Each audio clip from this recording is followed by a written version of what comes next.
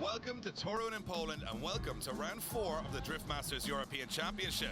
It's been an amazing year, but it's about to get even more amazing as we stand here in a custom 17,000-seater Speedway stadium, which has been transformed, and I do mean transformed, into a custom drift circuit for this weekend. For 5 days they've been laying tarmac, the walls are out, and the action is underway here in practice. But before we get into qualifying and the main event itself, let's have a look back and see where this story all unfolded. And it started, not unlike today, in a stadium in Poland, this time in Płock.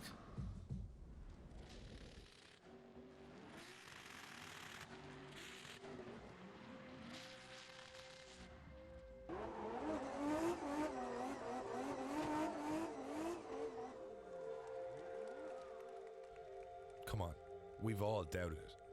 I think it's okay to admit that. I mean, we've all asked ourselves the question, is this sport as good as we think it is? Will it ever reach mainstream recognition and break free of its niche perceptions?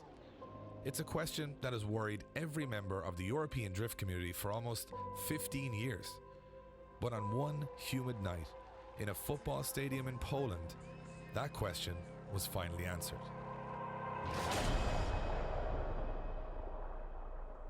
20 nations bid farewell to their chosen representatives, while the finest minds in European drifting conceptualized an event fitting of their talent.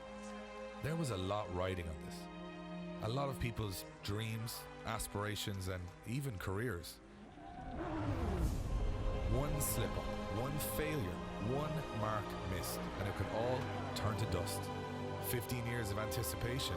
Could anything satisfy or justify that belief? Is this sport as good as we think it is? No. On that fateful night, it was far better.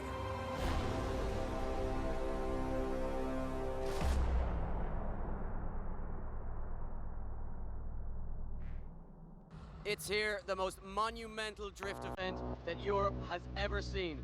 Drivers from all across the continent are here. I hope you guys are ready, because this is going to be a spectacular event here in Poland.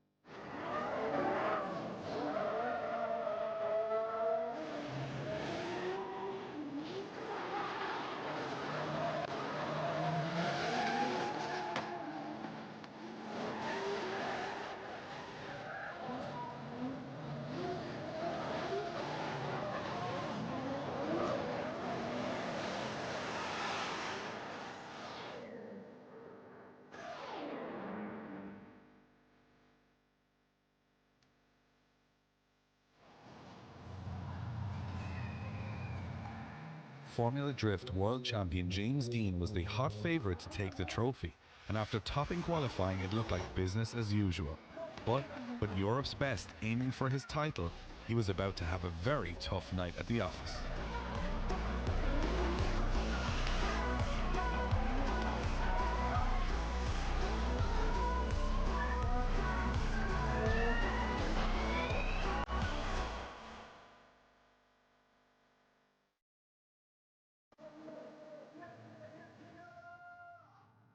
A child behind the wheel of a 600 brake horsepower car is surely a novelty act at this level, but Conor Shanahan doesn't care about novelty or age, and after a hard-fought battle with Toruń he was marching to his first European final against the man that inspired his entire career.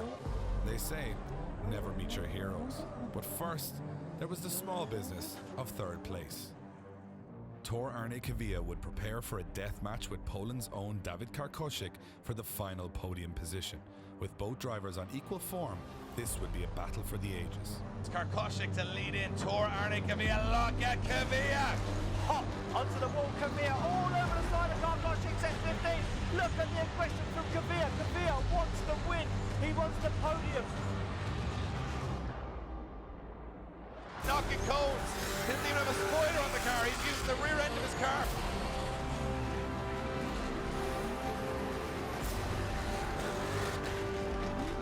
Look at this, Toruń, Kvyat, door to door, wheel on wheel. Wow, look at the pace of Kvyat though, despite that going to the outer zone days. Heads for a third step on the podium, and Karkoshik toying with those exterior walls. As they come round the roundabout. And Karkoshik's not looking too handy right now as Toruń and Kvyat look dominant. Kvyat and Karkoshik would put everything on the line for a third step on the podium. Norway had found a new star, and Kvyat's raw emotion after the announcement was reciprocated by those in attendance. 20 nations began the contest, but it would be an all-Irish final.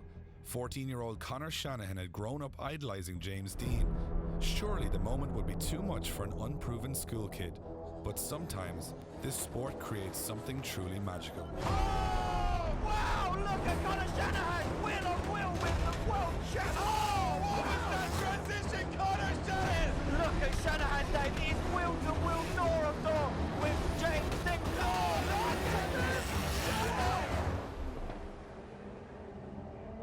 Shanahan gave it everything as the electricity and tension overwhelmed those in attendance. The world champion was on the ropes. The kid had him rattled, and those watching on rose from their seats and started to believe. One last run, one last moment, but whose would it be? Dean fires in behind Shanahan, not the same proximity right now, Ian. Oh, now James Dean, he's coming for it. James Dean backs it in on Contact, Shanahan stays in it. James Dean backwards entry into the braking zone. Shanahan taking the back off the car. He's blown the back bumper off the car, the back lights off the car, and now James Dean's coming for it. Oh wow, Shanahan is throwing it all on the wall right now. Two Irishmen entered, but only one would emerge from the carnage. Dean shuts it down. Wow, the crowd are History is the making.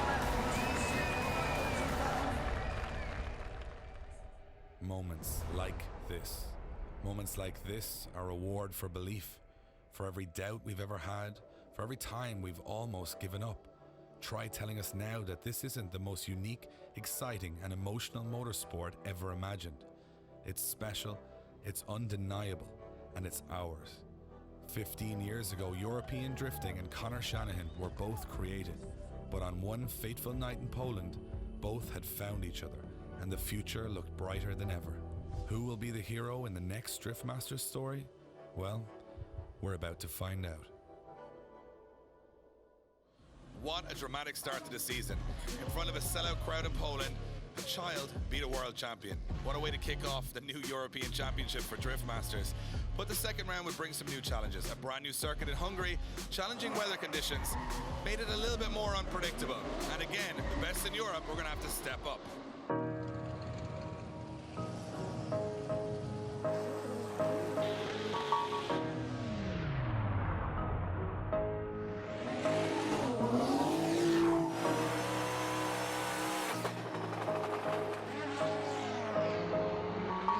Ladies and gentlemen, welcome to this incredible circuit here in Hungary. It is, of course, the Trackwood circuit here at Mariupol, and it is round 2 of the Drift Masters European Championship.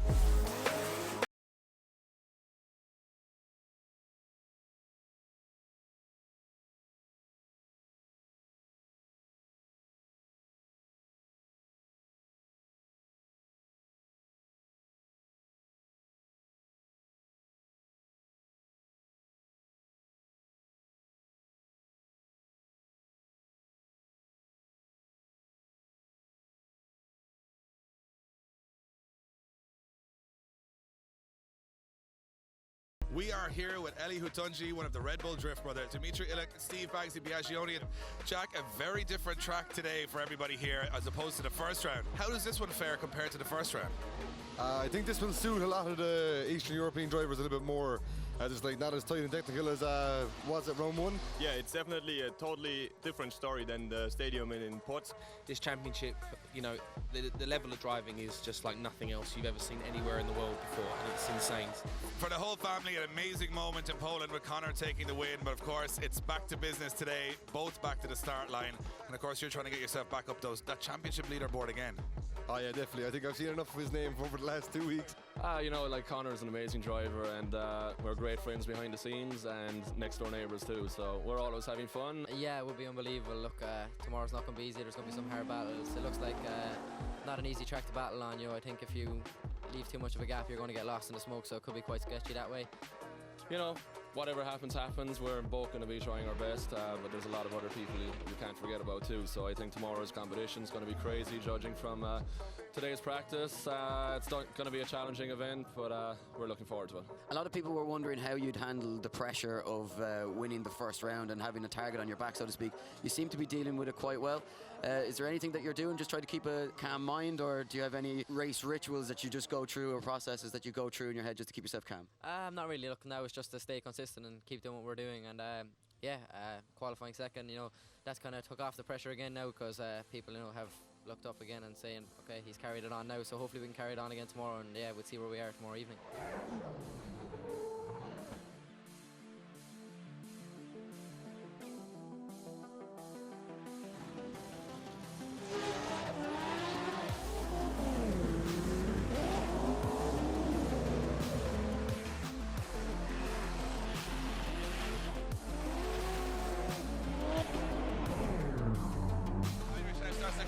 He knows he's got to get back on the rear of that E30 and a shallow transition from height. He puts on big angle. He could go in the wall here, and he does go in the wall heavy.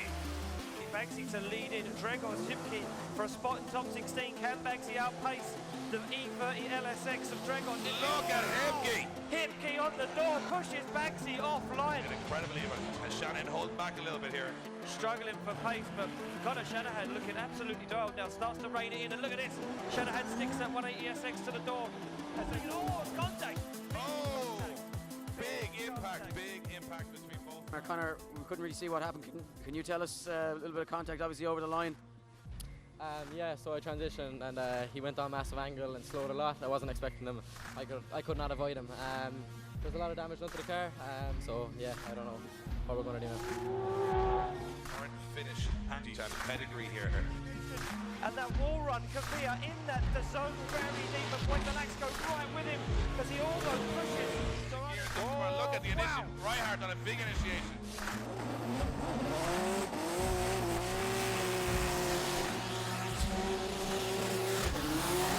Through the gears they go up to fourth gear, 70 mile an hour, throwing it in sideways. James Dean to lead in Enver Haskasap. Yes, Haskasap fires in on the door. Oh, big contact. Enver Haskasap. Oh, gets in the wall. Haskasap takes it to the wall.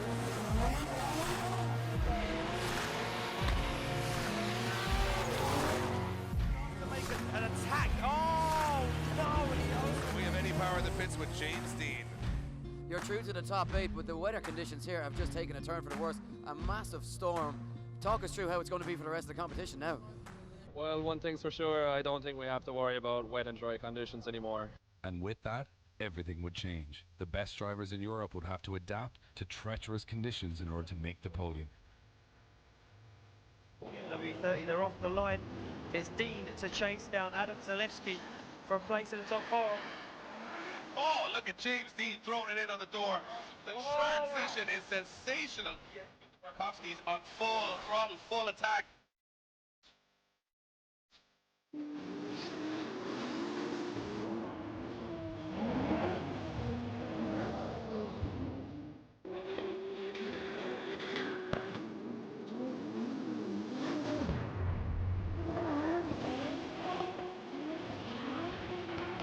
Dragos Hipke has looked unstoppable all weekend. Everybody in the paddock saying he was the guy to beat, and right now, Dave, he is the guy to beat. Pointalasko's lost a lot of ground here. Hipke comes in faster than anyone in the world. He's going to hit the wall. Hipke absolutely flying right now, David. Hipke in on the door. Hipke on the door, Dave. Right, look at this from Dragos Hipke. Pointalasko on a perfect line. but Gregor Tiffany absolutely all over the side of the Finnish driver. Look at Himke as he starts to shoot it back in, and what a transition, but flames firing and fireworks firing across the line. And your winner of round 2 in Hungary, give it up for Gregor Himke!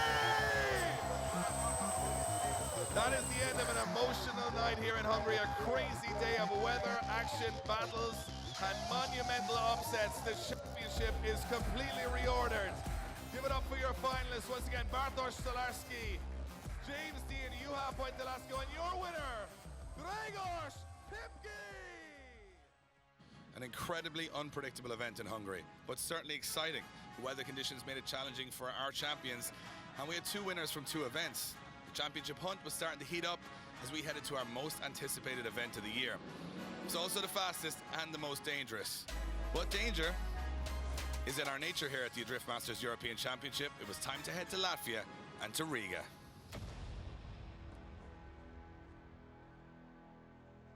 Riga. The Drift Masters European Championship touched down in the beautiful Latvian city for the most dangerous and highly anticipated event of the tour.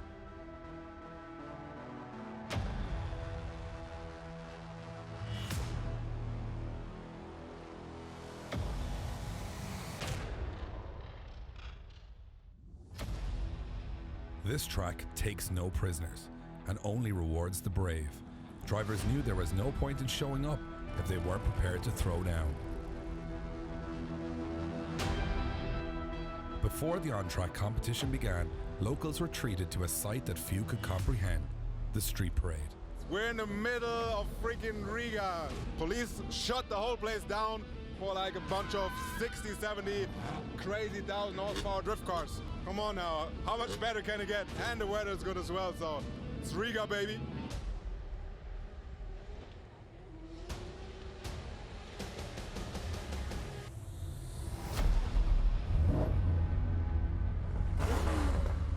You have to stay focused, and commitment definitely will win the race.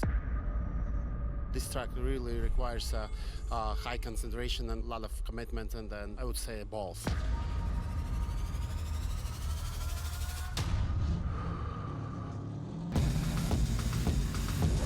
Welcome to Latvia and welcome to Riga and welcome to the most hardcore drift event of the year.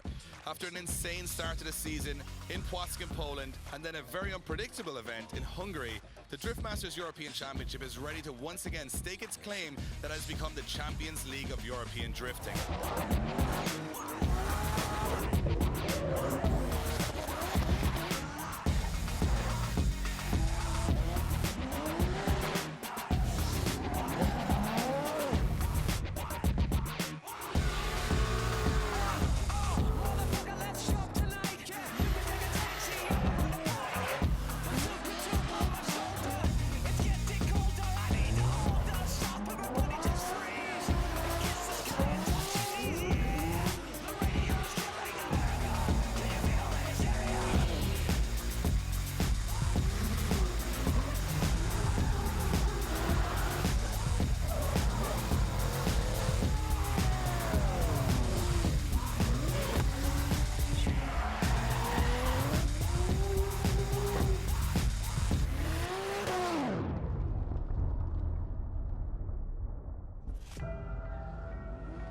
Almost on cue, unpredictable weather conditions would make the circuit even more challenging and treacherous.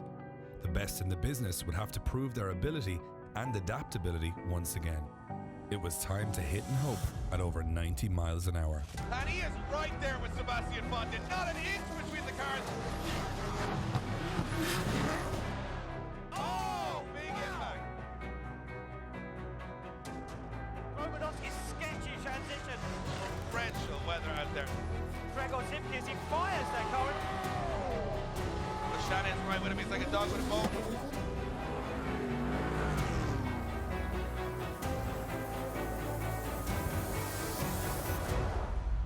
But even torrential downpours couldn't stop the knife-edge action, as each driver threw caution to the wind.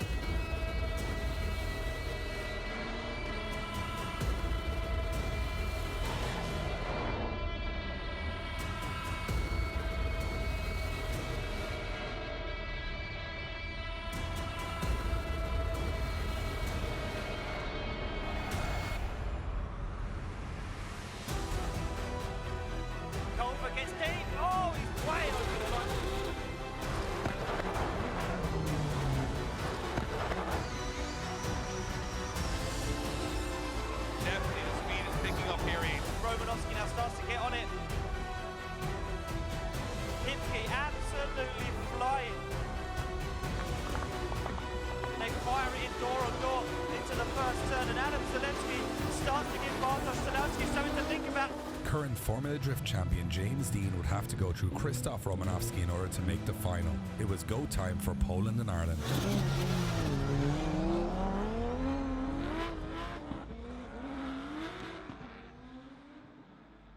Dives into the inner zone as Romanowski now looks to transition. James Dean. Oh, wow!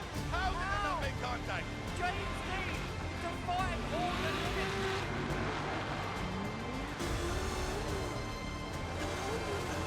Romanowski now stands on the accelerator, starts to hunt down the 2017 champ. Zalewski on that perfect lead line, and look at Romanowski looking to hunt down the door. Can he put wow! Adam Zalewski absolutely putting caution to the wind. Oh, and he hops over his car. Contact. Krzysztof Romanowski would beat defending champion Adam Zalewski for third step on the podium, leaving us with one final battle remaining. Gregor Szybki, the winner in Hungary, had championship point leader James Dean firmly in his sights. With so much anticipation resting on this event, the final would have to be something truly special. It certainly didn't disappoint. He doesn't seem to have the pace for James Dean. Look at him go! Out of nowhere. He just comes out of nowhere. Empty out of nowhere. James Dean pushes big on 50.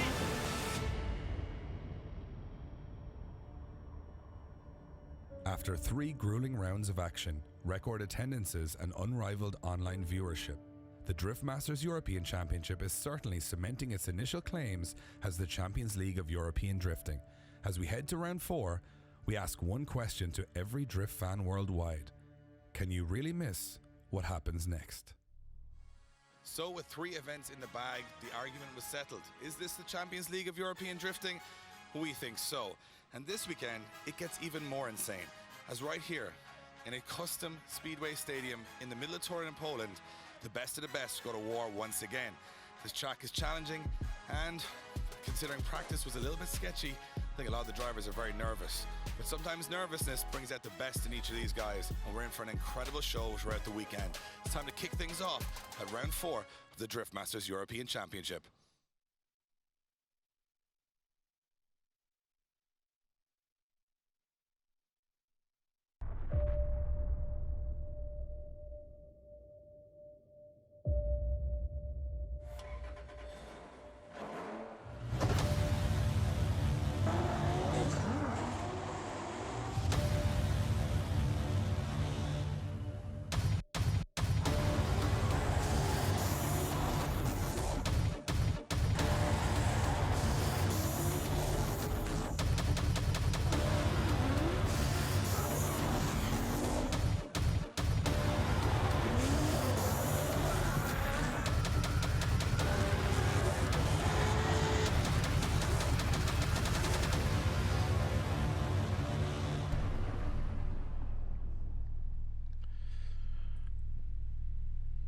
Ladies and gentlemen, welcome to Toruń in Poland, and welcome to round 4 of the Drift Masters European Championship, which promises to be one of the most insane events in European drift history. I'm joined by a familiar face if you're a drift fan, but from a long way away. Ryan, good to see you here. Yeah, absolutely. Ryan Sage from Formula Drift, you're joining me here. Now, we could sit here and talk like we know a lot about this place, but we both arrived here thinking, this is one hell of an event, something very different. Yeah, no, I mean, it's been incredible not only just to see the creation of this, but watching practice and all the drivers that are here, 70-plus drivers that have made their way from faraway lands in Europe.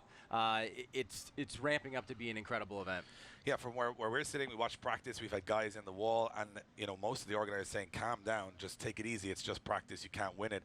It didn't seem that way on track. They were on the doors at this stage of the competition. As we mentioned, in previous broadcasts, there's 22 national champions in this championship. So those guys know in order to make it into the show, you've got to be at your very best, and not just your very best, but maybe even a little bit above it. We've watched guys push to the limits for the last couple of rounds. The championship is heating up, and of course, Ryan will be joining us throughout the day to give his opinions and thoughts on the action that's going down on track. Again, some of these guys you're familiar with, the likes of James Dean, who you have on your side of the water.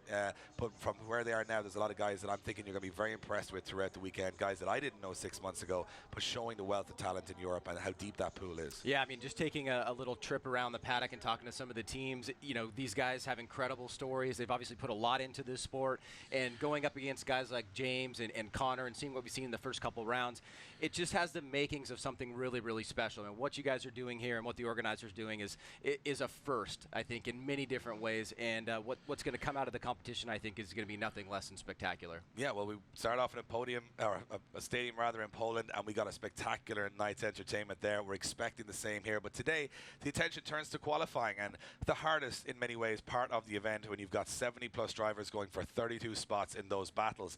And that means one slip up in qualifying and you could be going home and traveling thousands of kilometers without any chance to take on another competitor.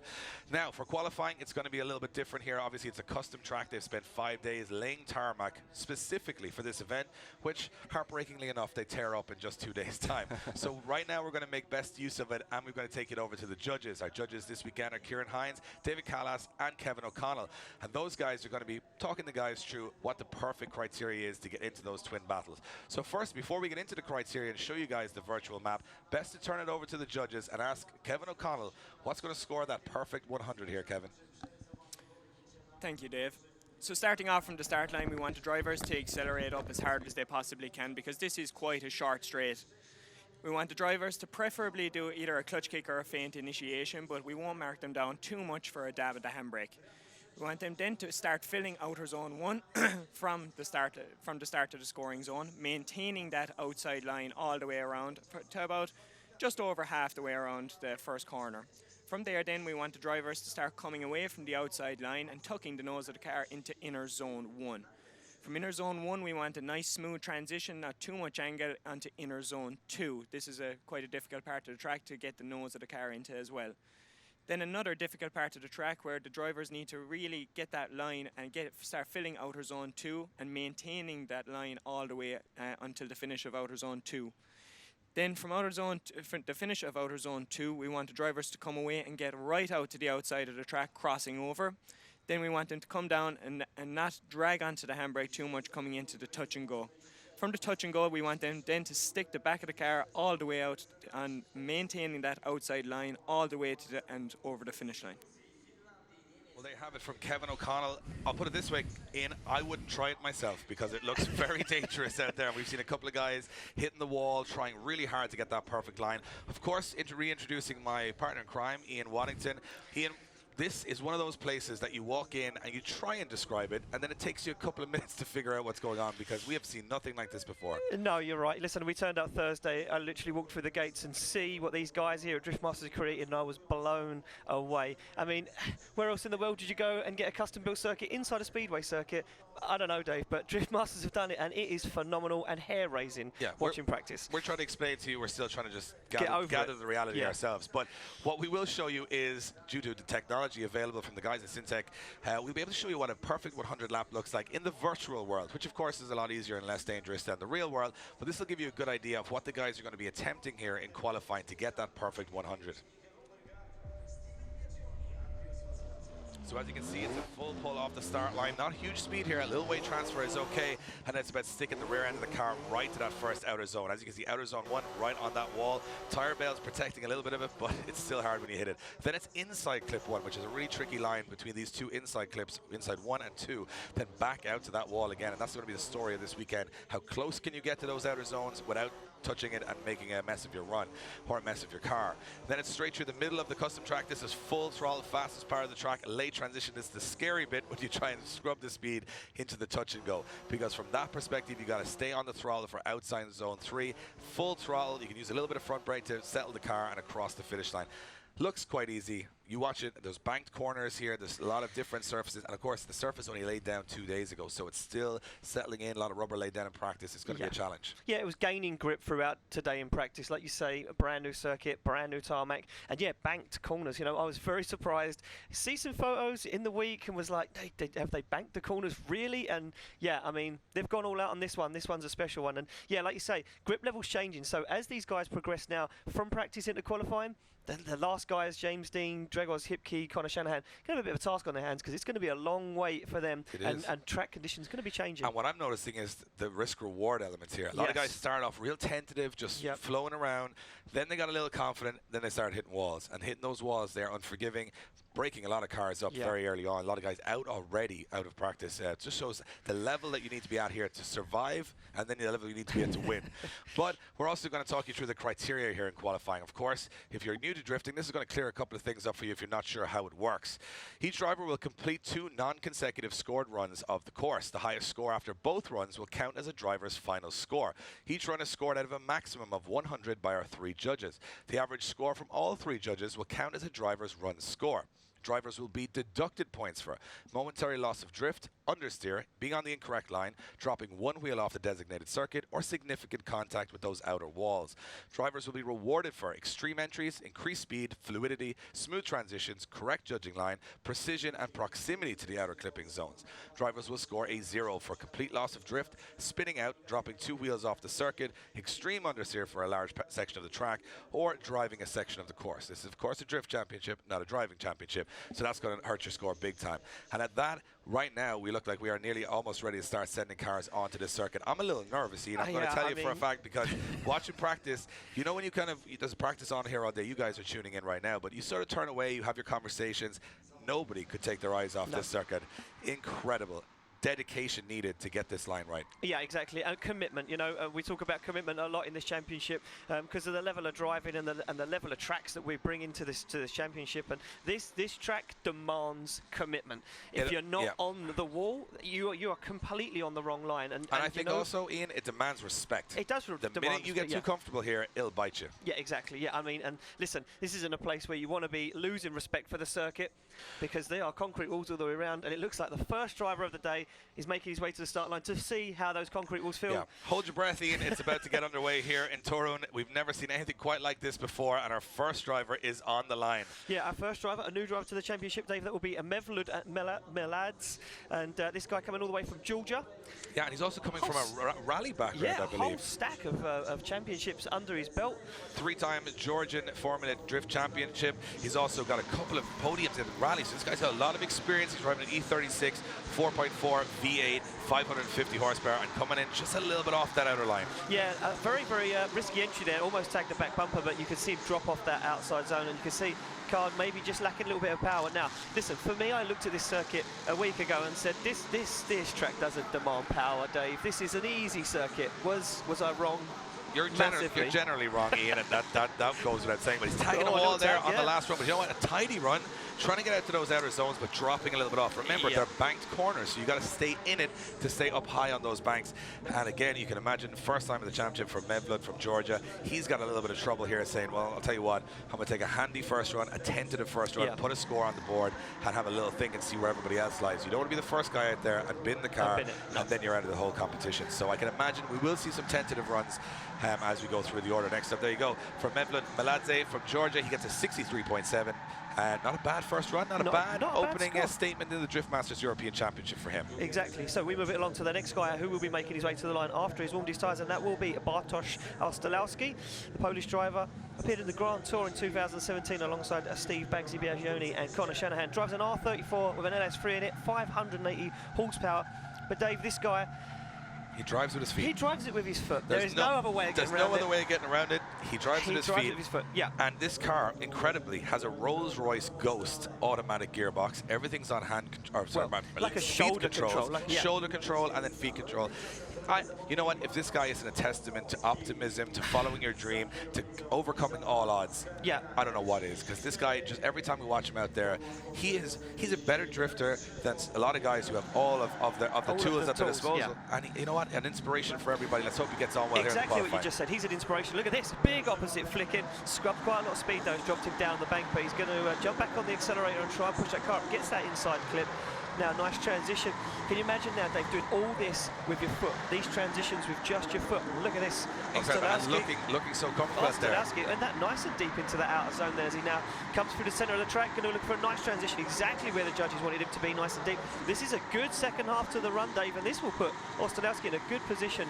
Falls offline as he comes to the finish line. But not a bad run whatsoever from Bartosz, the Polish driver.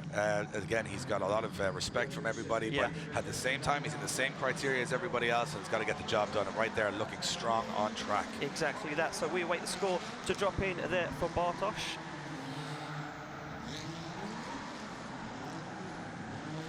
So as we just see our next driver warming up the tyres, we await for Bartosz's score. Yeah, judges just having a little talk about this one. Yeah, a few mistakes, you know, dropped off the banks, and like we say, banked corners demand quite a lot of power and commitment to stay up there. So where does Bartosz drop in with that score so far? On a 65, you know what? A very good first score there. Yeah, respectable first score out there. Next up, we have got I suppose the highest ranking driver you could probably call him. I think he'd definitely have that claim. It's Ahmed Daham from Jordan. This guy is a multi-Middle East drift champion. He's a Guinness Book of World Records holder with James Dean on the longest tandem drift run in history. He's also a guy that's won numerous Red Bull car park drifts in the Middle East, and he comes back for his second ever European event here after some issues at the first round with his differential.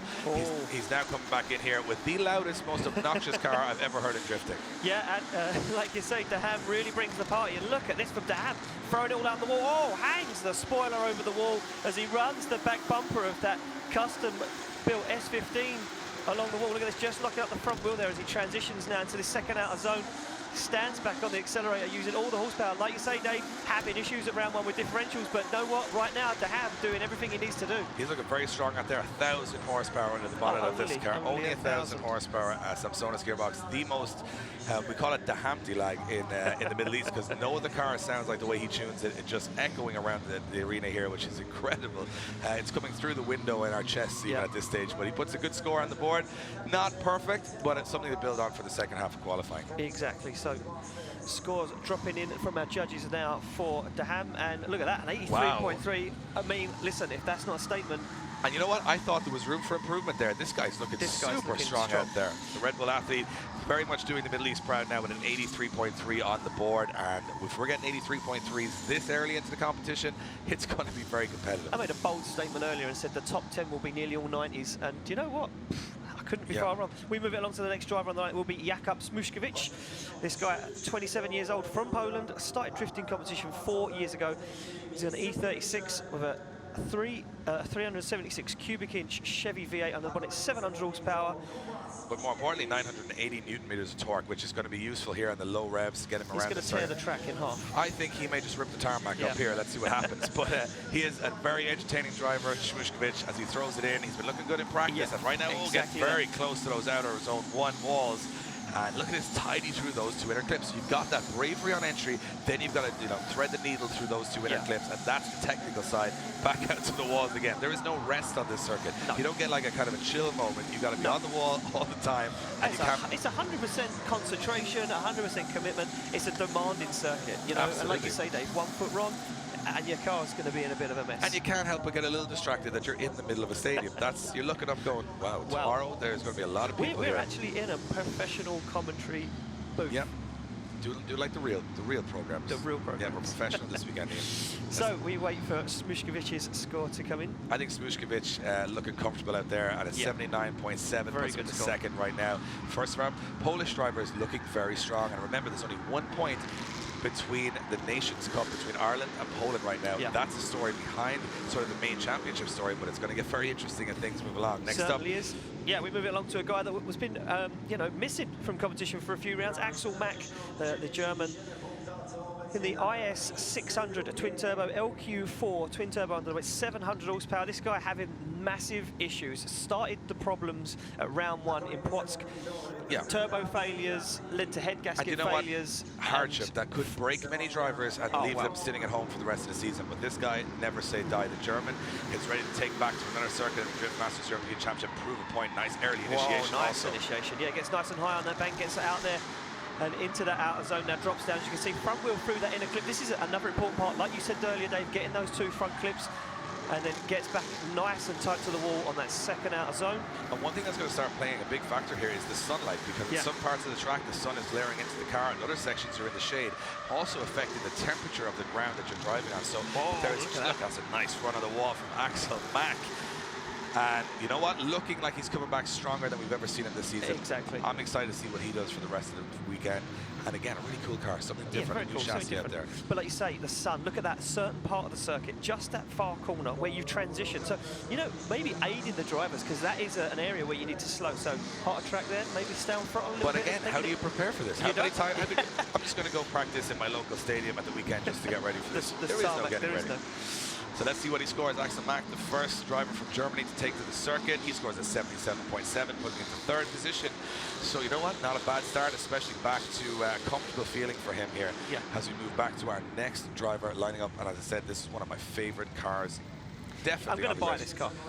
I don't think you can afford this car, Ian. I'm going to go straight out and say it. I want to try. Look how cool this is. This is Sergei Kremitz, the Ukrainian, driving the Mercedes-Benz CLK LS7 under the bonnet, 650 horsepower. And he comes into the season as the current and reigning 2017 Ukrainian Drift champion. So as you know, he comes in with a little bit of heat behind him. The Ukrainians, we know, go pretty hard. And this is a track that will suit him. In practice, he was one of the scariest drivers to watch because he was throwing down and not sort of easing himself into things, that's for sure. So I expect a big run from him here. Oh no, listen, he threw it all at the wall earlier, including the kitchen sink, and Sergei Kremitz was really getting that car dialed. Had some good twin battles earlier, practice runs with Conor Shanahan. So what has Sergei Kremitz got as he fires that car off the start line? This car coming back more aggressive than ever as he fires it in. Very shallow though, Dave, Yeah, just went in a little early and didn't have the legs to get out to that outer zone. So that's going to hurt his score with the judges from the off. But you know what, running that front bumper, we've seen that in Poisson at round one. There is nowhere in the world you will watch drivers run an inside clip wall or object like a Drift Masters. And I think at these stadium events, bring that uniqueness, which I quite like. It makes things that generally aren't exciting very exciting. Right now, Kremitz doing a great job of keeping the throttle down and nailing the wall as he comes across the finish line. And you can see how much these guys want it in. Yeah, exactly. These guys are hungry for it. And you know what, Sergei Kremitz, he knows he has to put in a good score and get way up there because, like I said earlier, I'm predicting some big scores in that top 10 in qualifying. So we'll wait for that to drop in for Kremitz from our judges. And you know what? From my perspective, I think we're going to see some unpredictable guys climbing up the ranks 100%. Here because this is one of those tracks you can't be experienced on. So you're going to have a lot of even playing field. 69.3 for Sergei Kremitz from Ukraine. And I was just finishing my point saying that I think we're going to get some surprises. And I think we've got some surprises at the first 3 rounds. Today, in this particular arena, hey, the gloves are off. Exactly. So we move it along to the next guy who's making his way to the line, the Danish driver, Kasper Christensen. Yeah, drifting for 4 years. He's been second in the Danish championship. He's one of the top Danish drivers out there, running an incredible E46 2JZ, 720 horsepower. And you know what? He's had a tough start to this season. He's looked good in practice. Sometimes he had some issues with the car at some of the events, mechanicals sort of holding him back from showing his true potential.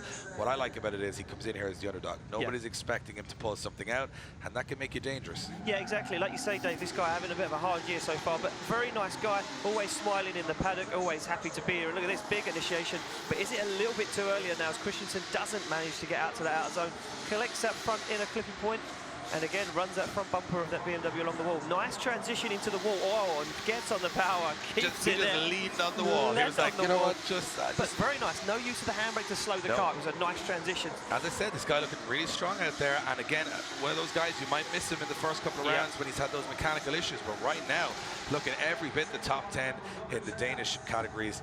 And for me, that's a big score. I mean, I've been wrong before, but he seemed to collect a lot of those inner and outer zones, and he's looking more comfortable than we've seen him at any event so far this year. So I expect that he'll be in the fight later on. Exactly. So we await for that score to drop in. Like you say, a lot of these guys just getting that initiation ever so slightly wrong, just timing it wrong, and dropping down the bank, not managing to get up into that outer zone 1.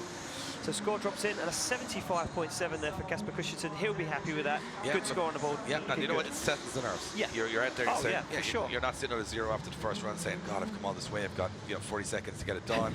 Pressure starts to crumble your confidence.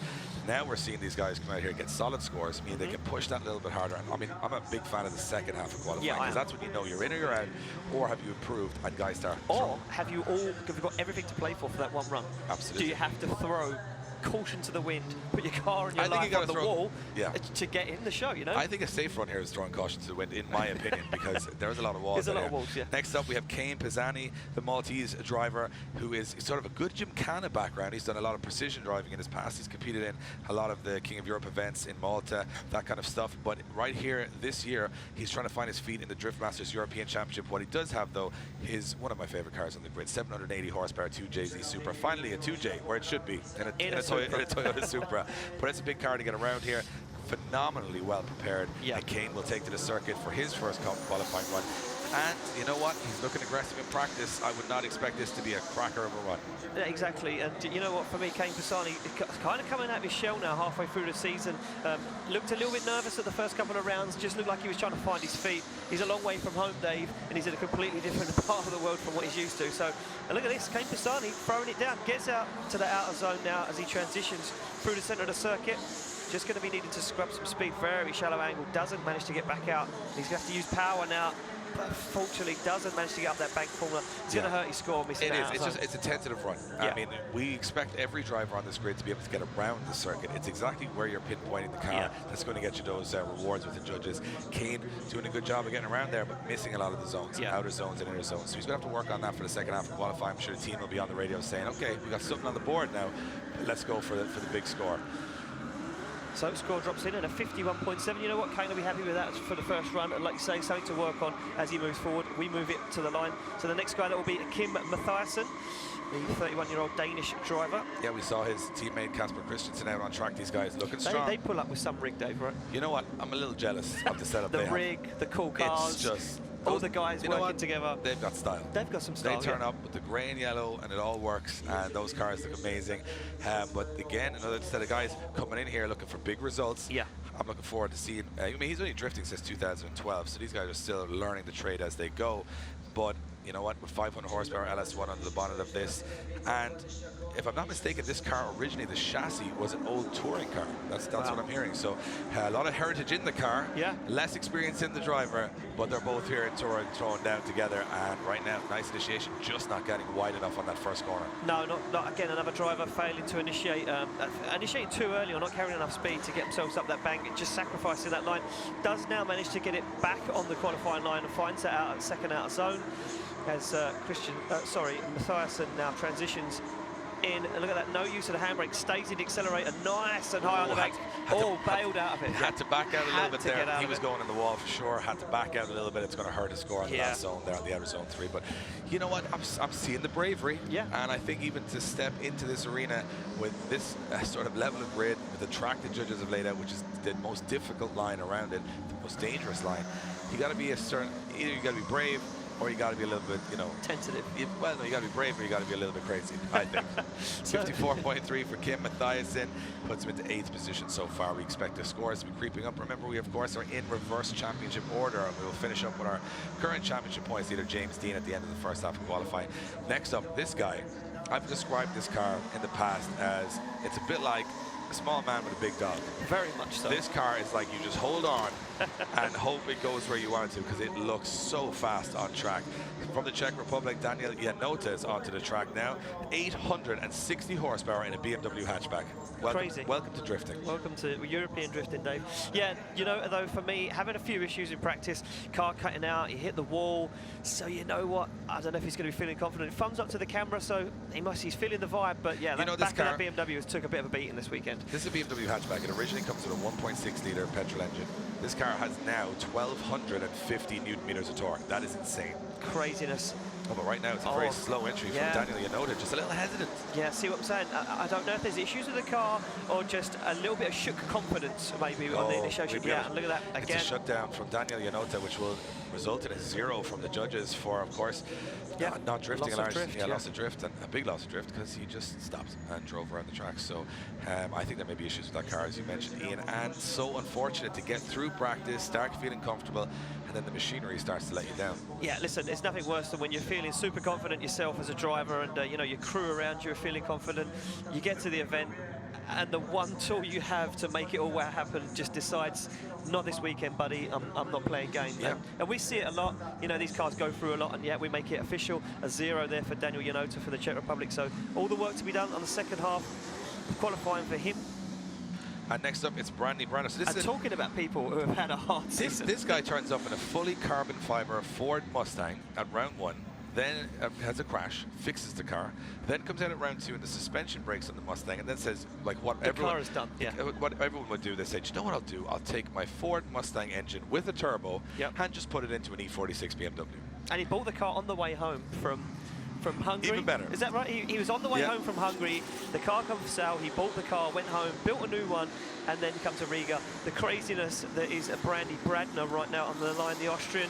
Oh, and just taking the rear end off the car there, coming in. Oh, big angle. You know what? He got away with that one. He did very much. This guy looking solid in practice this morning and not scared to put that car on the wall. And again, look at this, dancing with the devil is Brandy Bradner right now as he, you know what, for me, has come to the point in his career in this championship, and he's saying, oh, and he puts it into the wall. Big impact there. Heavy into the wall and the door.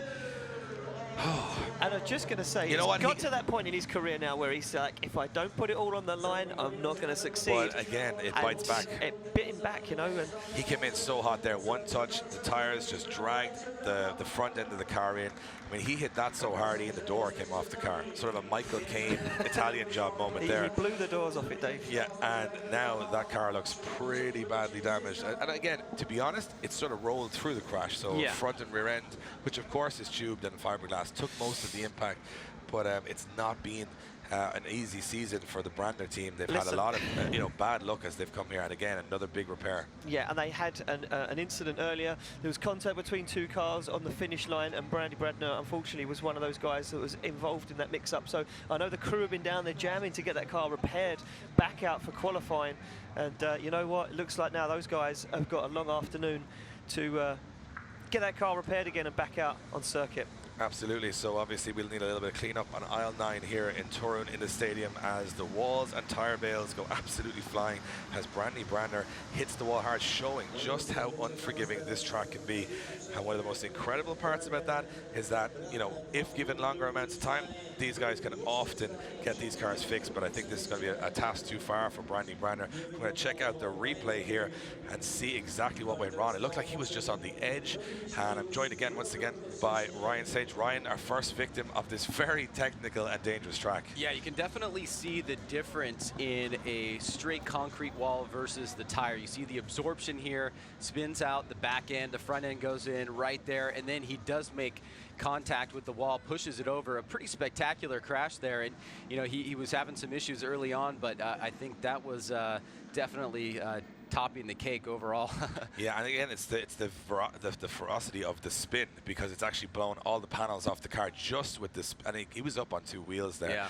Going to show that there is an argument for concrete walls that can kind of just stop you dead, or you can bounce off them, versus the tire bells probably save the chassis, but you get a violent impact and spin around. I mean, you've been watching a couple of runs out here, and you've watched a lot of different circuits from around the world. What do you think brings the challenge here to this? Because I think it's that knife edge of, if you touch that outer wall just that little bit too hard, that's the end of your run. I don't think you're going to bounce off these walls. I think that is certainly a key factor here. I mean, it's a little bit bigger, I believe, than the first round, right? Correct? Yes. But still, it's very technical. And what I've seen so far is guys that are doing well are really managing their initiation properly, getting to that outside zone, getting their timing right, minimal use of handbrake, trying to set up their line, not chopping up the course. Ahmed Daham, I thought, started off really strong, had a great exemplary run, and he'll obviously build off of that. But you're right, this is definitely going to be an opportunity for him to save the vehicle, though it looked spectacular. But really managing where you are on the track relative to those walls is going to be super important. It's important in qualifying, but it also sets the stage for the head-to-head matchups. Well, what I noticed straight away was when I took a small walk, we were doing some video for the pre-show, and said, we'll go for a little walk through the paddock. There was no taillights. There was no rear bumpers left on anyone's car. Yeah. Everyone has just had to test how far they can push it. Now, I know the cars are designed for this, to take those little impacts, but the biggest problem I can see is that a lot of the confidence is that the track is quite easy. It's a figure of 8. We just go around, and once they get on that outer line, they think, yeah, it's settling in now. We've seen, the guy that finished 3rd on the podium, Krzysztof Romanowski, completely destroy his car because he was getting so confident, he just went that little bit too deep, and that's it. Boom, straight into the wall, front end in. Not sure if we're going to see him for qualifying, but I think that's what makes this event so, you can get very numb and just watch cars go round and round all day, and then the minute you see it just push that extra couple of feet, it's over. Car's gone. So I think especially in the battles we'll see tomorrow, there's a lead driver job generally seems to be a little bit like, you know, they only have to worry about their line. Now they're like, do I go heavy? Do I stay in? I think it's going to be very tricky to know what way to approach it. Especially on outside zone 1, you know, the first turn, the commitment that's needed. You've seen the guys that have done better in qualifying score-wise are committed to that first outside zone, you know, really getting out to that wall. But again, there's always a cost to pay if you go a little bit deeper. You're certainly going to lose some tail lights, but you're also going to get crashes like that if you push a little bit too hard. And what we've watched in the last 3 rounds, which you've probably been checking out, is that it's because of the low number of drivers actually qualifying. So they know, right, well, there's 20 odd champions here. There's the best guys from all over Europe.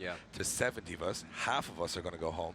So a safe run really isn't a safe run anymore. You've got to have an exceptional run because you're picking from the top half.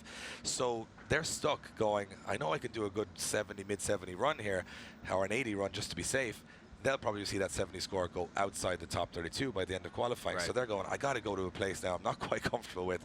Do I chance it on the first? Do I chance it on the second? Do I get the job done on the first? And I think you see guys like Bradley Branner who have failed to sort of get into the mix for the last 3 rounds say, well, I've been putting in good runs. I'm just not getting in the show. This really reminds me of maybe 10 years ago in our series back in the States where we had 60-plus drivers that were trying to qualify for those 32 spots. And inherently, you're going to have 32 sad guys go home. Many of who have driven 9, 10 hours, have flown in from all over the place. The difference, I think, with what you guys have going on here is that so many of these guys are champions.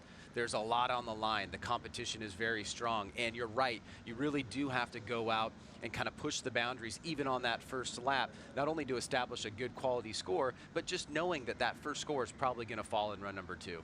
And of course, you come with that, I would say, a little bit of expectation, because if you're the champion of your country, not only representing your fans and your nation, but you're representing the rest of the grid in your country that you've beaten already to be here. So we're seeing countries stack up against each other. I think that pressure can sometimes show in these competitions where these guys at home have a confidence against the guy. Here it's all unknown.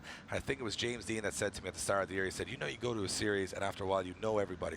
Here you don't know the guy you're against. You generally don't know his style until the end of the season. So there's a level of trust, there's a level of how good are all these guys going to be. And I could see drivers watching practice this morning going, oh, everybody's on it.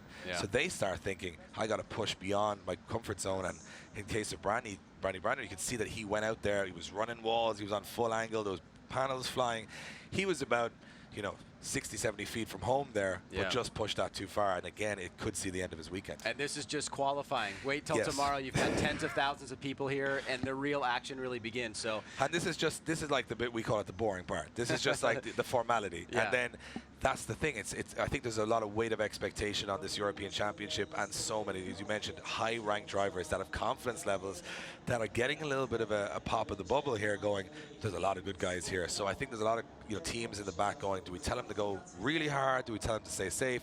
And we've had probably more crashes than I can remember in the last 3 rounds. We've had cars on the roofs, we've had cars, everything, because they say, look, if you're going to travel this distance, what is the point of going home saying I didn't try hard enough? It's probably better to go home in a couple of, refuse bags than to say I came and I didn't show up. So I think, so we're going to take one more look at this incident. If you guys are joining us, we've been a track cleanup going on due to Brandy Branner hitting the wall pretty hard. You can see it there from an opposite angle, comes in way too deep, and just stays on the angle, but this about here, he just loses too much angle. There's a little tap of the wall, and then it's a straight line. Look at that. You can see the whole underside of the car, and it just obliterates everything around it. Yeah, very spectacular crash. Almost gets up on the door line. If you see here, watch, you get popped up here, and just a little bit more, he might have gone over, but door falls off. You see parts all over the place. A pretty spectacular crash. It looks like he's going to be perfectly fine, and hopefully they'll be able to get back out there for run 2, and the barriers did what they needed to do and did their job. And we've seen in the past, incredible. I mean, we had Jim Olofsson roll the car 2.5 times and miss his second qualifying run by 7 minutes because he was like, no, it's good to go, let's run it. And we were like, how? That car was on its roof half an hour ago. They were back in, fixed it. They changed every suspension component. It goes to show the teams behind the scenes, which you don't see, are probably just as important. And I can see Brandy's team up on the truck there saying, well, I'm sure they're having a little bit of a talk saying, can we get this thing going again? Because it might not be as bad as it seems. Yeah, they're getting eyes on it. They're checking it out. They're talking to the driver, figuring out exactly what's wrong with the vehicle. They'll go back, make an assessment. And luckily, we're very early on in qualifying right now, maybe just 10 or so drivers, 12 drivers in.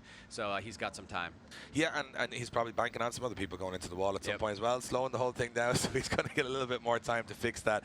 And again, we were just saying how the story of, you know, crashing your Mustang, putting your Mustang engine into a BMW, it's just some of the chassis here, probably very unfamiliar to you, that on the European side of things are a little bit, you know, we've seen CLK Mercedes and things. Even for us, when we arrived here, we're like, we never even thought of that as a drift car, but here it is out on track and able to throw down. Yeah, it's really cool. I mean, the diversity of vehicles, the diversity of champions from so many different countries, and like you said, just a general overall atmosphere of what's going on here. So many people at a high level of drifting coming to one place in a stadium setting, a really unique course, and a lot on the line is something that I think is really, really unique. Yeah, and again, what we like about it is, of course, the more championship, like you guys, the more years you go through, you start to get a feel for the drivers and their abilities and their, you know, cruising teams and what they're all about. We're still learning as we are here who these guys are. So every round they're building a story in every fan's mind. And a lot of European countries will not have seen 75% of the grid here before. So a great opportunity for new drivers that are sort of champions of a very specific country to now get a global audience and start to build their program. I'm incredibly excited to see how the rest of this qualifying session goes. Yeah, it should be fun. You know, there's still a lot of really awesome guys to come, and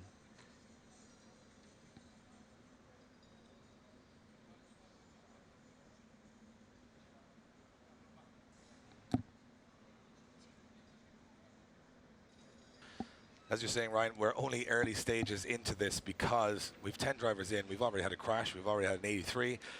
We still have about, 45, 50 drivers to go through. So anything can happen for the next couple of hours. And of course, this is something I think we were mentioning it myself and Ian, that you can't practice for this event. You can't go to test in your local stadium, say, hey, I'm just going to roll down on Monday, throw down some tarmac, do a couple of days of practice, tear it all back up again. This venue in 6 days' time will be packed, 17,000 people watching motorcycle racing here with no tarmac whatsoever left. So it's an incredible achievement for the guys here to be able to put it down, make it work, and take it back up again.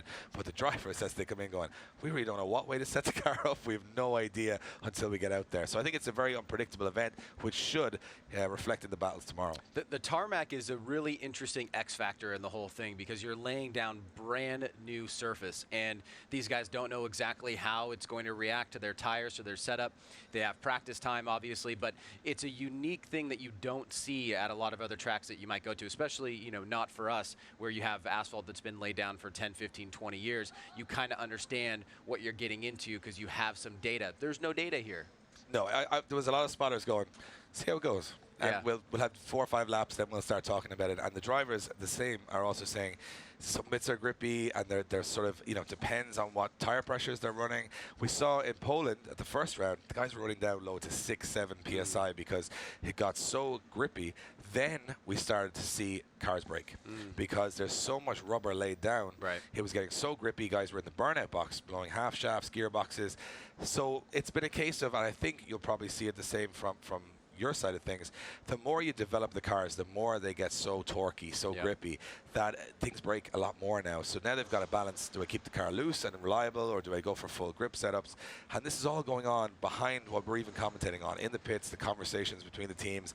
And I think the great thing is, some guy here is going to roll the dice this weekend, get it all right, and end up with a trophy at the end of it. One of the most important things in drifting, from my perspective, what I've seen, even where it's at today, is vehicle attrition, right? The guys that have been putting a lot of time into their vehicle, competing for extended periods of time, and those that can make it through without vehicle damage, without a motor exploding, whatever it is, tend to do better in the long term. But from time to time, like James last round, you have a motor pop, and that can be a big factor in an overall event weekend. Absolutely, and I said we don't see James Dean sit into cars here. We see him plug into cars because, of course, we call him the machine because he knows that car inside out. That's a big advantage of James building his own machine with his brother, knowing every nut and bolt, and it's paid dividends for him for the results this year.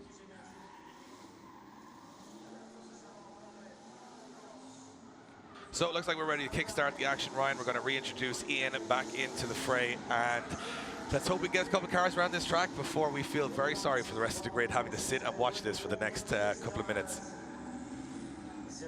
So next up on to the line will be Pavel Gross. And you know what? He was the first man in practice this morning to head to the circuit, put in 2 solid runs. And for me, he looked very comfortable. We said, you know, how difficult. He made it look easy. That's the problem with Pavel. He went out there this morning, did 2 perfect runs, and he made it look easy. But then we're saying, let's hope he can keep that going in as time moves on into the qualifying.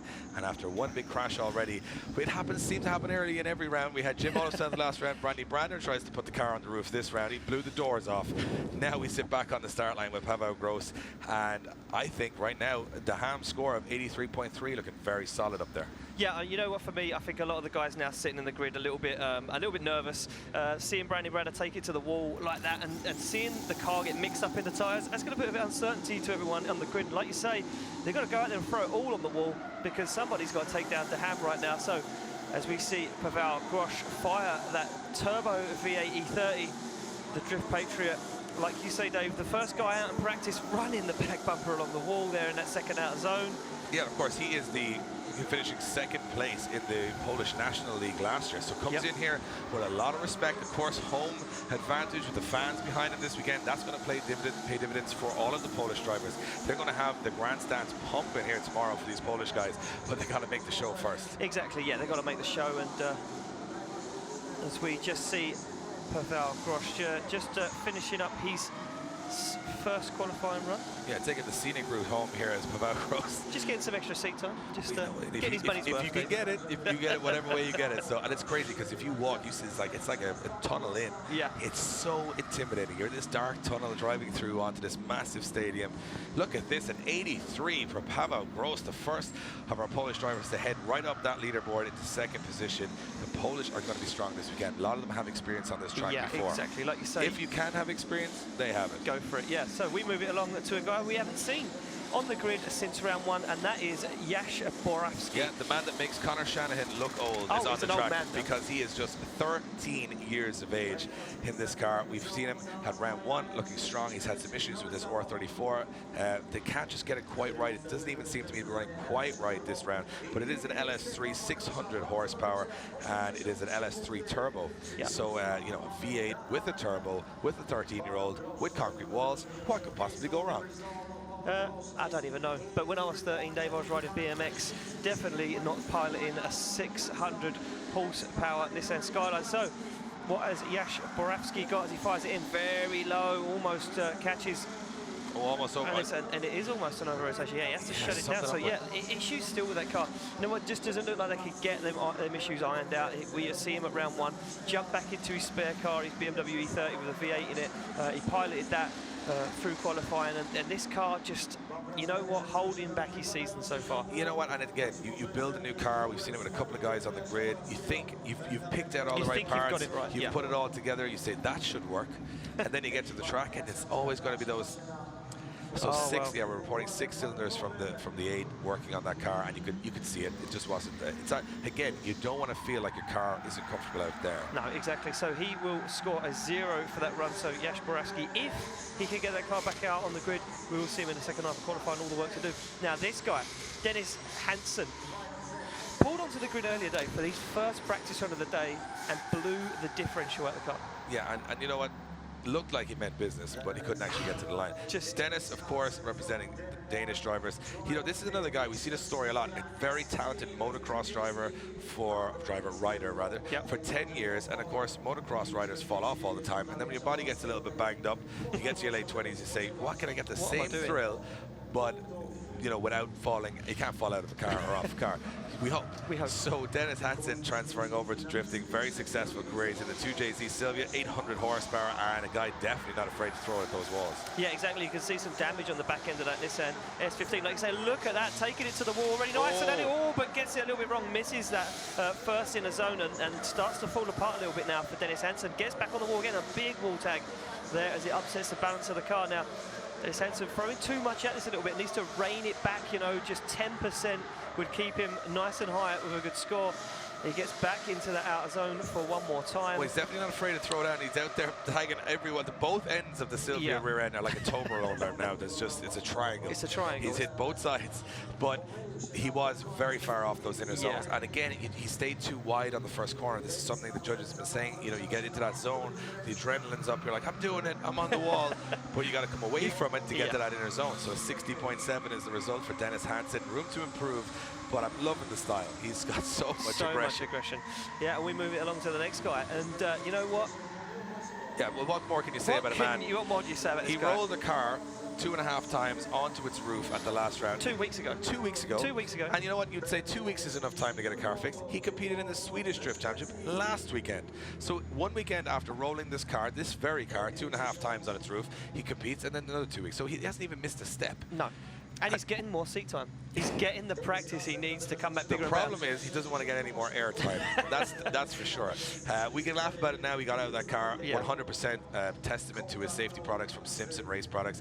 Hans Device, arm restraints doing their job and ready to fight another day. And here he is back in a beautiful stadium on a beautiful sunny day in Poland, ready to throw down once again. Yeah, Jim Olofsson right now makes his way on circuit. A little wobble there, has to reinitiate, and you can see him just using the front brakes there to slow that car down. But Jim in practice, absolutely laying it down, you know, really putting it all out there earlier. What I really like here is his commitment. He was so close to the inner zone and outer zone, just millimeters away, confident in the car, probably saying not much more damage I can do to it than the last time, so he's out there with no nerves. And this is a great run from Jim Olofsson. Yeah, this is very, very good for Jim Olofsson right now as he finishes up that run. You see a lot of drivers using the left foot brake technique just to steady the car, slow the front wheels down, and keep the rear wheels spinning through some of those outer zones, showing the talent. And it shows how much you got to do in a drift car. You got to be on the brakes, the handbrake, the clutch, the accelerator, and the steering at the same time. All at the same time. While changing some gears. So, you know. Yeah, I mean, not an easy task by any means. So we await the score for Jim Olofsson to drop in from our judges. Yeah, I think Jim, you know what, he's over that hump this year. He's looking strong. 64.7, good starting point for him. Could have been a little bit deeper into some of the zones, the judges saying. Again, they're judging from a little bit different perspective than we are. We're obviously watching the screen like you guys at home.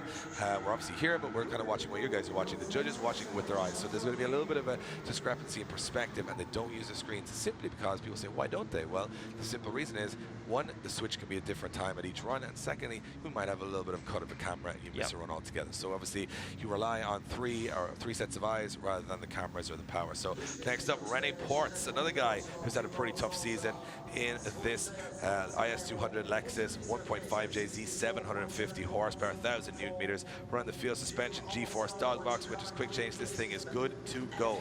All the trick bits. Yeah, listen, for me, Rene Ports had a very, very bad round in Riga. Didn't even manage to get the car out for qualifying. He comes back now stronger. Oh, and could he have issues again? You know what? It looks like the car just gripped up on initiation. He went for a weight transfer and it gripped unexpectedly on him. Now he's trying to get back on that. He's competed since 2009. He's had over 15 podium finishes, so he's got a lot of experience of getting right up the ladder in these events, but he's had trouble with this car this year, and right now it looks like it is working, though. Yeah. Like you say, it doesn't look like he's working. He slows that car down with a handbrake. No, and issues, Dave. There is an issue with the car still. Me just, you know, I hate cars.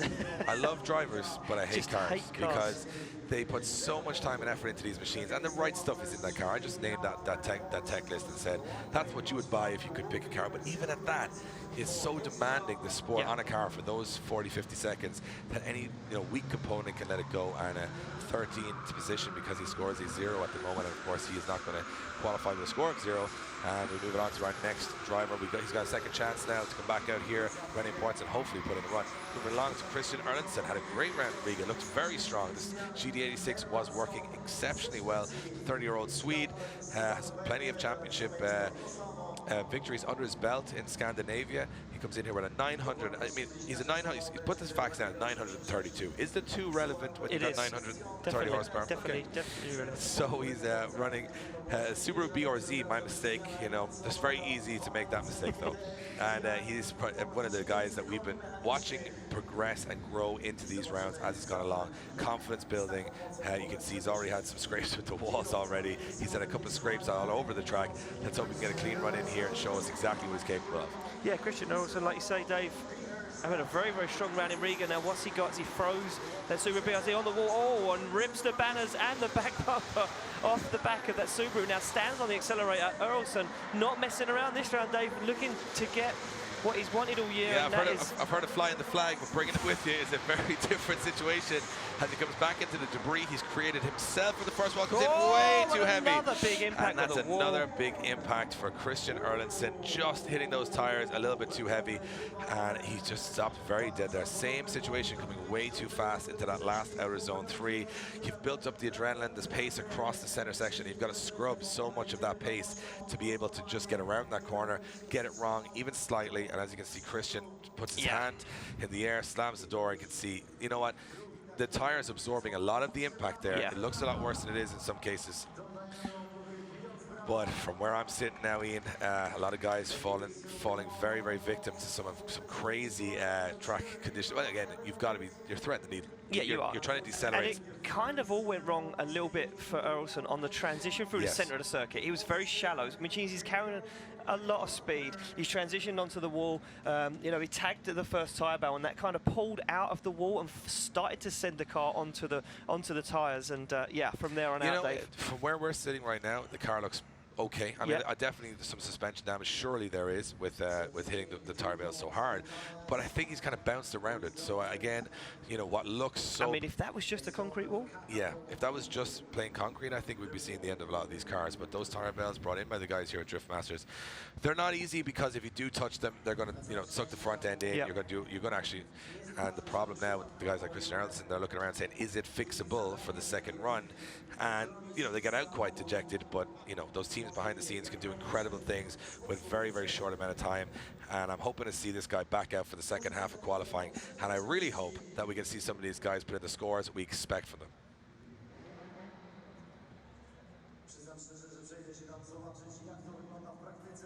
Yeah, like you say, I mean, we expect to see a big score from Christian Eriksen.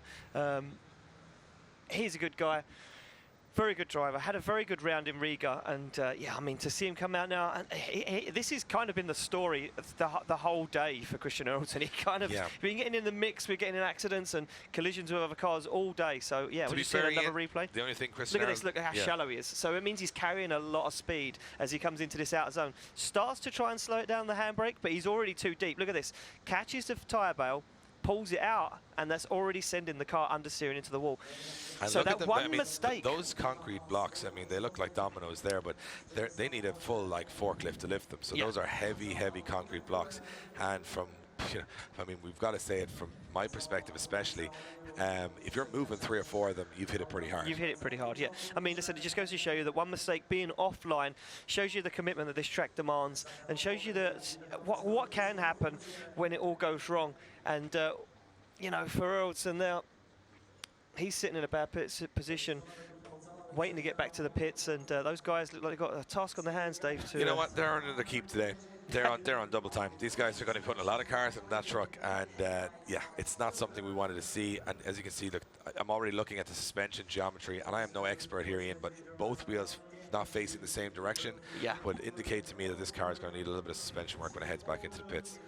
Yeah, I mean, you can see he's running the Wise Fab running gear on that car, and you can see, Christian Eriksen just poking his head under that wheel arch, trying to work out what he needs to get together. He's getting his phone out straight away, back to his guys in the pits.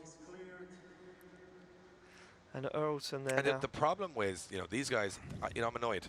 They come here with beautiful machines that really shouldn't be doing any of this. I mean, we said this about Sebastian Engblom. Sebastian Engblom brought that immaculate GT86 full carbon Kevlar car when you go to Hungary, and he wrecked it, Dave. I have a road car that's not worth as much as the gearboxes in these cars. And I go to shopping centres, and I park like 2 spaces away saying, what if somebody dings my car with their door and their kids and they're shopping? These guys are throwing down, you know, cars that are far more expensive. Same with the paint jobs, everything. They're perfect. And they're throwing them down here at walls, at speed. It's incredible. You get very numb to it as a fan. But when you break it down, you know, you get out and you can get a car in the car park and guys minding it all day. These guys are taking them and throwing them down at the highest level of drifting. It is spectacular. We've got to remember that there's a lot of work that goes on behind the scenes. We see 30, 40 seconds of a run, but that 40 seconds is probably 8 months of preparation that goes into every single piece of this car. So hopefully it can be repaired. Yeah, exactly, and hopefully we see Christian Eriksen out for the second half of qualifying later on today. You know what?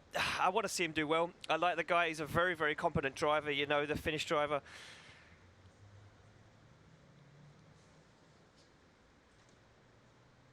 So returning to the pits will be Christian Eriksen from Sweden after a heavy hit with the tyre walls, and Ian, as we mentioned, Finnish, Swedish. Sorry, my bad. Yeah, well, he could be finished by the way he's gone into the wall there. No pun intended on my behalf. Definitely intended on my behalf. Okay, that's fair. So enough. there is going to be another car heading back into the pits, needing some repair, and I mean those teams. Just look how dejected he looks standing there staring at his car. And you know what? That is a lot of time, effort, and money That he's is a looking at broken man, and he had the same issue in Hungary. He had contact with a wall. He knocked himself out of competition. And when I spoke to him in Hungary, he said, "Listen, I'm coming back to Riga, bigger and better." Had a good round at Riga, but then it seems like the plague. He's just getting plagued again. And but now he's, you know, this is where I feel the sport is so harsh. Yeah. And I think in many ways it's the harshest motorsport. And I'll tell you why I think that, Ian. I'm going to back that statement up. Because you've only got one lap here, or 2 or 40 seconds or 50 seconds to get the job done. It's not like another motorsport where you can make a mistake and then get back into it by, you know, killing a couple more laps, getting back into the race. A lot of these guys are also self-funded, so sponsorship isn't a massive thing here. They might have stickers on the car, but you can imagine most of the expense comes from these guys who work normal, regular jobs. Yeah. In high-end motorsport, if this, you know, what with this appears to be, guys would have sponsors and teams that will cover the cost of the car or chassis or whatever. But in this case, you know, it's going to be Christian that's got to pay for every bit of damage on that car from his own work. These guys are normal guys that go home, work on these cars, and then you got to travel thousands of kilometers in your truck thinking of, what if I'd just done something slightly different? We'd have saved all of this time. And that, I think, makes it a very harsh motorsport. It certainly makes it exciting to watch. It certainly makes it knife edge. And it's certainly the reason it appeals to people like us when we want to watch it. But we've all been in a situation where we've damaged the car, and it isn't nice. I mean, we can move on to the next driver, forget Christian ever existed, but those teams can't. They got to go back there. And that shows the level of competition here. And I think that's what makes it so nerve-wracking, but also very special. And I think those guys on the grid know that if they're here, they've got to be prepared to put up with the hardship that comes along with being a professional drifter in Europe. Exactly. Yeah. I mean, and it shows. You know, these guys are not scared to put their cars and themselves on the line to, you know, for like you say, Dave, for the show and for 40 seconds. It's probably a bit of madness. It's probably a bit of madness in there. But you know what? We wouldn't have it any other way. These guys are throwing down, and from my perspective, as the event goes on, this is going to make the guys queuing up even more nervous, because they're seeing, like, you know, a couple of guys move through the rank and then stop. Yeah. And we see a car rolling out on the back of a lorry. Then another guy, they wait a bit, and another car comes out on the back of a lorry. And if I was one of those drivers, which I certainly wouldn't be in, because I'm not in hell would you see me out there, but you'd see all these cars, these very competent national champions rolling back in on a truck with cars, you know, suspension broken, doors off. It's going to make you nervous. Yeah, I mean, yeah, and it makes you consider what you're going to do. And like I say, analysing the run there, Eriksen, to me, just getting it wrong in the centre of the circuit. And look at that, you know, the impact with the wall, finishing, you know, potentially his day. You know what I would do, Ian? If I was back there and I was queuing up, you'd back up. I would just say, I'm just going to go home. I'm going to watch this. I'm going to just go in and watch the rest of this. Is there a show and shine competition locally? Yes. Can I win some trophies in the show and shine competition? Because from my perspective, I am not on this level. And I would openly admit that. Ian, you're definitely... It takes a braver man to admit that you're It would take a braver man to not be brave. That's what I'm saying. You heard it here first. You heard it there first from Dave Egan. So, as our track staff here, the Budmat, amazing Budmat track staff, get that wall back together again, and I'm sure we're going to be seeing plenty of this action over the weekend. Yeah, these guys have more experience with walls than anyone in China anyway, Ian, because they are out here fixing them all day long, and an incredible job they do behind the scenes to make sure to you know, and obviously you've got to repair the track every single time, because one concrete block not placed right on the circuit can be dangerous for the next couple of guys coming through. So from that perspective, I think we've got one block left to go. Then all the dominoes are in line, and we're ready to knock some more runs out. We're ready to go again. Yeah, exactly. So as you can see, one more concrete block to go. And you could just see how far Christian Eriksen moved that concrete block. And he was not messing around. He was carrying some serious speed. You know what?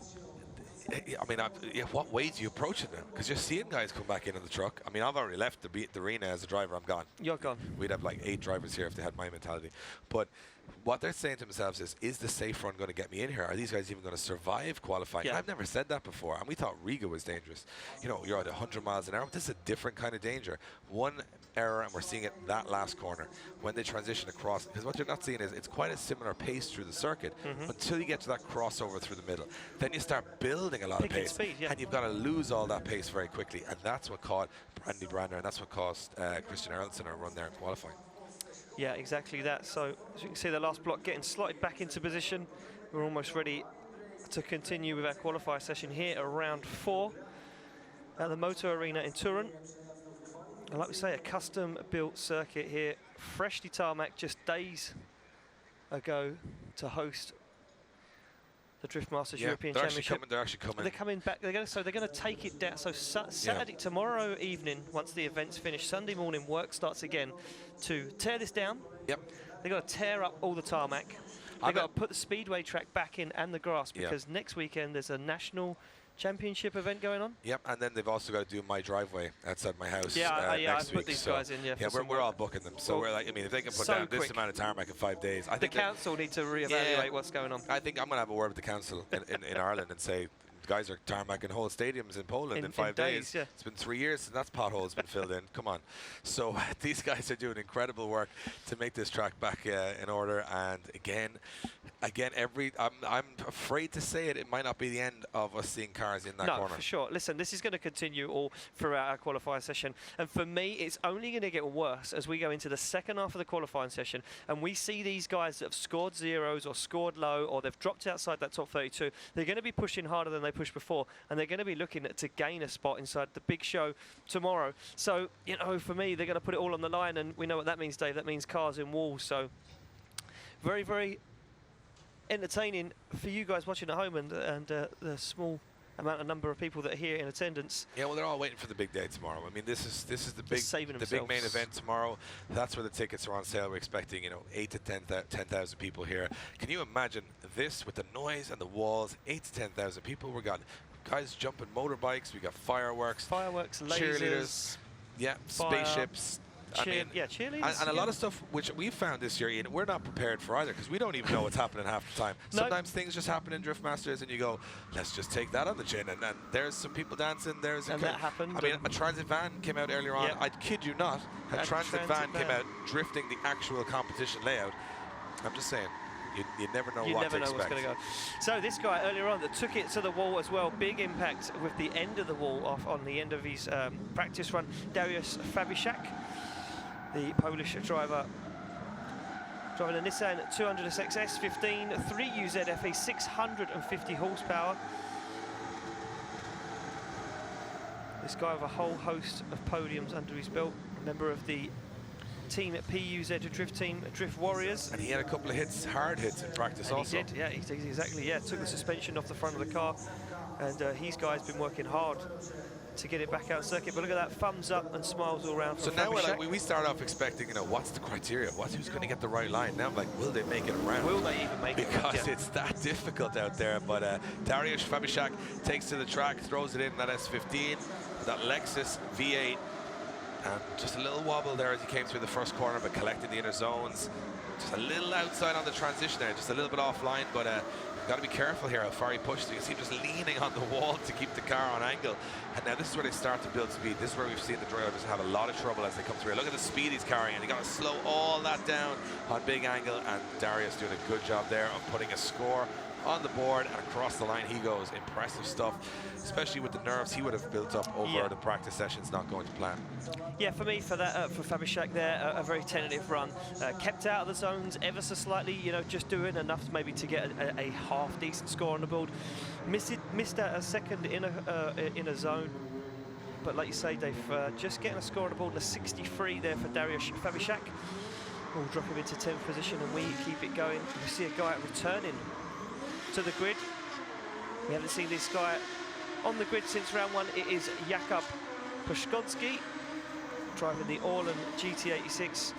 This guy, Dave, a whole host of trophies. And the worst thing about this guy is that he's the same age as me, And when I look at his accomplishments, it makes me feel very dejected because he is a Qatar cross-country rally winner. He's been in the Abu Dhabi Desert Challenge, finished second place overall. He's in the Baja, the Dakar rally, finished 5th in his car category. He's not only doing these rallies, but he's finishing in the top 5 of every one. He's also a Polish drift champion, throw that in there. And he has plenty of spills, thrills through his motorsport career, but he's fallen into drifting right now in this GT86 and 700 horsepower on the bottom, representing Orlen Oil. And he looks every bit of the champion that he's been in so many sports. Yeah, look at this. Look, coming out the gate very, very strong is Jakub Pszczkowski right now as he gets that car on the wall again. Like you say, a lot of talent behind the wheel right now of that GT86. 2JZ VVTi hides under the bonnet as he clutch kicks the car and sends it to the wall. Very tidy on the wall from Jakub Pszczkowski there. This could be a contender for top spot. Could he take the ham down? What I enjoyed there was how comfortable he looked on that run. He didn't even seem to sweat there. He was like, look, you know what, I'll just put this run in there, get some scores, and then we'll come back a little harder in the second one. That's the difference, the confidence. And there's a guy that has driven on this particular circuit, but a lot of experience in Płock and other Polish circuits that are inside stadiums, and that does help here. It does pay dividends to a lot of these drivers that they can actually, well, in my opinion, use a little bit of common sense to not get sucked into those tires or the wall at certain times. 78.3 for Jakub Pszczkowski. Into 4th position he goes, and he's a contender. Yeah, you know what, he is a contender. And like you say, the confidence, that how comfortable he looked is dangerous. We move it along to a guy who's not had a lot of luck in Europe this year. Matt Carter, the 2017 British Drift Champion. And also moving very slowly to the start line here. It looks like the car may have cut out on him. And he's had mechanical issues right throughout this season. You know, he's the first time he's headed to Europe as the current reigning British Drift Champion, but the car has not played ball whatsoever. And he said the car in the UK has never given him any trouble. The minute across the water, it was almost like the car was feeling homesick and it started giving him some trouble. Mechanical issues with electrics, a gearbox at round 2, and now it looks like he's communicating with the Starline Marshal to, yeah, I'm not too sure what he's saying here or what is the problem, but yeah, as you can just see some hand signals for the bonnet potentially, so maybe an issue there for Carter already. And you know what, I said to him in briefing, I've got my fingers crossed for you because you've had such a harsh year already, and some smoke coming from the turbo side. Free technical advice from the Starline Marshal. I think what he's saying is if he gets out of the car here, he's going to lose his run. He's asking the Starline Marshal, can you just check something for me before I head out, that there's nothing terminal wrong with the car, and that would shake you on the Starline. It would tell you that he's not comfortable. You know, is the car up to 100% here? Yeah, you know what, for me, fingers crossed, like I say, Matt Carter having issues, wiring problems, electrical gremlins causing issues at Riga, but he got it through, got inside the top 32, and now Matt Carter comes off the line looking for a top 16 this round. What has he got as he fires it in? The reigning British champion gets that car on the wall, almost tags it, has to make a small correction, but collects that front inner zone, and again now transitions very close to those wall barriers. He's going to be nice and deep onto the wall with this as he just tags the back bumper of this Nissan off Skyline. You know what, something said to me that there was no tire smoke from the rear end of the car, Ian, and that would say to me that there was a mechanical issue there. This car usually an absolute smoke machine running Max's tires and of course representing Team Jaspi, but it seemed to me that there was no power whatsoever. It was almost like he was in first gear, and I would say that that car, especially with the power it has, 700 horsepower, it should be smoking out this Toruń. So another man who's got to go back into the pits and have a think about it for the second run, and he almost got 2/3 around that run with no power. So with that car working, I think Matt's got a good chance, but again, a lot of drivers in the pits there worrying about their machine. Yeah, unbelievable. Bad luck there for Matt Carter. We move it along to Tobiasz Puszcz, the Polish driver. Started drifting in 2012, first place in Poland Drift Champion Cup Drift Open in 2014, and a lot of other single wins under his belt, Dave. A V8 turbo hides under the bonnet of this E30, and what else would you expect than a V8 in an E30? V8s and E30s, I'll just put it this way, 2 of them were on the podium at the last round. It's like butter of bread now. It's like, I think putting a BMW engine in an E30 must be outlawed. It's illegal. It's illegal in Poland. They have all American V8s in the E30s, and Tobiasz is one of those stylish drivers that goes out there. You can see he's tagged the wall. He was actually out early in practice this morning. We were watching a lot of the runs. Look at that fist bumping. Yeah, he's not nervous. He's saying, you know what?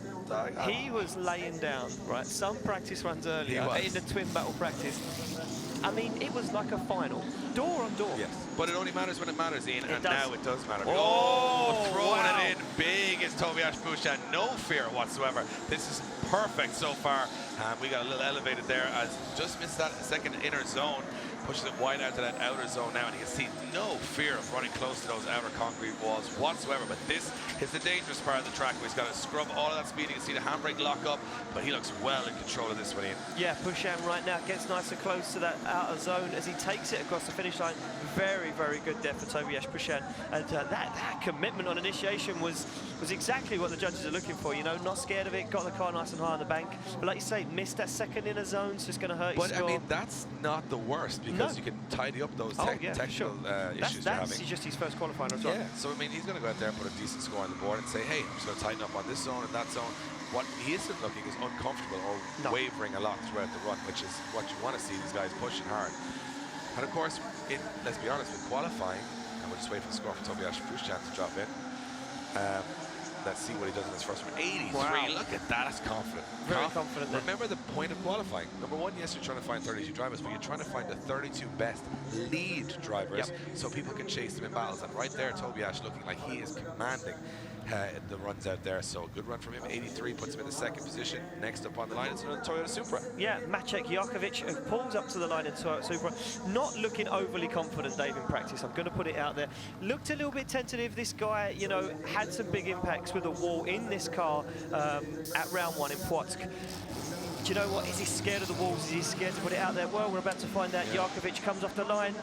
Being scared isn't an option. I don't think he's scared of this one. I think he knows exactly what's being asked of him. Oh, it's very shallow though, Dave. Just a little tentative, as you mentioned, Ian. It's just feeling a little bit. But then again, a lot of guys scoring zeros and crashing. So what is the right tactic? Yeah, exactly. I mean, where is the cut-off point as well right now for top 32? Like you say, look at that. 16 down at the moment is all zeros. So a lot of zeros. Yeah, and right now he looks, he's got a little bit wide. He just had a little tag there, but he lost just enough speed to get away with it. Very straight there as Jakovic as he has to re-initiate on that last outer zone. And not looking as comfortable on this circuit as he did on previous circuits. For me, I don't know if, the impacts at round 1 maybe just shook him up a little bit. It looked good in Riga, like those fast-flowing circuits, but... Yeah, well, I'll tell you one thing. I would be uncomfortable getting into a car here, never mind on the track. So don't get me wrong, it is a very... It's a demanding track. And such a demanding it's intimidating. Track. Yeah, I think that's the right word. I mean, you see all those seats, all those people that are going to be there, walls everywhere, no room for error. It's going to play on your mind. Exactly. So we await the score to drop in there for Maciek Jakovic.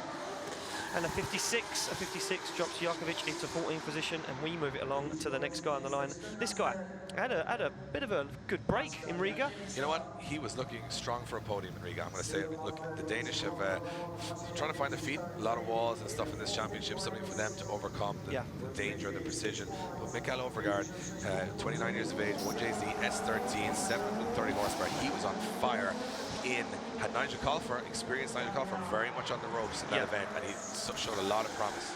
Yeah, so Overgaard fires it in, but drops way off the bank for that first out of zone, and looks a little bit tentative here. Does Overgaard looks a little bit wild, in my opinion. They threw it to the wall and had to back out the angle.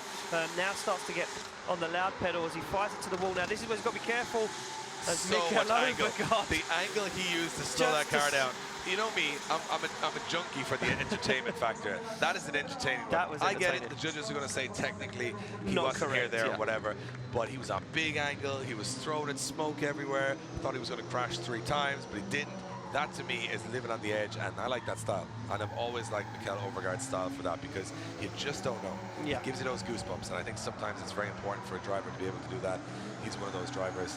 Let's see what the judges score him. They're obviously way less generous than I am on entertainment value. They're on a strict criteria. So we still haven't got the gold button. We need the gold button that we can just send a driver through on pure. Where's the gold button? Yeah, look at this. Get that. Thumbs down from the judges. Yeah, 62. Not enjoying Mikael Overgaard's run there. So we jump forward to the next guy on the line, and this guy just a mere 800 horsepower in this E92 BMW. It is the crazy man, Andreas Vasiliauskas. The Lithuanian, 27. He's a 3-time Lithuanian champion. He's won the Eastern European Drift Championship. He's been, in the Drift All-Stars Championship, finishing top 3 in Europe. He's he's conditioned for events like this. He knows he's one of the top players in Europe. He can beat anybody on his day. But I'll tell you one thing, from watching practice, he's also one other thing, the fastest man around this track, because he was leaving everybody for dead at the twin valves with the speed of this car, representing Turbo Systems rather. And look at this entry, so confident, like throwing it in there at high speed, no problem at all. This is a big run already. Yeah, very nice there from Vasiliauskas as he gets nice and close to the wall, collects those 2 inner zones and fires it back onto the wall again. No use of braking whatsoever as he takes the boot lid up on the wall. Vasiliauskas now stands on the accelerator and uses all of that 800 horsepower from that Turbo Systems engine. Can he get to the wall? He fails to get all the way out, but Vasiliauskas bringing some intent to his qualifying run there, and very fast. What may have not been obvious was he 4-wheel lockup on the slowdown. I mean, he was on the handbrake and the front brakes, and then on the throttle and left foot braking. There's a lot of footwork going on in that car. Solid stuff, and showing that Andreas Vasiliauskas, I think that's going to be right up the top. An incredible run. Someone really just taking the track by the scruff of the neck. Let's see what he scored from the judges. Had 87.7. Andreas Vasiliauskas puts himself way up the top of the leaderboard. First position he goes, and from my perspective right now, that's a tough score to beat. Yeah, very, very tough score to beat. You know what, it comes out with intent that he is coming to really try and take a hold of this championship. We move it along to the next guy, and that will be Mikhail Reichardt, the Czech Republic driver.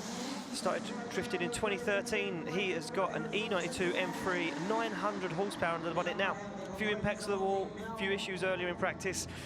This car was a BMW compact about an hour ago. He was saying earlier to David Kalas, our judge, how do I not crash in a qualifying run?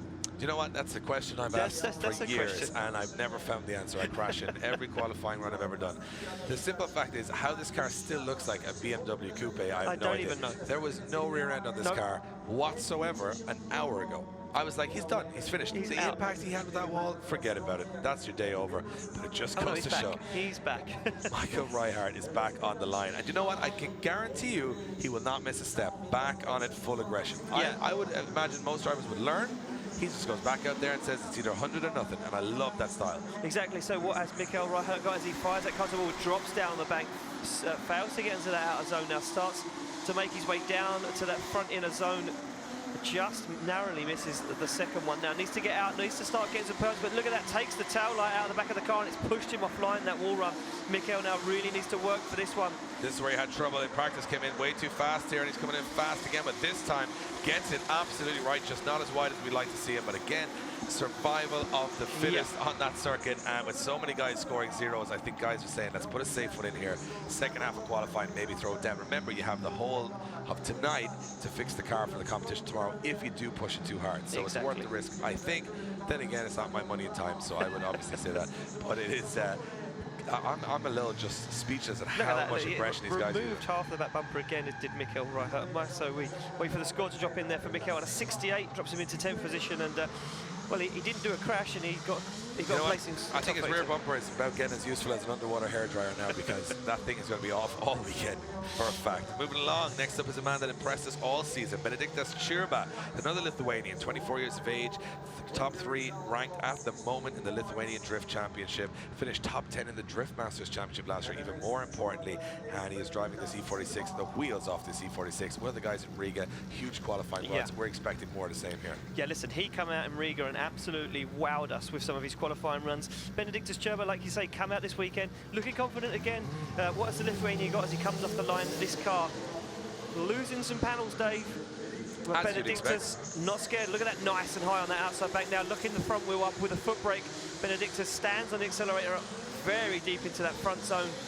And this looking very, very nice as he fires it back onto the wall again for the second outer zone. Very precise so far, and that's what I'm liking about this run, is how precise he is using that front brake just to steer the nose of the car the same as the rear with the power. And look at this, throwing it on a big angle and adjusting the car to get back out to those outer zones.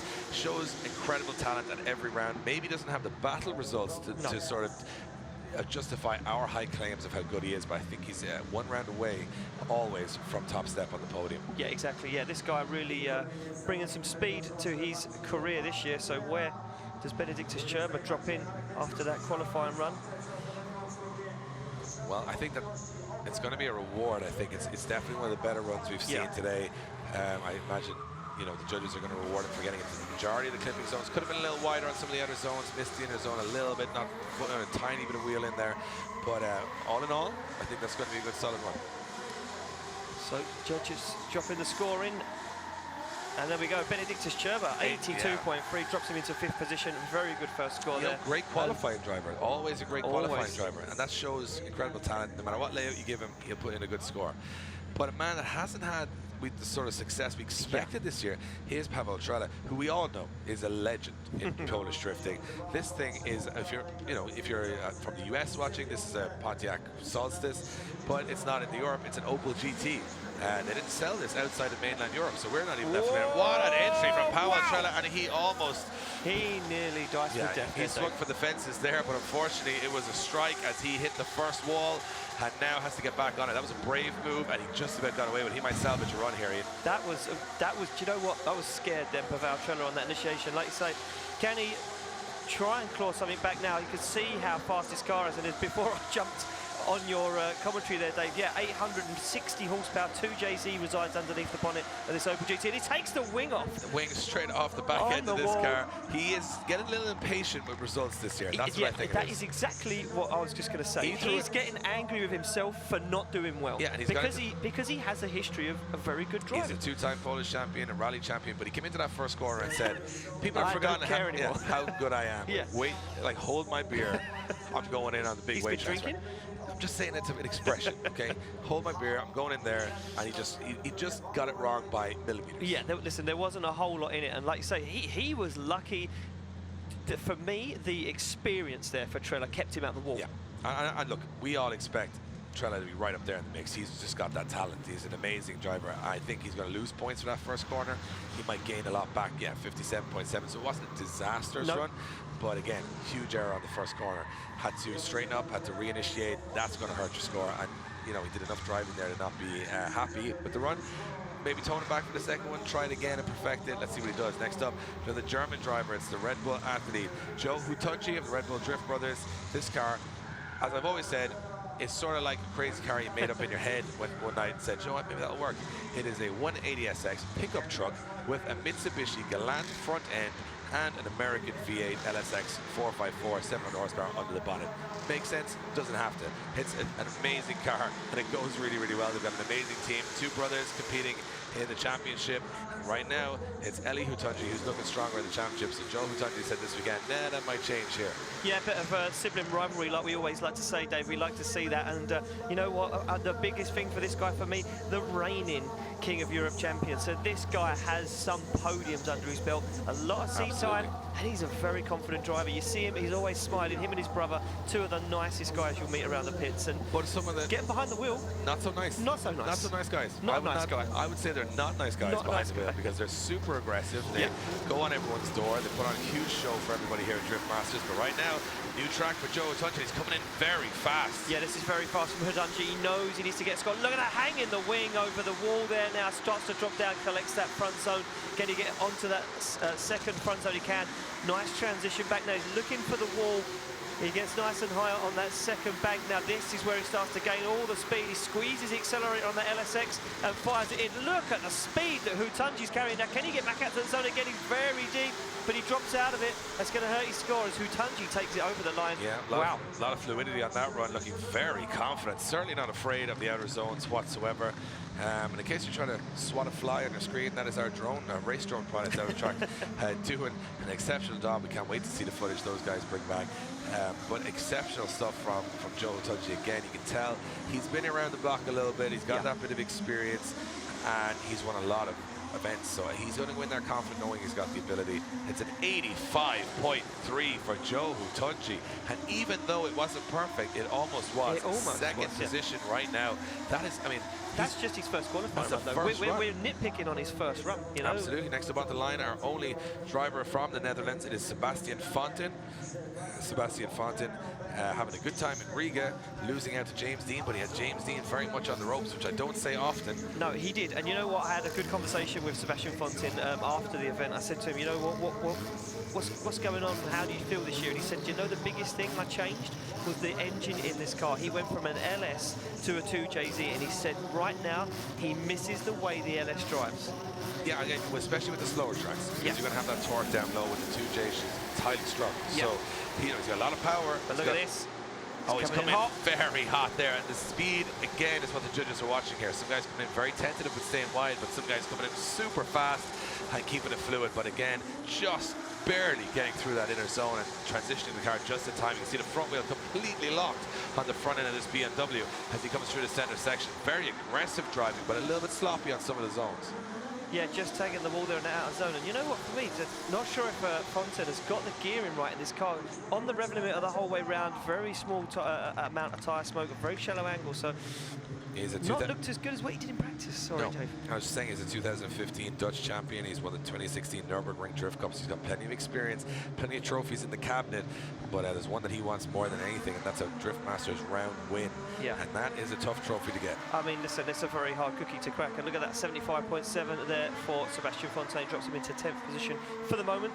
And I mean, yeah, listen, there's a lot of guys on the grid that want them Drift Masters trophies, and they are not easy to find. And you know what? One guy that does have one is on the line right now. Nigel Colfer won the last round of the Drift Masters European Championship last year, but hasn't come close to getting back up on the podium this year. Flashes of brilliance, but also mechanical issues costing him a couple of events. Right now, he heads to the line representing Acorn Insurance, ST Suspension, 2JZ, the Irishman, hoping to chase another win here. He's got over 50 podiums in his career, so that is no joke. That's not a lot, is it, really? Well, it's probably more than what me and you have 49 together. more than me and you combined. So, and one of those was just our mom gave us a trophy. So the go-karting one. Yeah, the one we did. It was go-kart. Still win. But he's got over a 12-year career in Ireland and Europe. He's been all over the world. He works out of Abu Dhabi, doing drift car stuff there. He's a well-known guy on the scene, but right now he's got to throw it down. And look at that initiation from Colfer. A little late because back as well, losing the rear bumper, and this is aggressive so far. This is good from Colfer, carrying a lot of speed. He's looking very good in practice earlier on, but broke the car. Looks like the team have jammed very, very hard to get it back together again. Look at Colfer, smoke up to the front window as Colfer stands on the accelerator, squeezing every inch of power of that 2JZ, fires it back onto the wall. Now, can Colfer run the wall again? He can. He gets nice and high on the bank and takes it over the line, and Colfer is looking stronger and stronger round on round. Very impressive run from Nigel Colfer. Technically very good. Very good. You could see he was just adjusting the car at all times to make sure that he was in every single zone. Was it as fluid as you expect? Hey, who am I to judge? But at the moment, he looked like he was comfortable. Yeah. And again, you don't look at any point in Nigel Colfer and think this guy's going in the wall. He's very calculated. In his driving style, he doesn't get himself into situations where he's not comfortable with, and that's a sign of a great driver. So I expect a very solid score from Nigel Colfer here on the first run. And you know what? He's doing his team proud right now. And out there after sort of a late sort of bow out of practice with some issues. Not sure what they were, but it looks like the car's okay now. So. And you know what? He finished in the top 10 in qualifying at the previous round, round 3 in Riga, and wasn't an easy round to qualify at. Where does Nigel Colfer drop in at round 4? Look at that, an 84 drops him into 3rd position, and Nigel Colfer looking like the man to be right now, so we move it along. Yeah, next up driver will be Ivo Cerulis, the Latvian. He is 2010. This guy, right, has won more championships than I've had Polish dinners. And you've had a lot of Polish dinners. Actually, quite a few. Yeah. So he's probably, then maybe, okay, for relevance sake, I've had a lot of Polish dinners in the last year, so he has a lot of championships, just in case you think I'm against the local food. But he is running a 2JZ, 670 horsepower. Another guy qualified super high in Riga, and I thought was going to win the event. Yeah. I had like a sneaky side bet. I was like, you know, he's probably 25-1 here. I'll put 10 euro on him, see where he goes. He is my outside chance always, because he just shows that tenacity, that extreme ability to, when it matters most, pull it out. Yeah, exactly. And look at this, very confident initiation. Yeah, very fast from Ivo Cerulis as he fires that E46 to the wall. Nice transition down into that first zone, collects that second one, and a good transition back. Now Cerulis looking for the wall again as he stands on the accelerator. I spoke to Ivo. Spoke to Ivo in the pits earlier on. He was far too calm for a man that's doing the circuit, which would show me that he's comfortable, he's confident, he knows his machine. And look at this, taking it to the wall around that last outer zone. Impressive stuff. And a guy who really comes alive in the twin battles. We hope to see him there later on. Yeah, I mean, for me, really, he stole the show at Riga. Like you say, come out in qualifying and practice, absolutely blew everyone away. Just didn't get the break he needed in the battles, but definitely a guy to keep your eye on as we move through the championship. And Ivo Sarulis there doing a good job in qualifying his first run. And look at the way the sun is just, you know, beaming. It's starting to set here in Poland and Toruń, and it's just starting to creep through some unusual areas of the track, laying some you know, light beams down. Could distract the drivers quite a bit as they're coming through. So let's see what Ivo Sarulis scores from the judges. As you can see, this place will be full tomorrow night of adoring 80.3. Big run for Ivo Sarulis, 8th position he goes. Just saying, this place will be full of drift fans tomorrow night. We will not be able to hear ourselves think, Ian, as this place is going to be shook to the ground with the best of Europe competing head-to-head. Remember, on our Facebook page and on our website, check out your local time listings. You know, don't be on there saying, hey, what time is this at, what time is that? We give you that information. So you go on there, you can check your country, check your region. We've got all the times there. Make sure you don't miss it. So, making his way to the line, though, is a man that likes to make a lot of noise. It is Eli Hutunji. Yep. And Eli Hutunji, one of the Red Bull Drift brothers. We saw his brother Joe Hutunji out earlier on getting a cracking score. A little bit of sibling rivalry starting already this weekend as Eli now takes to the circuit in this E30 BMW. Surprise, surprise, has a V8 under the bonnet. And he is, you know what? He's one of those drivers that looks very tentative in practice, and you go, maybe he's not getting this Maybe he's not on it, yeah. Maybe he's on it. And then he gets to qualifying, and I always say to him, he grows into the event. Yeah. Every run from this point on, he gets better and better. So let's hope we can keep that consistency alive. And look, a very brave initiation on it. Weight transfer and right out to that outer zone. Look, a little lock of the front brake, looking comfortable. Yeah, very, very confident so far from Eli Hutunji as he fires that V8 E30 around this custom circuit. Gets nice and high on the wall. Absolutely perfect there from Eli Hutunji. Starts to produce a smoke out of that LSX, like you say, Dave, under the bonnet as Hutunji carries a serious amount of speed into this second out zone, locking up the front wheel. Huge lock up there as he lost. But he's high on the bank. Look at this, fulfilling that outer zone and takes it over the line. I think that could be better. I think it could be better. His brother currently sits in second place in the standings, and you know what? Second place is not where Eli Hutunji wants to be. He finished second in the King Europe Championship, just behind his brother last year. Rumor has it he can't even spell second place. Only first. Only first. Only first. That's all he learned. He said there's no point in learning how to spell it. Because he said he'll never be there. Let's see what he does on the scoreboard. I really enjoyed that run. Very confident. The four-wheel lock-up into that last outer zone for me was just brave, exciting. I think this could go top. Yeah, this overturn his brother? We're about to find out. The scores drop in. And an 89 for Eli Hutunji drops him into first position. Eli Hutunji saying to his brother, check that. Yeah. Let's see what you got now. Sorry, Joe. Sorry, Joe, but I'm here to play. Mid-80s, not good enough. Not good enough. Not good enough. We move it along to this guy, the Latvian, Jānis Inglīte, representing Troyes Tyres, 4-time Latvian champion, 2-time Baltic champion, second place in the 2017 Drift All-Stars Championship. Big name in European drifting. Massive name in Just European haven't seen him hit the right run of form this year. You know what? I thought he was going to take it in Latvia. We stood together in the commentary tower and we watched him drive. He was on form. LS1 twin turbo under the one. It's 800 horsepower. What has Jānis Inglīte got as he fires that corner wall? Very big speed though. Can he get nice and high? He does. Big angle from Inglīte as he starts to now bail smoke out the back of this E46 BMW. As Inglīte looks to send it to the wall, but it's a very shallow transition. And looks like he made hard work of that one, Dave.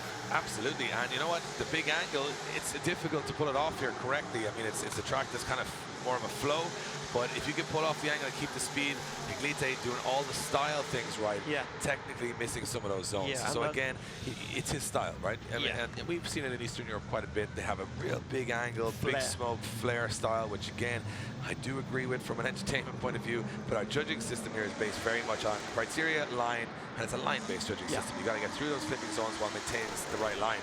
Right now, you know, he's got the angle, he's got the flare, he's got the speed, but he's missing some zones, and that's going to cost him some points. So what if you're watching on as a layman and you're saying, hey, that was amazing, look at that, 82 point. I mean, that to me was like top, but then you got to knock down the technicalities. So 82, a very good score for your first run. Yeah, very good score there for Jānis Inglīte. We move it along to the next guy. Well, the Norwegian, the newly crowned Norwegian hammer in our books. The Norwegian sledgehammer, apparently, Dave's telling me now. Torani Kavia makes his way to the line. This guy finished third at round one. He loves these little tight intimate circuits. He does, and a V8 works perfectly here. We've seen that from the Red Bull Drift Brothers. The low-down torque on those tight sections means that you can stay in the power band a lot longer. But he's now back in the game with a power gain. Round 1, he lost the engine the week before. He had to go to his backup engine, naturally aspirated LS. He's now back with his supercharged LS3, 600 horsepower under the bonnet. Started drifting in 2014 after doing go-kart for 12 years. So he has got good hand-eye coordination. And race experience, you know, high-pressure race experience, getting nice close to come to other competitors, no problem for Toruń. And he goes in very hot there. This is as close as we've seen anyone go. Wow! Whoa. Takes the back end off the car completely in that first corner. He's going for it here, Ian. No prisoners on this run for Toruń as he starts slamming the wall. But I think he's hit it too hard and done some damage. Yeah, too hard for Kavir there. Looks like he's damaged the wheel. And you know what, for me, I was going to hang it all out on the line and say that is going to take top spot. But Kavir doing too much. No regard for the back end of his S13 whatsoever. Absolutely ripped it off, and you can see him there just on the radio. He must have a big problem with the back end of 180SXs because he destroys them for fun. He has like 10 of them. If you follow this guy on social media, he has like 10 of those clamshells ready to go. If you've got 10, Ian, it doesn't mean you have to use 10. You don't have to keep breaking them. Well, Toruń Kavir, he's like, you know what, these are just, these are things, I'll just put them on and use them. Disposable. Disposable, that's what it is, yeah. But a zero as he hits the wall too hard. Again, another driver, we spoke about it, myself and Ryan earlier on, about that fine line. Yeah. How aggressive do you go? Toruń Kavir could easily have done a tentative run there, went for the 100-point run, and ends up with zero, all the pressure for the second. Now we move on to the current Irish Drift champion, Jack Shanahan. What way is he going to approach this track? He's a big-time show player, loves the flare, loves the big angle, loves taking the rear end off the car, but then does he do too much damage? He's had a stop-start season so far, needs to get points on the board.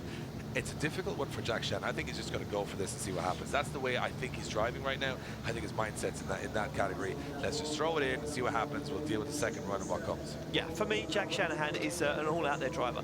We've never seen Jack Shanahan go out and do a 10-minute run. I can take it way back to 2015 when I first see him appear. Missed his first qualifying run. He hung a 90 out there on the first run. And look at this for Shanahan, doing exactly what I said. No regard, just hanging it all out. And look at this for Shanahan now as he stands on the accelerator and smokes. Look, tries tyres. Oh, wow! Smashes the front bumper off the car on the inner clip. Can you believe that actually happened? And the tail lights now out of the car as Jack Shanahan is looking to make a statement in his Trace Tyres Link Engine Management ECU S14. Gets it on the wall and removes the back end as Jack Shanahan, the highest on the bank, takes it over the line, That Dave. is impressive. And that is the Jack Shanahan we like to see. Nothing left in that for me. That front is Jack end Shanahan. destroyed, rear end destroyed, no tail lights, no front lights, and it didn't affect his line really when he took those compact. I mean, compact. Impact made it a compact, but he was actually driving the rear wheel along that outer line with the back end just all over the place. That was incredible. So judges having a conversation here saying, I would imagine he did everything perfect, but he did hit the wall a couple of times heavy. There was one mistake, Yeah. one small mistake, and that was when he come off of the wall after the initiation. He carried big angle and he stayed on the wall a little bit too long. He got the front bumper over. I mean, we're going to go to a replay. I mean, look at this. But precision. Like, it didn't affect anything but the bumper. No, incredible stuff. I mean, yeah, sorry, like I was saying, yeah, he got on the wall, he was on the wall very nice and high, took the tail lights out of it, stayed on the wall too long though, and as he come down, he see that first front clip, and he had to put big angle on to kind of like shortcut the circuit a little bit to get it. That's for me where the judges now are saying, did it break the 90s? You know what? It's got to be up there. And for me, Ian, I don't care. Because a man, no, that was a man just broke his front bumper and his rear bumper on an inner and outer clip in the same 25 feet. I can't even. That's like a 3-point turn, and he still made it work. Still made it happen. Incredible stuff from Jack Shanahan out there. Well, it goes to show he's trying, and he wants to be up on that podium. You know, he's had a stop-start season. He'd say that himself. He wants to remind people in Europe why he's the current Irish champion. Is the score enough to go top, or will it sit mid-pack? Those mistakes count. And 87 for Jack Shanahan puts him into 3rd position. We're seeing some big runs now, and we're moving on. We're not going to see Krzysztof Romanowski, a huge crash off the podium in Riga. Now he's skipped because his car is broken. He cannot compete. Big blow to the championship for the Polish driver. We're making it on to our next driver, Adam Zalewski, current 2017 Drift Masters European champion. Well, we saw all about what this kid is about in Riga, hitting the 4th position on the podium. He is 18 years of age. He began drifting 6 years ago. I mean, where the hell he started drifting 6 years ago? We did 12. I mean, honestly, this guy's got so much talent, so much trophies. 2JZ, not a V8 in, very unusual setup. Yeah. Hit an E30 as, you know, between 5 and 800, depending on what he wants to run. And look at this, absolutely nailing the circuit and no fear towards those walls. Solid first run from Adam Zalewski. I'm impressed with this kid. We're waiting for him to take form all year. Right now, looking super comfortable. Yeah, I mean, listen, for me, coming into this round one, he was the guy that everyone had their eye on. Unfortunately, massive drive shaft issues causing Zalewski not even to bow in competition at round one. When you say massive drive shaft issues, he broke 8. 8 of them. Ridiculous. This guy's... And scores in very quickly. And look at this, an 84.3 for Zalewski, drops him into 5th position. Listen, we didn't see the Zalewski we wanted to see at round one, and it took a little bit of momentum for him to get confidence back in himself. And Riga, he finally come alive, got on the podium, back where he likes to be, and he's looking strong. We keep it going though, and we move it to the next guy who's also looking strong today. Had an unbelievable twin battle earlier with Paweł Korpolinski. Paweł Bokowski. This is David Karkoszek. And Karkoszek, of course, the ex-teammate of Peter Wienczek and James Dean. They used to all be on the Budmat team. This year, Karkoszek going alone, saying he wants to win this championship and follow in the footsteps of his ex-teammates Peter and James. And I am not doubting him for a minute, because this guy has so many podiums. I imagine he's had to build some IKEA shelves. He's built an extension on the house. He had to go to IKEA like 6 independent times to get more shelves for the trophies he's picked up. And right now, looks like they're just checking the car a little, make sure everything's okay. Our Starline Marshal just checks everything out, make sure everything's, I mean, it definitely might be there at the end of the run, but he's just checking it's there at the start of the run. That's the most important thing. Karkoszek again, representing the Polish right up the championship order. Look at this top 5. Ilya Tunji still out there with an A9, Vasiliauskas in 2nd, Shanahan in 3rd, that's Jack Shanahan. Joe Tunji and 5th for Zalewski, so business as usual for a lot of those guys on the top end. And let's see what Karkoszek can do. Can he upset the order? Yeah, look, Karkoszek's going to try and upset the order, like say, David. He hangs the wing and removes half of the back end of his car on the wall there. Now transitions down into that 2nd front zone. This is fast. Karkoszek carrying a lot of pace back on the wall. You can see the car just rattling as the spoiler runs along the concrete wall. Now Karkoszek stands on the accelerator, carrying a lot of speed into this outer zone. Slows the car down very, very well. And look at the precision from Karkoszek as he balances that car in the outer zone and takes it over the line. I don't know if, you know, sometimes you look into David Karkoszek's eyes and go, is this man sane? Because sometimes you see runs from him and you're like, that's not normal. I don't think you should be doing that. Like last run in practice, he was smashing doors. I'm like, you're just qualifying like half an hour. Why would you even? But that's why, because he does it. He takes those risks. He says, you know what? I'm out here to have fun, but I'm out here to be competitive. He's been up against James Dean numerous times. He knows the level you've got to be at. No point in playing around. Come out here and put in a solid run. That's exactly what he's just done. Exactly that, and as the score drops in from our judges, where does he drop in? And look at that, an 87 for Karkoszek. Karkoszek drops him into 3rd place. He'd be happy with that, and you know what? Maybe looking to steal the show in his 2nd qualifying run. We keep it going, though. We're moving on yeah, sorry, Paweł Korpolinski. Korpolinski, the Polish driver. And you know what? He was in Sweden last week, right? Yep. So he competes in Latvia, then he goes to Sweden, and then comes back to Poland, but he's actually from Poland, so I don't know. He come home. So but this guy, anyway, stole the show for us in Riga, Dave. Come out, and one of our favourite cars on the grid. And also one of my favourite drivers. I didn't, be honest, know who this guy was 4 months ago. Now I've got like 2 posters of him on the wall in the office. I'm a big fan. Love the 1M, love the 2J. Love the style, love how well he's done in the championship, look how exciting he is. The car, we were in Riga, he was like, the windows were wavering as the anti-lag went on this car as we went through the city streets. People in Starbucks thought there was gunshots. Everything about this guy just screams a lot of fun. And I'm looking forward to this run. He always goes well in qualifying. I don't want to jinx him, but he's a very solid driver. Yeah, he's a very, very solid driver. Look at this as Korpolinski now fires that car in. Already half of the rear bumper gone on the wall. Look at that tagging the rear bumper along the wall as Korpolinski finds his way through that 1st and 2nd inner zone. Now transitions back and starts to push nice and high into that 2nd outer zone. Just drops off of it for the transition through the centre of the circuit. This is technically very, very good from Paweł Korpolinski right now as he gets nice and deep into the last outer zone and takes it over the line. You know what, that's technically perfect. But that's what we've been talking about all year. It's like he's got this, you know, that's like a 3rd gear run. It's like a switch. And he's got another 2. It's like insane.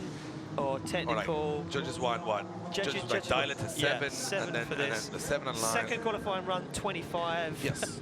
he takes the dial out, throws it out the window. Exactly. So a very, very good run there for Pavel Korpolinski. Where does it put him? I think they're going to like that. Yeah, I think I liked it. I think yeah. the people here liked it, and the judges liked it. So I think it's going to be right up there. Technically, as you said, not too much. Yeah, look at that. 86.3 for Pavel Korpolinski from Poland, 5th position. We're not even surprised by that because this guy is showing his talent. Yeah, we move it along though, Dave. Now we start in the top 6 of our championship. This is the business end This now. is the business end now. 4 rounds in, 2 to go after this. You got to make a move now if you're going to make a move. And one of those guys that did make a move in Hungary and hit the podium was Juha Poitalaxo from Finland. He is the current Finnish drift champion and current European Drift GP champion. So comes in here as the man to beat. He is running at 900 horsepower. It's a BMW E92, but it has a 4 Series front. Don't be confused. I was for quite some time. And he is one of those aggressive guys on the grid, showing promise right throughout the season. I expect a big run here. Yeah, very big run from Juha Poitalaxo as he fires 900 horsepower down on this custom circuit, and Poitalaxo missing at that front zone, and you know what, it's going to bleed in some points there, but he gets back on the accelerator, gets nice and close to the wall and stays there as Poitalaxo now transitions through the center of the circuit. Can he get nice and deep into the outer zone? Look at that, removing parts of the car already on the wall, and gets nice and deep into the outer zone. And again, another technical drive apart from missing at that front zone. Yeah, and I think that's another big score. Yeah. I honestly, I mean, as you mentioned, Ian, missing that inner zone, but when it came to those outer zones, he nailed them. Yeah. Oh yeah, the commitment that he had in the inner zone. Well, it just goes to show you the back bumper of that car torn in half. The entire back end of that car is sacrificed for a wall run. Yeah, I'm going to start selling BMW rear bumpers in all of these events. I'm just going to have a stand. 84 for Juha Poitalaxo from Finland, 8th position he goes, and I think he's continued his form. If you look at it, he's 6th in the championship, big score in. Hard to doubt him on this when he's looking that comfortable. Yeah. Next up is the man that I'm a big fan of. You're a big fan, yeah. Pavel Borkowski. He's probably the craziest driver out there at times. He definitely takes risks. He had a crazy battle with James Dean in Riga in the rain. Yeah. There was no need to go that aggressive in the rain. He just about got pipped by James Dean and knocked him out early in competition. But I think he's on these tracks. He looks super, really tight. And in Poitiers, we didn't even get to see him fully, get into his comfort zone because he broke a half shaft warming tires in the burnout box. Yeah, I mean, so he's back for revenge in another stadium here in Toruń. And this thing, it's sort of, I would say, conventional 2JZ 700 horsepower, very similar car to James Dean's in setup and design, and for good reason. It works well, makes him aggressive, and let's see what he does in his first run. Yeah, Pavel Borkowski, like you say, and you know what, for me, stole the show earlier and wowed me when he had a door-on-door twin battle in practice with Borkowski, with Karkoshik, and it was like a final. Yeah, I would have taken that as a final. I'd have packed up and gone home after that. Nobody even saw it. But what has Borkowski got now as he fires that car? He's going looking to take top spot in qualifying, hangs the rear bumper and the wing on the wall. Now nice and deep into that front zone, and again, second zone picked up very, very nicely. Nice transition to the wall, stays on the accelerator. Look how high he is on the wall as Borkowski now comes down, transitions into the center of the circuit, fires this Quantum S14 back onto the wall again as Borkowski wants to take that top spot, Dave, riding the foot brake and over the line. I'm finding it hard to believe right now how good these runs are. We watched the first couple runs, like, but this track is just, it's a man-eater. Like, they just chews up cars. But right now, we're starting to see these guys who want to fight for the championship, who are sitting in the top 5 or 6 saying, well, I got to go out there now, because the guys who are above me in the championship are certainly going to go out there and put good runs in. And Borkowski doing a solid job there of getting a score on the board. I have a little deliberation about this one, and that means it's either incredible or bad, but I would say it's probably incredible. Yeah, I'm going to say, listen, it's going to be a big score. I'm going to go as far as saying it's probably enough to top qualifying at the moment. Oh, big statement. Because it was a very technical run. It's fast, deep into the zones. You couldn't find too much wrong with it. No, so, I mean, you can nitpick it, pull it apart massively, but... and again, he's a guy that we expect to be in the twin battles tomorrow in the main event, when this place is heaving with 8,000 to 10,000 people all screaming. He's a local driver. That's what you want. This could top qualifying. Ian, you've made a big statement. Will you be right or wrong? You've been wrong in the past. But on this occasion, Ian Waddington is right, as Pavel Burkowski goes 91, first place in qualifying. That's a big statement of intent for the rest of the weekend. The rest of the grid are going to be going, oh, well, that's just shook the bed. Literally, yeah. I mean, it was technically so good, but another guy who's technically so good is this guy on the line, Bartosz Stalowski. 12 years of career, 50 podiums. Do not doubt this man with his incredible. Wow. Look at the entry. Stalowski saying he has not had nothing but problems, always tagging the wall. He had nothing but car problems this year. He said no issues outside of the Drift Masters events. Within them, cars just been letting him down. But he's going super hard. How is he's actually rubbing the walls there, Ian? Yeah. Keeping himself in the game. He's going for that 100-point score, but a couple of errors creeping in. Yeah, just a mere 1,100 horsepower right now under the right foot of Bartosz Stalowski. Doesn't manage to get all the way into that outer zone, and you know what, for me, the impact with the tyres it upset him massively on the line. It's a reinitiate, and that's going to hurt his score. But I mean, if you're apart from that, that's just a good run. Yeah, if you were working for Volkswagen right now, and you built the Bugatti Veyron, and you had that much research and development, that many people, and then some guy in Poland just came along, got 100 horsepower more from you in his shed. In a shed in Poland. That is the reality of this sport. And all he said to me he done was just bolted a big turbo on a V8. He said it was easy. How much time would Volkswagen have saved? I mean, to be fair, they've spent a lot. They could have just employed Bartosz Stalowski. Yeah.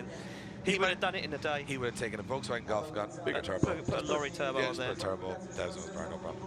So let's see what he scores on his first run. As you said, a couple of errors creeping in, and definitely has the experience to get the job done. But on that occasion, a 58.7 is always going to score for him in the 30, just creeping into that top 32 right now. Put a lot of zeros on the board, meaning when we come back around to the second runs, that is probably not going to be enough. No, exactly. Next on the line is the winner of round 1 of the Drift Masters European Championship, Conor Shanahan, just 15 years of age, and he's been in the wall a couple of times this morning, only getting one practice run all weekend. Yeah, look, this guy shone like a star at round 1 and suited these very tight technical circuits. Can Conor Shanahan regain some of that luck he found at round 1 here in Poland? Well, you know what, for me, I don't know. Like you say, some impact to the wall earlier in practice. They've got that car back together again, but round on round, Conor Shanahan not finding the pace and the momentum to keep going. Currently sits third in the championship though, so he's, do you know what, for me, he needs to make a little bit of a move right now. He needs to get back on the podium, secure some points, and you know, put the statement down that he is here for. Well, he's saying to a lot. You know, there was a big impact in Hungary at round 2. He's saying the car hasn't felt right since. There's a lot of chassis damage done. They're sort of aligning the suspension around those impact areas. So he's up against it here. But you know what? We said that before at round 1. These tight technical circuits, Conor Shanahan, you can see he's certainly not afraid to get close to the walls. He's got a chance now. He's in third in the championship. He wants to take this championship this year. He has to do well at this round. He'll know that going into this run. Expect big things. Yeah, Conor Shanahan not going to leave anything out there as he almost comes in backwards, but it's messed up his line massively. He's going to have to work now to get it high on the bank. Doesn't manage to get out to that first outer zone. Collects that first inner and the second now as he transitions back. He needs to start tidying this up to Shanahan if he's going to find himself a place inside top 32. Gets in it, very tidy line into that second outer zone as he transitions now back onto the wall again. And Shanahan stands on the accelerator and smokes up those Westlake tyres as he takes it home. You know what, not bad for a man with one practice run. His initiation, though, costing him big time. Went for the big sort of flick entry, something with a lot of style. It's scrubbed too much speed, put it on the wrong place. He didn't have enough pace built up, and I think he'll learn from that for the second run. I'd say that's what the judges are going to mark him down on that. The rest of it seemed pretty tidy. Yeah, very not nice. a bad run at all from Conor Shanahan on his first. Remember, we run all of these drivers in reverse championship order with 2 drivers left, and then we go back to the start. So everyone gets their second run. That's when we know if guys are in or out, or what the target is to try and stay into that top 32. So we await the score for Conor Shanahan to drop in. 2JZ 600 horsepower and run it at that 180SX, like you say, Dave. Not messing around is the young man, but he needs a good result at this round to keep that momentum. And a 68.7 drops Conor Shanahan into 23rd place. Work to be done. For sure. Next up, Grzegorz Hipki, the Polish driver who is now looking like one of the championship favorites. He took a podium, win at round 2, second on the podium at round 3, currently flying the Polish flag in second position in the championship, just behind James Dean. Has to keep that momentum up here, Ian, to stay in the fight. Yeah, I mean, listen, for me, he looked very, very strong in practice, very fast. This car looks like it's perfect for this circuit. And you know what? I think that Grzegorz Hipki believes in himself. He can take this championship, take it from James Dean. I completely agree. Well, what has he got as he fires it in? It's a very early initiation, but look how nice and high Grzegorz Hipki is. on that outer zone now, drops down and collects both of those front zones. A very tidy line from Grzegorz Hipki. Now gets back in that zone, a big tag on the wall. Doesn't upset his line too much, a little searing correction. Judge is going to be looking at that as he now, drops a wheel in the centre of the circuit. But look at the pace he's carrying, Dave, as he gets back into this outer zone, stands on the accelerator, and Grzegorz Hipki. You know what? A great run, maybe not even as strong as some of the runs I've seen in practice. So maybe the occasion getting the better of Grzegorz Hipki there. He will score. He definitely will be in the top 32 with that. But and it looks very comfortable waving to the fans that are here. For me, he comes alive in twin battles. He finds himself inside top 32, and it's kind of like, well, once I'm in 32, you're not going to stop me because I will get on the door and I'll take you down. I think some of these guys like having a moving target in front of them 100%. to get the best out of it. Let's see what Hipki does. It's a 77.3, so work to do there. 20th at the moment in qualifying, leaving one driver remaining for the final run of the first half of qualifying. And of course, we'll step in then and get a word with Ryan Sage, see what he makes of the action so far. It is going to be James Dean, a man all too familiar to you if you're a Formula Drift fan, if you're an Irish Drift Championship fan, even if you're a European Drift fan. This guy is everywhere right now. And you know what? You can be everywhere, but it's very difficult to be winning everywhere. And that's where he currently leads the US Championship, the Formula Drift Championship. He currently leads the European Championship. He's a 5-time European champion. He's a 1-time Formula Drift champion, Guinness Book of World Records holder. I could be here all day till Tuesday telling you what this guy has done the last 7 years. But right now, most importantly, he's top of his game. He's in his prime. Everyone's intimidated. And right now, he's going to come out here and try to put a statement down and say, this is my championship, back off. Yeah, I mean, listen, James Dean's going to be looking to take top spot in qualifying, but what has he got as he fires at that Falcon Tyres Workhouse S14? And look how close he is on that front clip. James Dean almost taking the front bumper. Precision driving again from the machine as he gets on the wall in the second out zone. You can just see that front wheel slowing down. Now it drops down into the centre of the circuit. James Dean absolutely perfect, carrying a lot of speed. That teal and blue getting nice and high on the bank, and James Dean running that big country laps wing over the wall and across the line. James Dean does it again. I think that's as much as he can do. I think that's the perfect run. I think he's got more in him. I think he's got a little bit more in him. I don't see much wrong with that. On this circuit, with the criteria laid down, I see him lay down one that was better than that earlier. I would be massively surprised if that is, of course, top qualifier, but if it can be beaten, that is almost inch perfect. Unbelievable. It's unnatural how precise he can be. It's unnatural how precise he can be. And I think from my perspective, that's going to be a huge score. The judges are already they're having a chat, which means, I don't understand, did they see some how things? good is it? Because it's definitely good, but how good is it? James Dean, first half of qualifying, over and done with. And I would say, let's see, I'm in the 90s with this one for sure. Yeah, I'm in the mid-90s with this one. Is it a big enough score to take qualifying as the judges put their score in the system? Look at this, a 93 from James Dean. He takes first place in qualifying right now, Dave. And James Dean, the machine, looking like the guy to beat. Absolutely, and I'm going to just drop my microphone over to Ryan here and have a chat with him about what's happened in the first half. Nice to get another perspective on it. Yeah, exactly that, as Ryan Sage takes a hold of Dave Egan's headset. And James Dean taking the top step in qualifying. Ryan Sage, a very mixed qualifying session there. Some big accidents, a lot of zeros, and James Dean doing exactly what he likes to do. Yeah, I mean, you can always expect the best from James no matter what car he's in. Only 2 90s that we saw in all of those runs up there, a 91 and a 93 with James coming in at the end. So a lot of really interesting things that came out of qualifying for me is I noticed that the guys that were really seemed to have a certain level of confidence were the guys that were generating a lot of wheel speed, driving back through their own smoke line, coming into that final zone.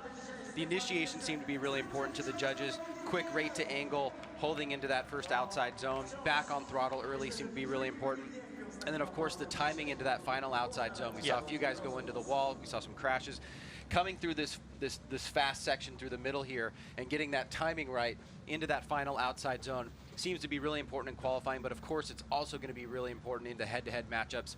And I noticed that there seems to be 3 areas on the course where there is a natural deceleration. You've got the initiation, you've got one coming into this the second outside zone, and then obviously through this last section into the final outside zone. I wonder how that's going to play into tomorrow's head-to-head matchups. Seems to be a natural decel area. You have to imagine the spotters are going to be talking about what the tendencies are of the drivers coming into qualifying, but overall very excited from what we saw in this first run here. Yeah, I mean, listen, a very heated qualifying session, and like we say, a lot of these guys, just their first qualifying run, so we expect a lot more of them as we move into the second runs. And as we can see, first guy on the line, and that will be Mevlud Melaz.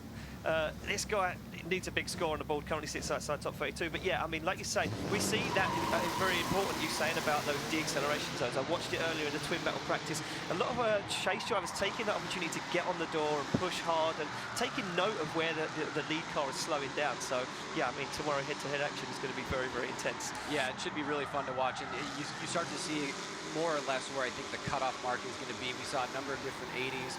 We saw a lot of guys in the 70s. I think the 60s are going to go away. Probably the low 70s are probably going to go away. There were 10 drivers that didn't get a score or didn't make it to the line, so that's obviously going to factor in to see how they do on their run if they make it up to the line. Exactly. So sitting with a 63 currently is Mevlud. He puts down a good run. Is it enough to break inside top 32? Well, we're going to find out. Like you say, you know, you're going to eventually start seeing the 60s and 70s dropping away. And I predicted a top 10 of 90s. We're not far off it now, and you know, I can see those scores are slowly creeping up as we move forward, and a lot of guys are going to be pushing hard. So big things to be expected from these guys as we await to get a score there from Mevlud, and judges just discussing that one. The Georgian driver making his first appearance here at Drift Masters European Championship. Yeah, it'll be really interesting to see where this qualifying reminds me a lot of FD qualifying in a certain kind of way. There's a precedent that started in the first run. You start to see those low scores drop off, and obviously maybe a few more pop into the 90s. The judges seem to be pretty consistent of what they're looking for, what's important to them, and the guys that have a lot of confidence are the guys that you see in those high 80s, low 90s, and they'll usually back that up, or maybe they'll go for broke and we'll see some nice wrecks. That's what we like to see. You know, we often see that a lot of the guys that are feeling confident, you know, they're sitting with an 80, a mid-pack score, and they'll fire them cars in and try and go for broke, you know, try and get inside that top 10. A 76 for Mevlud in his second run drops him in the 22nd position at the moment. Not sure if he's safe enough for top 32. Like you say, Ryan, a lot of zeros scored in the first half of qualifying, and some work to be done as we see Bartosz Ostalowski sitting on the line, ready to go, and Dave Egan's just going to jump in and join me for the second half of qualifying as I am going to talk you through Bartosz's second run. He comes off the line. Remember, ladies and gentlemen, this guy lost both his arms in a serious accident, uses his foot to control the car as he fires it in. Bartosz now, a few mistakes in his first qualifying run, but looking tidy so far, and he knows now the precedent, like Ryan Sage saying, we all kind of get in this precedent of where everyone's sitting, Dave. Yeah, and of course, again, the question of what is the safe run, is it enough to get you into that top 32? Right now, Bartosz doing a good job. A big angle on his run too. Judges are going to like that. He's getting, you know, he's not taking it too tentatively, getting out to those walls. And you know what, a little bit better than his first run here, and I'm impressed with his ability this weekend. At a moment outside, I just walked outside, Ian, just to feel and absorb the atmosphere here, and the way the cars echo around this arena. Tomorrow is going to be insane. Yeah, but I mean, I wish we was, you know, encouraging to people to get on airplanes and come over here, because I feel that everyone's going to miss out. You know, it's what? Such an insane we're the lucky event. ones. The Polish audience are the lucky ones. If the championship, if you're in Germany or Ireland right now and you're not heading to any of these rounds later in the year, you know what it does for me? It says to you, what are you doing next year? Yeah. What are you doing next year? I'm seeing some package holidays getting picked up. Are you seeing some package holidays for the future? Packing the wife and kids up. We're going to Drift Masters, honey. Exactly. Look at that. 66. 66. 2 consistent runs, 28. Like Ryan said, a lot of zeros. Is Bartosz Ostalowski, safe? We're going to find out. Well, he's inside the mix right now, which is not a bad place to be, but it's going to be a nervous wait for him as the drivers who scored zeros in the first half of qualifying now start getting that confidence. Yeah, exactly. We move it along. Ahmed Daham right now currently sits in 12th position with an 83.3. And the pressure off a little bit, I think. You know so what? Now we're going to see some flair. We're going to see the man from Jordan. You know, we call him the craziest man in the Middle East. We've watched him from our championships we've run in that part of the world dominate. And this guy has spent the entire off-season going door-to-door with James Dean in the Oman Drift Championship. So from that perspective, he's not afraid of anyone out here. He's coming in hot. He's certainly not. And look at this as he fires that Red Bull West 15 to the wall, almost contact with the wing. And look at this from DeHaan now. Like you say, Dave, he knows the president. He knows the score as he fires his car. Whoa! DeHaan takes the front bumper off the car and the rear bumper. DeHaan coming with the intent to take qualifying. This guy's not messing around. All that practice wheel to wheel with James Dean has paid off in the off-season as he fires the car back on the wall again in this outer zone. DeHaan taking it to the wall and over the line, the Red Bull guy bringing it all to play. You know what? That could do it. That could do it. Take James Dean. Look at this. DeHaan. You know what they say, leave it on the track? I don't think sometimes they mean it literally, because he has left pieces of fiberglass all over this circuit. From my perspective, clinically not as good as James Dean, but from a risk-reward perspective, I think much better. Style. He had the style, took a risk. Golden buzzer. Yeah. Golden buzzer for We me. need the golden buzzer. We just want to put him in now. We need it. I think, I mean, when you see the replay pop up, Look at this, look at judges this. saying, look at this front bumper run. Just right to the edge of the circuit. Oh, just enough to move them. And just, then look, fires, look, no, the rear of the car on the wall, no messing around there from Ahmed DeHaan. I'm looking forward to seeing the score here. That's got to be right up there. It's got to be up there. That's got to be up there. So Judge is still talking about it. It had all the impact, and I mean literally and figuratively. It had the impact. He hit walls. He was in the zone. He held nothing back there. If you want entertainment value, you give him your ticket, because that guy has just justified the entry price for tomorrow's show if he's in it like that. So I think this could be huge. Can he take James Dean down? That's the question. It's going to be close. I think it's going to be right up there. Let's see what DeHaan scores at 90.3. Look at those two scores. Third position for Ahmed DeHaan. And you talk about these Middle East drivers coming to this championship. Can they hold their own? Well, the question's just been answered. Next up on the line, we move to Jakub Šmušković. And he did pretty good on his first run, a little bit tentative. Now he's got to, put a bit more risk on the line. We saw DeHaan do it. How exciting is it to watch these runs, though? They're so knife edge. Crazy, as Šmušković now fires that car, and he's going to be looking to get higher. Oh, and he takes it off. Oh, and a big impact with the wall for Šmušković there. He rolls out of it, lucky enough. But he gets caught up in the wall pretty bad there, Dave. Yeah, turning into a Smashkovic there as he went into the wall. And, they're going to have a little bit of cleanup on aisle 9 there again. Do you know what? That's the problem. You're watching the guy before you saying, I've got to risk it. I want to get up into the 80s. That's a big risk to take, and just goes wrong that quickly. And the problem there is he now sits in 18th position. It's mid-pack. It's okay, but is it enough? I think you're going to end up seeing those 79 scores in mid-70s, like Ryan Sage was saying. I keep referring back to that. Very good insight from Ryan Sage. You're going to start seeing them scores dropping down the order. And like I predicted, the top 10, potentially all 90s. Šmušković right now, listen, he's got all night and most of tomorrow to get the car fixed. But the is he safe enough? Yeah, with there's that a lot of zeros out there. There is a lot of zeros, and a lot of guys that just put in, in the high 70s will start dropping him down the order very quickly. So again, the problem now for him is car not so bad, but he's a spectator. Yes, that's all he can do for the next hour or so. Watch these guys go through the runs and hope he doesn't get knocked all the way down. That's you want to put a score in that you don't have to fight for. DeHaan goes back into the pits and says, "Job done. Let's get this thing tidied up for tomorrow." James Dean can say the same, but for Šmušković, look, he threw it all out there, and it was a very good initiation, very high. Got into it. Did he lift off the throttle? Yeah, you can see the brake lights on. So he did the the classic mistake with the wall run, and easy for me to come out and say, why did you lift off the throttle, dude? Why did you touch your foot brake? But when you're in that situation, it's one of the first things that comes into your mind. A lot of experienced drivers say, though, you need to stay in the throttle. Yeah. Once you tag the wall, you keep in the throttle. You try and pull the car away from the wall a little bit and keep it into it. Šmušković, unfortunately, yeah, he just, you know what, it happens in an instant, though. Easy to analyze it on a replay, but realistically, when you're out there in the zone, very difficult for any driver to adjust something that quickly to save himself from a wall. So another driver falling victim of this incredible circuit here in the Motoarena Toruń in Poland.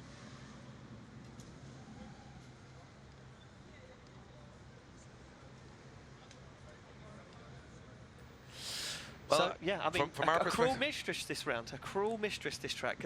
Not holding any prisoners. Well, I'll put it this way.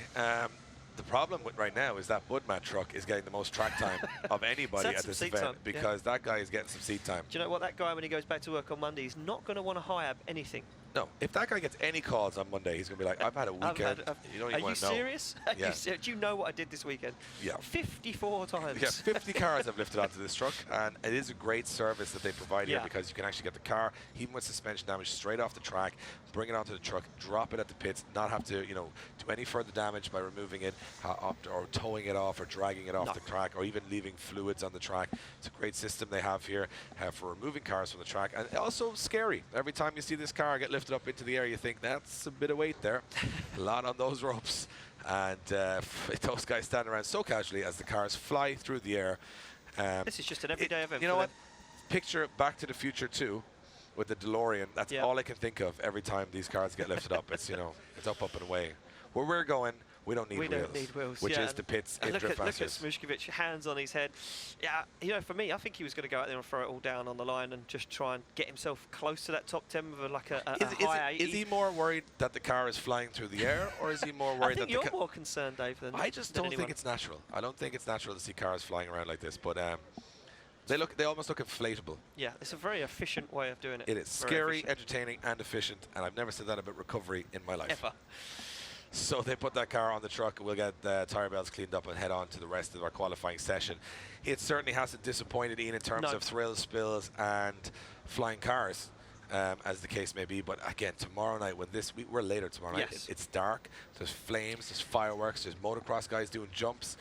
I'm looking forward to it. And that's the thing. Again. We come here and you could say, yeah, the guys are saying this because they got to go do their job and talk about the drifting all weekend. But we generally sit here like fans and go, if you love the sport like we love. We're drift fans. Exactly. We're invested in this sport massively. I may not be a fan of you, Ian, but the sport in itself. That's a low blow. I'm sorry, but again, you've got to be polite back to me when we're live on air, so it works. But the idea here is that these guys that are putting it to the limits, it's what a drift fan wants to see. It's in unusual surroundings, unusual circumstances. It's not the norm. No. And it shows how adaptable this sport can be, that you can go out there and find a stadium and say, you know what would look good in there? A drift circuit. A drift circuit. Well, and 8,000 people. And someone said, but you'd have to put a load of tarmac in the middle of it. Flames and FMX freestyle jumps. And then someone replied, and what's the problem? And the guys at Drift Masters are like, yeah, we can do that. Yeah, well, we can do everything, and also we'll just take it all down in 2 days. Pack it all up. To me, getting my bag packed on Sunday to go back to the airport. Here. Oh yeah, that's a task. That's a task. I'm like, look at the mess. I've got to put it all back in the bag. How did I get this in the bag in the first place? Then you've got to get to the airport. These guys do 20 full articulated lorries full of just walls and tires and stuff for this event. But not only that, they pack it up and drive it all around Europe. And these guys are going to drive to Ireland. And to Germany, in Hockenheim. So we're in Hockenheim in 2 weeks' time, or 3 weeks' time. 3 weeks' time, yeah. Then we head back to a small little island called Ireland, where a couple of these guys are from. And we're expecting a big show there to finish off the season.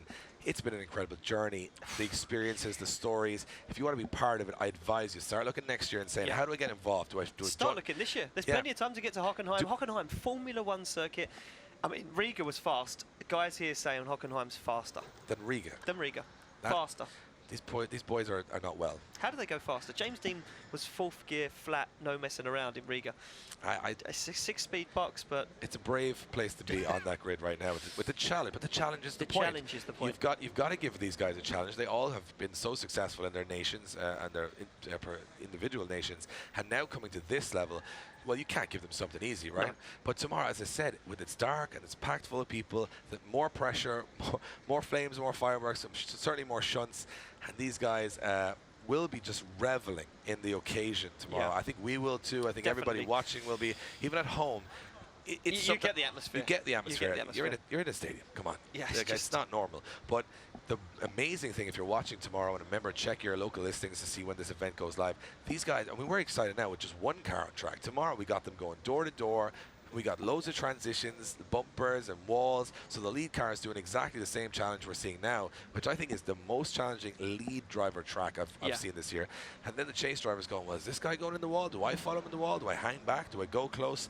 We're going to see a lot of split decisions made throughout the competition tomorrow. And I'm still telling you, unpredictable. There's going to be a couple of guys up there in the top 4 that you would not expect. Yeah, and you are 100% right. For me, I know a lot of drift fans, a lot of guys that watch a lot of drifting. They watch FD, they watch IDC, BDC.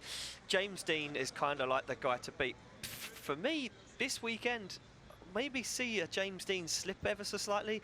The Borkowskis, Sounds like blasphemy. Karkoshik. But I've yeah, what have I done? I've just thrown the James Dean Bible on the fire and said, Yep. take that. I'm going to say there's going to be someone else. But yeah, Hipke's, them guys, like you say, yeah, I mean, it could happen. And I think, Again. of course, we mention him because he's that highly ranked right now. And of course, if you're leading the Formula Drift Championship and the Drift Masters European Championship, we can't ignore that. No. But at the same time, he is saying in both championships, it's getting harder and harder and harder, and he's feeling more and more pressure. And that's because every now and again, a sensational star like him comes along. But what it does is not just dominate the sport, but it brings the level of everybody else up. And their confidence against him is higher than any other driver. So he has a disadvantage in many ways, that people will go closer to him than anyone else. They'll trust him more than else to go closer. And we'll see that right thread tomorrow. We've seen every single battle James Dean has been in this year. Someone's either hit him, wrecked, or gone very close. And that's what's ahead of us tomorrow at the main event. I'm looking forward to it. So we are back on the track. The cleanup is almost finished, and as I said, public will be in tomorrow. We'll have this place hopping. There's a DJ downstairs setting up. It is like a party in a stadium. Transit. There's a transit van. So, and if you don't believe me, you have to watch tomorrow, Watch the because live we stream. got a couple of things we don't even know is happening. I'm absolutely pumped for round 4 here at Drift Masters European Championship.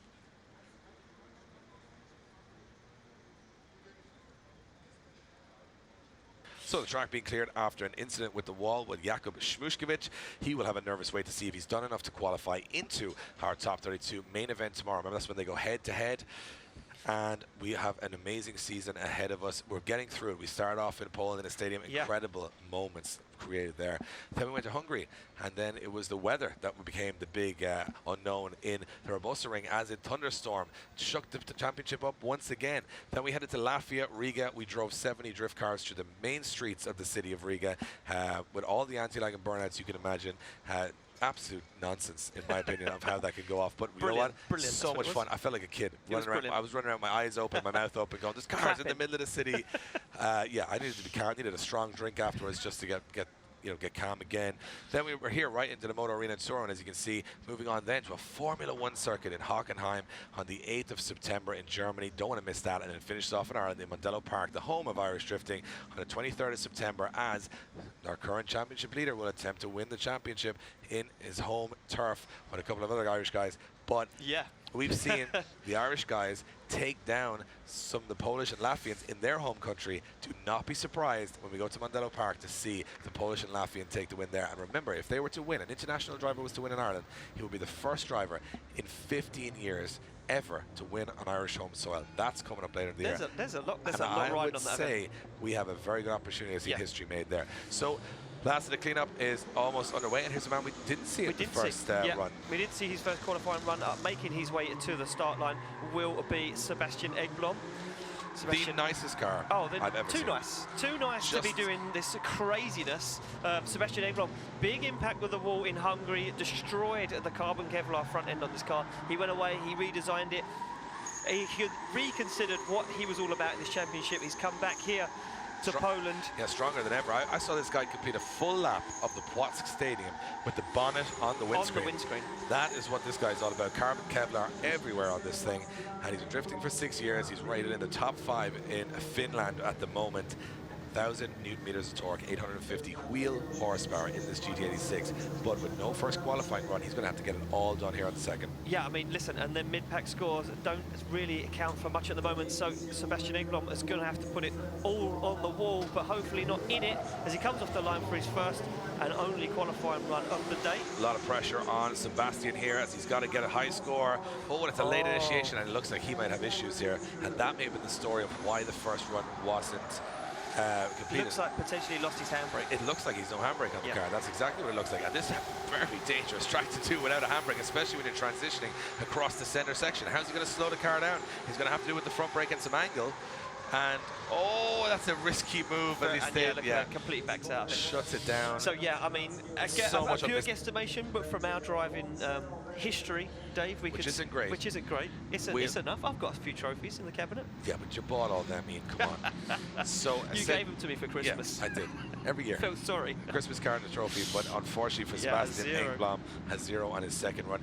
That's unfortunate for him, and misfortune seems to be following him here. He'll be very devastated with that, and it's something we didn't want to see. No, exactly. We move it along to the next driver. It will be Axel Mack, another guy who's had misfortune all year, but he comes back this round bigger and stronger than ever before, and he's looking to do some damage. The LQ4 twin-turbo V8 under the bonnet, 700 horsepower of this Lexus IS600.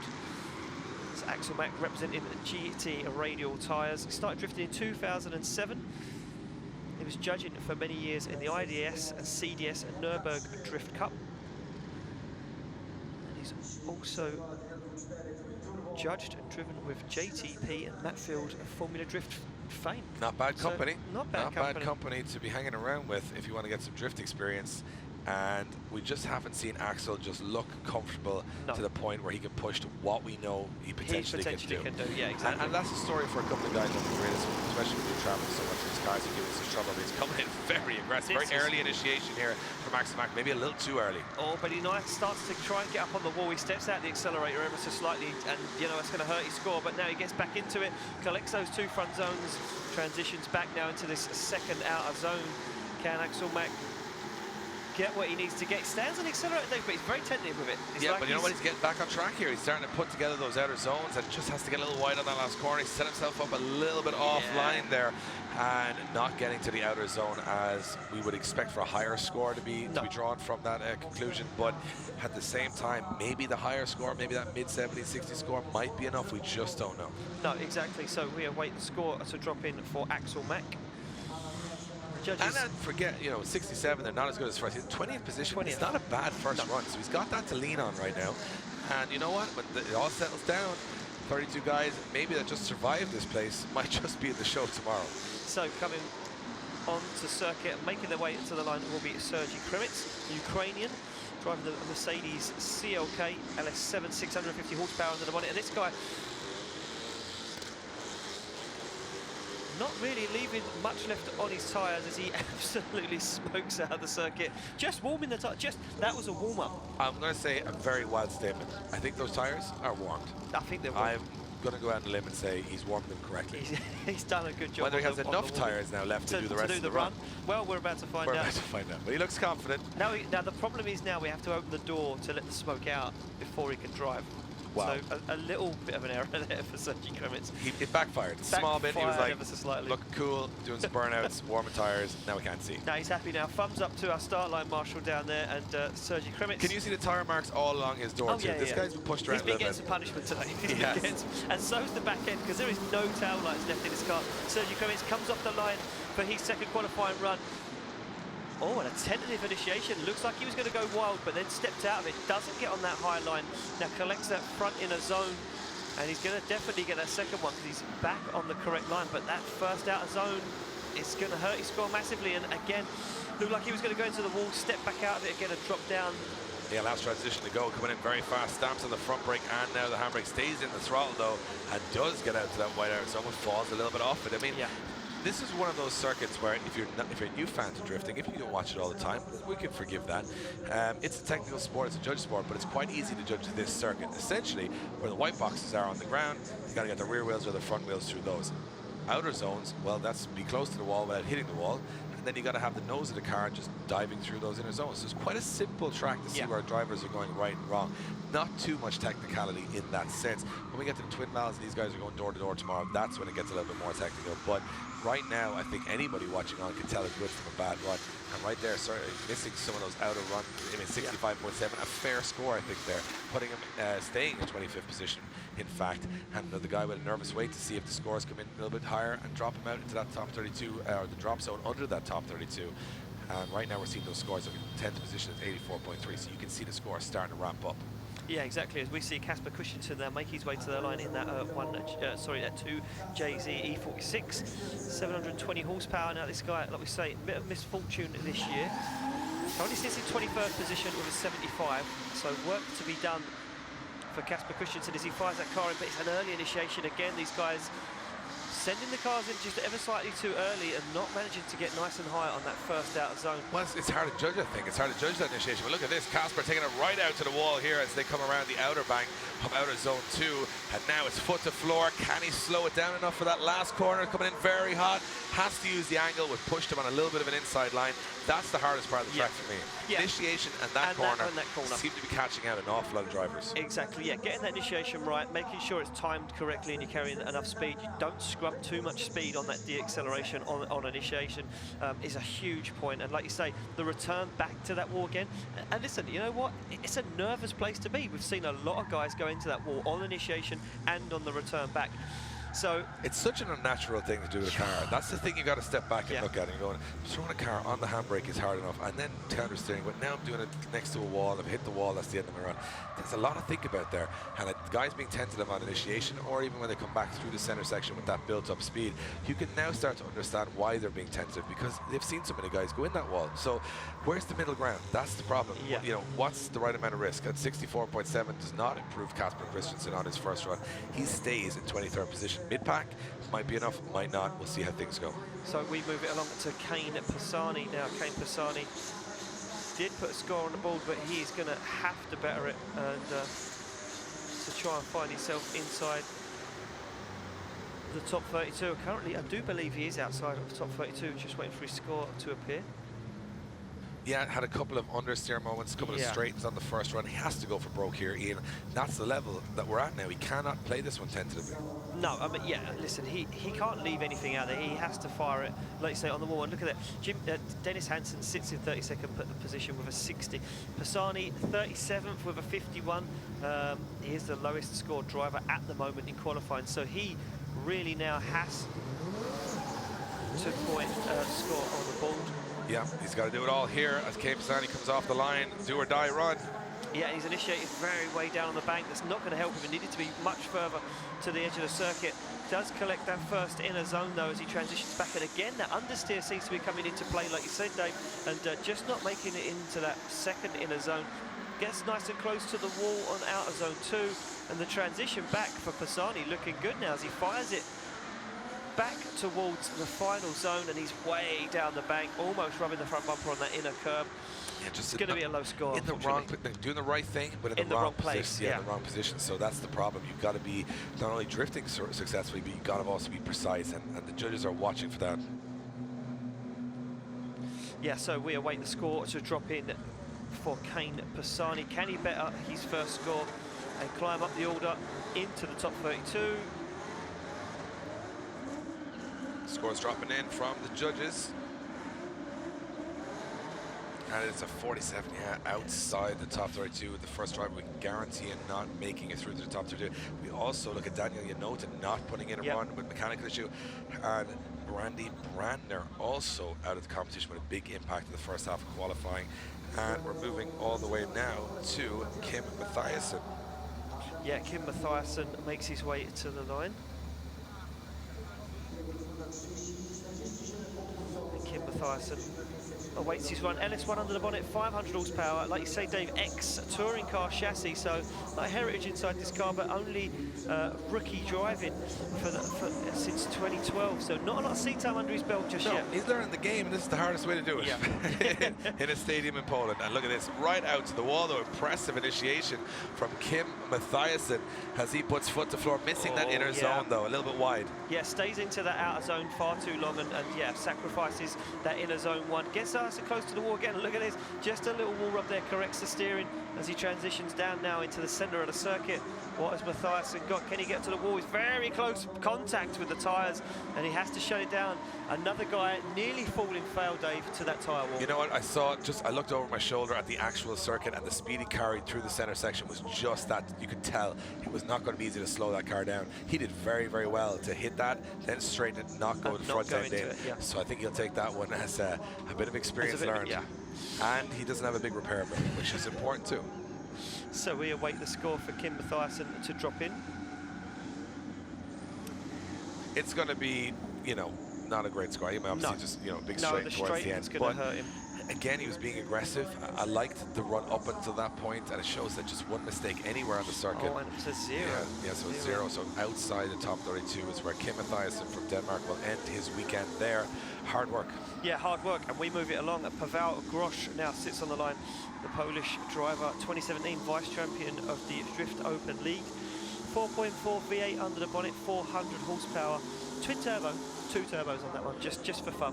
Just an extra one. Why not? You know, they were having a sale. Yeah. 2 for 1, and he put 2 on the car. So this, and you know what?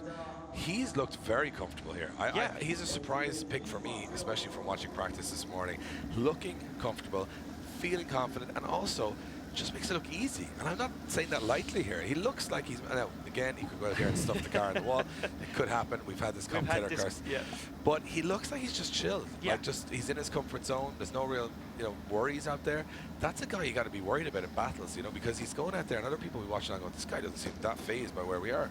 No, exactly. Yeah, listen, he was the first guy out in practice. Like you say, feeling confident, he fires that car in. Now, what has Grosz got as he fires this V8 E30 to the wall? Almost contact, but he keeps it out of it. Now, can he get nice and high in the bank again? He doesn't. He drops down. Going to collect that front inner zone. But now he has work to do as he transitions back. Can he get onto the wide line again? And he certainly does, as Paweł Grosz starts to pedal the twin-turbo V8 E30 through the centre of the circuit. Almost takes the water barriers with him in the centre section. And look at the speed he's carrying through there. Locking up it's that a front very wheel. impressive run. See what I mean? So composed out there. So composed, yeah. Very, very good run so far from Paweł Grosz as he finishes the run-up.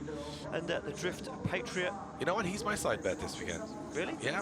Outside chance. Put a few quid on him. Put a few quid. And it could pay off because he is one of those guys I've just watched from practice to now that doesn't seem that worried. No. So we await a score to drop in from our judges, just discussing the score for Paweł Grosz.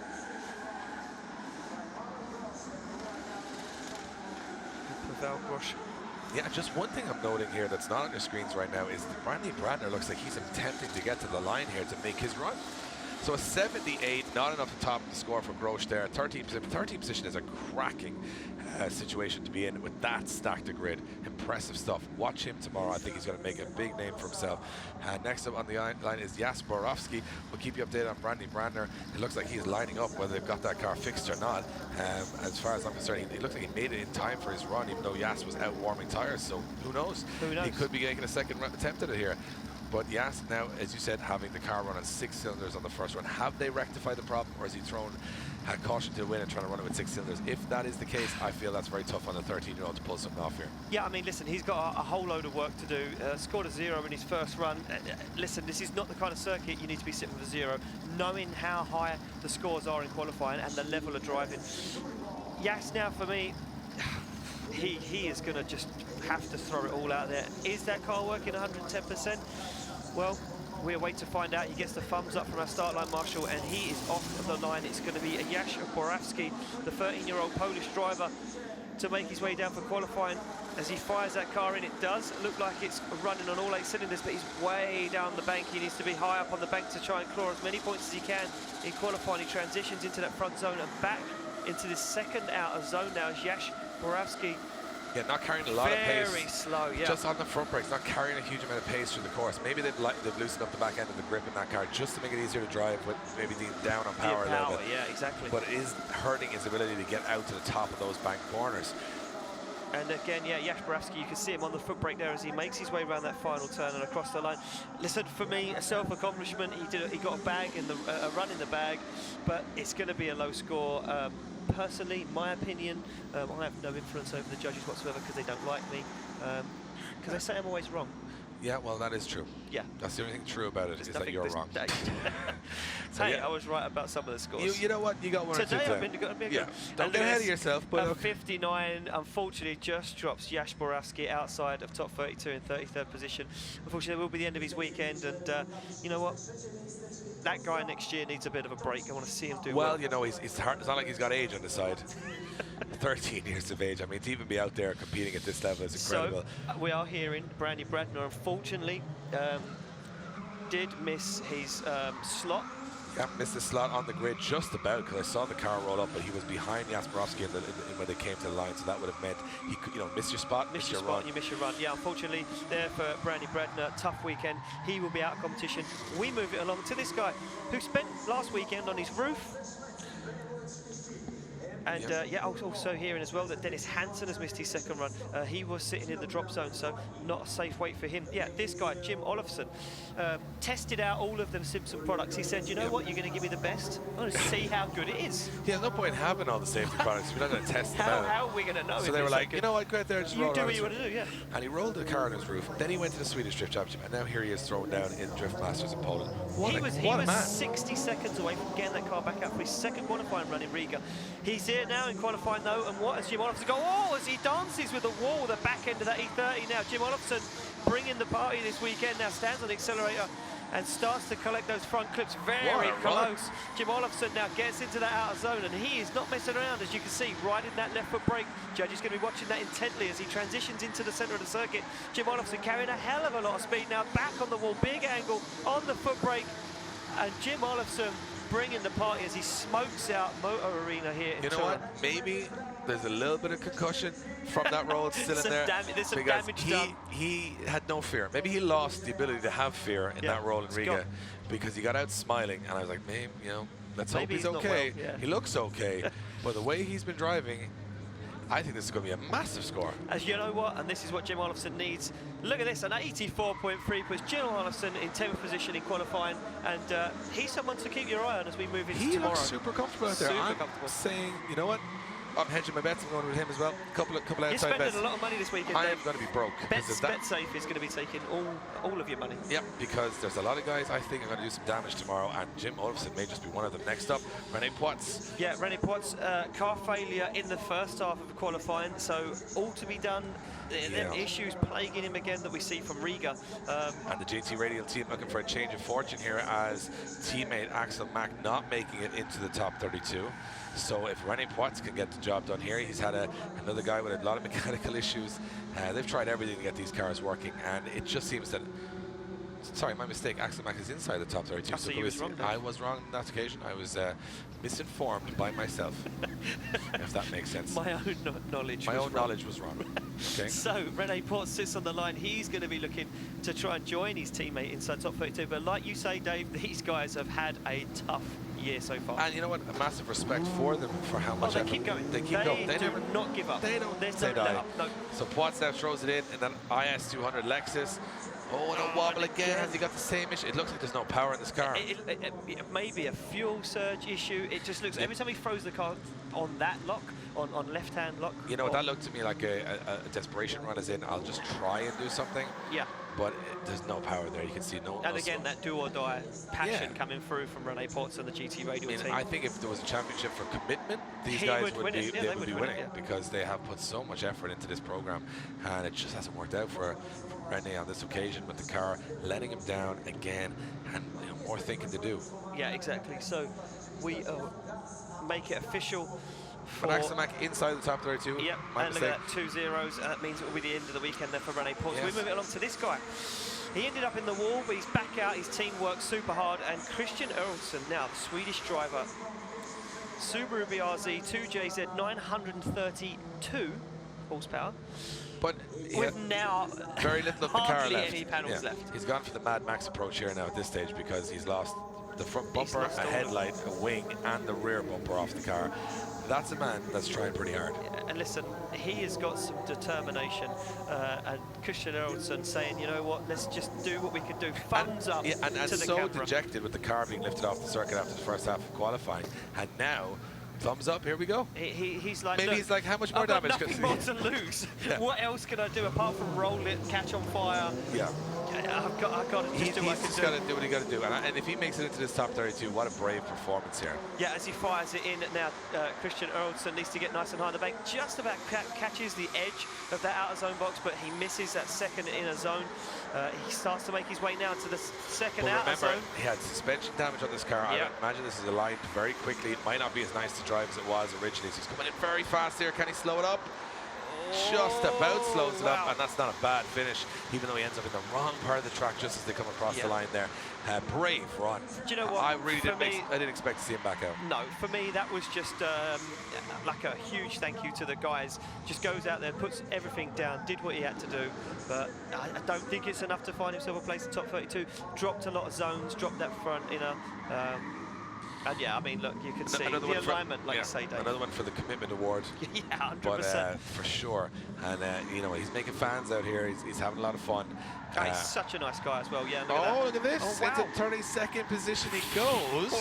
Stranger things have happened. 61.3. Can he hold on to it? The Swedish driver now has a weight on his hands as we move it along to this guy, Dariusz Fabishak, another guy who took his car to the wall, the Polish driver. The Nissan 200SX S15, 3 used FE, 650 horsepower, supercharged I had V8. to Google what the engine was. Yeah, I nodded for the first 2 rounds, and I said I have no idea what a 3UZ is, but it is a Lexus V8, a modern Lexus V8. This one running a supercharger plus nitrous. Oh, just all of the toys. So if you've played Need for Speed 2, this is kind of the car you would. This is what you would build. So Dariusz Fabishak, coming in very late on a flick entry, and it's worked for him here. Yeah, very nice initiation. He gets nice and high on the bank, like you say, Dave. Nearly drops the wheel over the edge. He's that committed, but drops that inner zone now. He needs to try and get back on a nice tidy line to claw as many points in the bag as he can. As Dariusz Fabishak pedals this S15 through the centre of the circuit, he's carrying a lot of speed now into this out zone. Can he slow it down? He can. A little wobble. Oh! And he gets into the wall. That's a big impact. Again. And you know what? For a moment he thought he had it, and he committed again, and that is a big impact for Dariusz Fabishak. You can see the front suspension absolutely torn from the. Oh, that's a big hit. And he's trying to move it, but yeah, it's just not. From my perspective right now, that is a big hit. Now, he has a score from the first run, but I mean, he was going so well there. He had it all. I mean, he just went for the big exclamation mark finish. Yeah, he just went to prove the point on that last half of that run, and you know what, didn't pay off. Yeah, Kieran Hines looks on dejected. He's dejected for him. Yeah, because it was such a good run up to that point. So our scores will have to come in at some point, but the truck is back out again. Seat time for the boys from Budmat. City from the Budmat driver. Yeah, out with the crane we go again, and it just, you know, for a moment he was like, oh, he's got it, it's fine, and then he's in it. Just touched the rear wheel, and then boom, like, that's why, you know, we're championing these hands devices in the cars. That, look how vicious he goes into the wall here. Boom, and then bang, and then everything's broken, and look at the front wheel. Look at the headlight impact. Goes off the track. That's not a cheap headlight. That's a genuine S15 headlight, a complete one. Yeah, now watch this. You don't see that alternate anymore. Angle goes in, just has it, and next thing goes in too deep, boom, and as you can see, goes around all corners of the car. Now, probably looks worse than it is with the suspension damage, but the car bouncing around, better than a dead stop in the concrete wall. So there is something to salvage from it. We've watched Christian Erlandson hit it and come back out again, so I imagine suspension components fixed and they might get out there again. But yeah, it is 30th position, he'll have to wait, and again, it's a nervous wait. And if he does get in, then he's got a huge task of fixing that car. Well, listen, these guys are going to be working hard tonight. Yeah, like you say, if he does get in, and trying to get that car, you know, back out on circuit tomorrow for top 32 battles. But yeah, a big impact, like you say, Dave, and a nervous wait for Dariusz Fabishak. Massively, and I think from my perspective, well, now, I think we've talked about the craziness of this track just for a moment while we get a little clean up here. It's been crazy all year, and it's been exhausting for us watching this incredible action. Let's go back to the previous round in Riga and check out what it went down, because that was just as insane.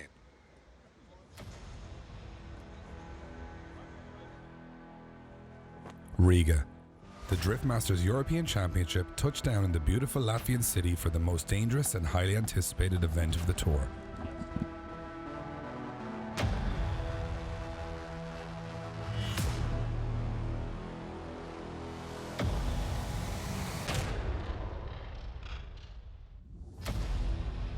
This track takes no prisoners and only rewards the brave. Drivers knew there was no point in showing up if they weren't prepared to throw down.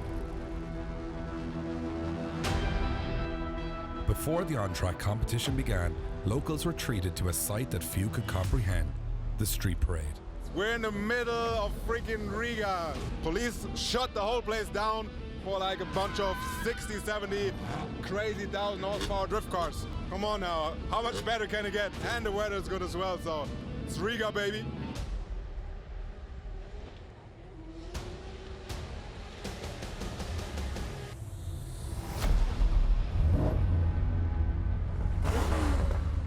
You have to stay focused, and commitment definitely will win the race. This track really requires high concentration and a lot of commitment, and then I would say balls.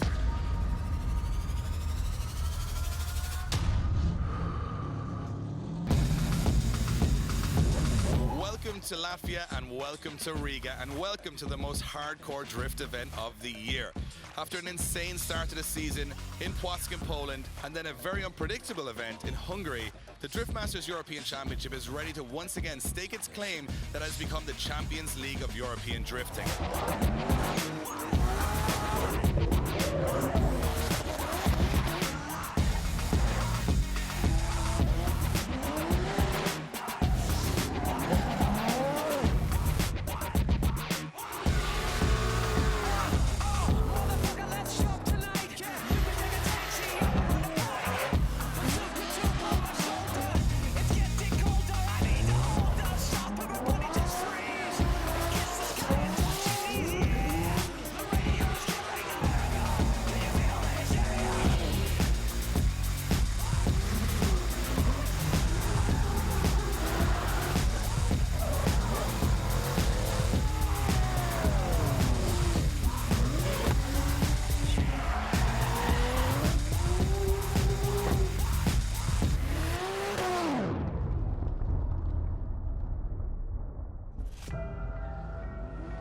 Almost on cue, unpredictable weather conditions would make the circuit even more challenging and treacherous.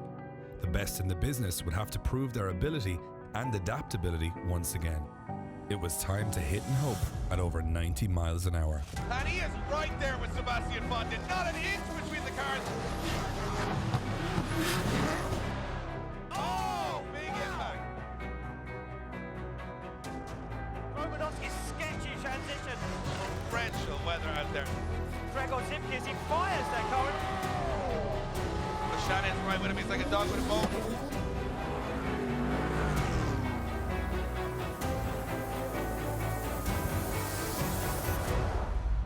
But even torrential downpours couldn't stop the knife-edge action, as each driver threw caution to the wind.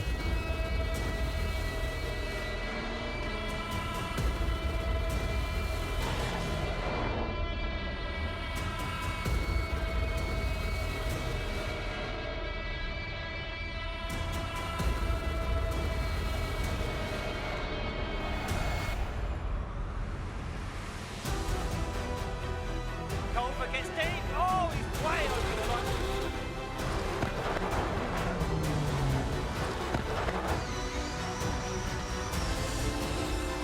Definitely the speed is picking up here, Ian. Romanovski now starts to get on it. Hipke absolutely flying. They fire it in door on door into the first turn, and Adam Zalewski starts to give Bartosz Sadowski something to think about. Current Formula Drift champion James Dean would have to go through Krzysztof Romanowski in order to make the final. It was go time for Poland and Ireland.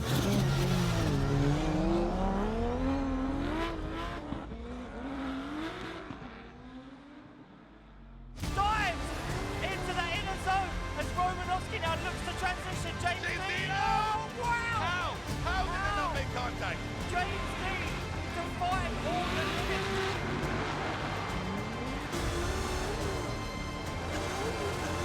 Romanovski now stands on the accelerator and starts to hunt down the 2017 champ. Zalewski on that perfect lead line, and look at Romanovski looking to hunt down the door. Can he? Wow! Adam Zalewski absolutely putting caution to the wind. Oh, and he hops over his car. Contact! Krzysztof Romanowski would beat defending champion Adam Zalewski for third step on the podium, leaving us with one final battle remaining. Gregor Szybki, the winner in Hungary, had championship point leader James Dean firmly in his sights. With so much anticipation resting on this event, the final would have to be something truly special. It certainly didn't disappoint. He doesn't seem to have the pace for James Dean. Look at that! Out of nowhere! He just comes out of nowhere. Hipke out of nowhere!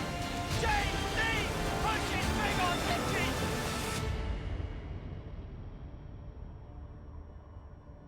After 3 grueling rounds of action, record attendances and unrivaled online viewership, the Drift Masters European Championship is certainly cementing its initial claims as the Champions League of European drifting. As we head to round 4, we ask one question to every drift fan worldwide. Can you really miss what happens next?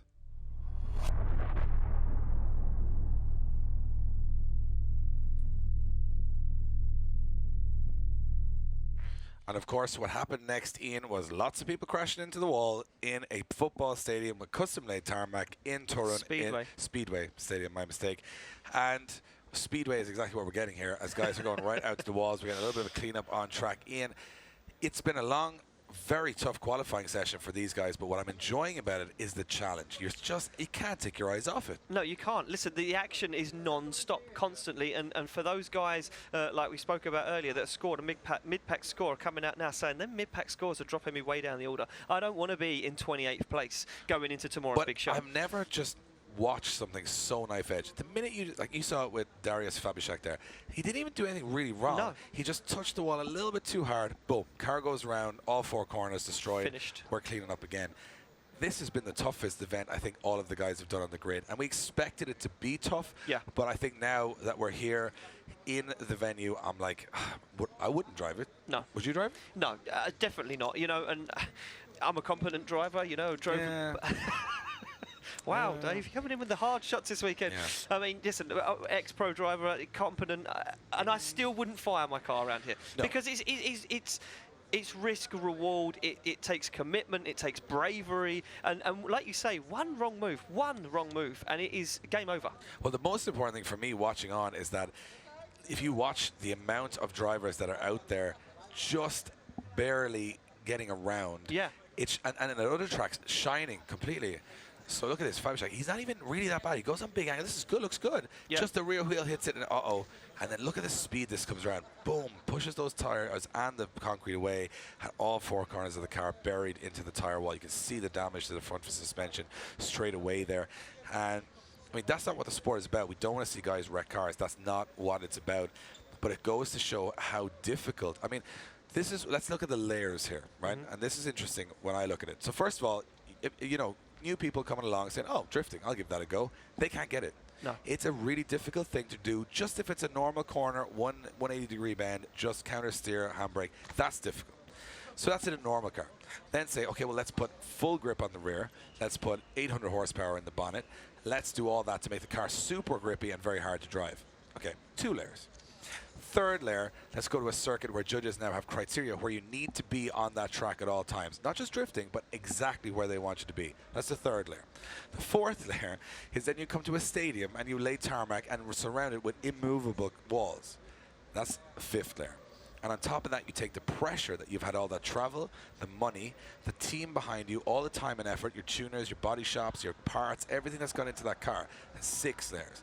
And then 7th, you've got judges like us and people online watching on, pressure on from your home nation, making sure that you do well and represent them. Exactly. Those layers, when you stack them up on a normal human being, are incredibly taxing and incredibly hard. And I mean, we watch it very numb because we're watching it online. We're not, but you're here and you watch the work and effort that goes into those cars. It's exceptional. These guys can even handle the pressure of coming off the start line. Then to make an error, that's the next part. The next layer, the final layer, one small error, and you're done. Your car's done. Your weekend's done. That's incredible. Yeah, I'd say there's a layer in between that as well. And not of all the pressure, what you say, completely right. All that pressure, but then before you stack on the last bit, there's one more in there, and it's getting together 60 of the best drivers from Europe. Not just 10. Oh, there's 10 guys, and there's 10 spaces. There's 60 drivers, and we're going to cut that grid in half to 32. Oh, and you need to score about an 80 to get in that grid. Yeah, and if you stack all of those layers up, if that was a sandwich, it would just fall over. Like and you sit on the line, and all of that pressure is on you. Yeah, and then you got to go out there, just go, take a breath, and go.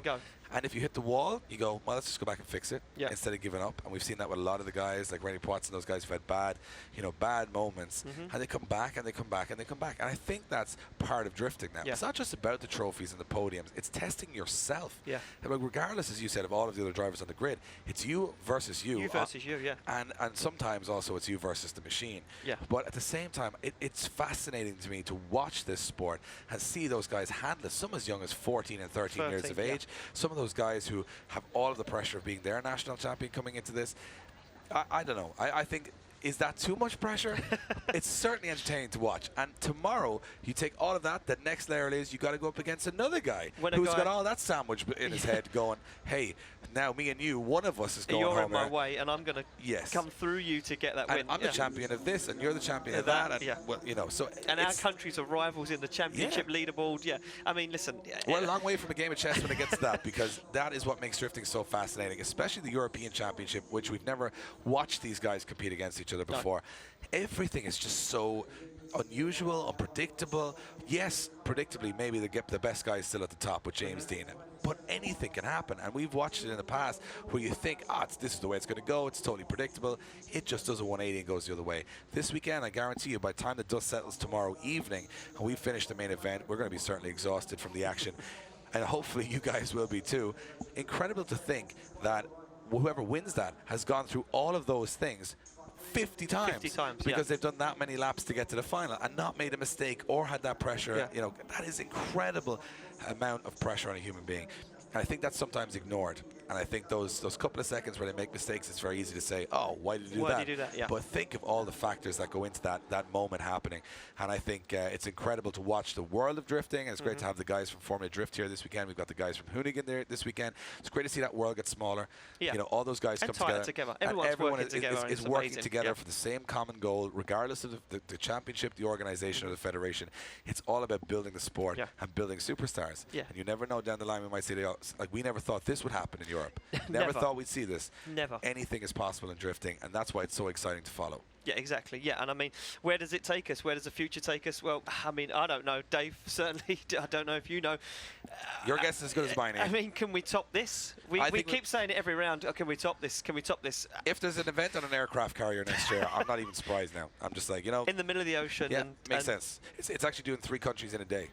that could happen. It's a tour. A tour of the whole, you know, east or west coast of Europe. West coast, yeah. So we are waiting for the last of the track cleanup here in Toruń in Poland in the Motoarena. The guys doing a great job of getting everything together. Hopefully we won't see too many more cars in the wall. Not what we wanted to see. We've seen far too many for our heartstrings at the moment, and see those guys are such misfortune.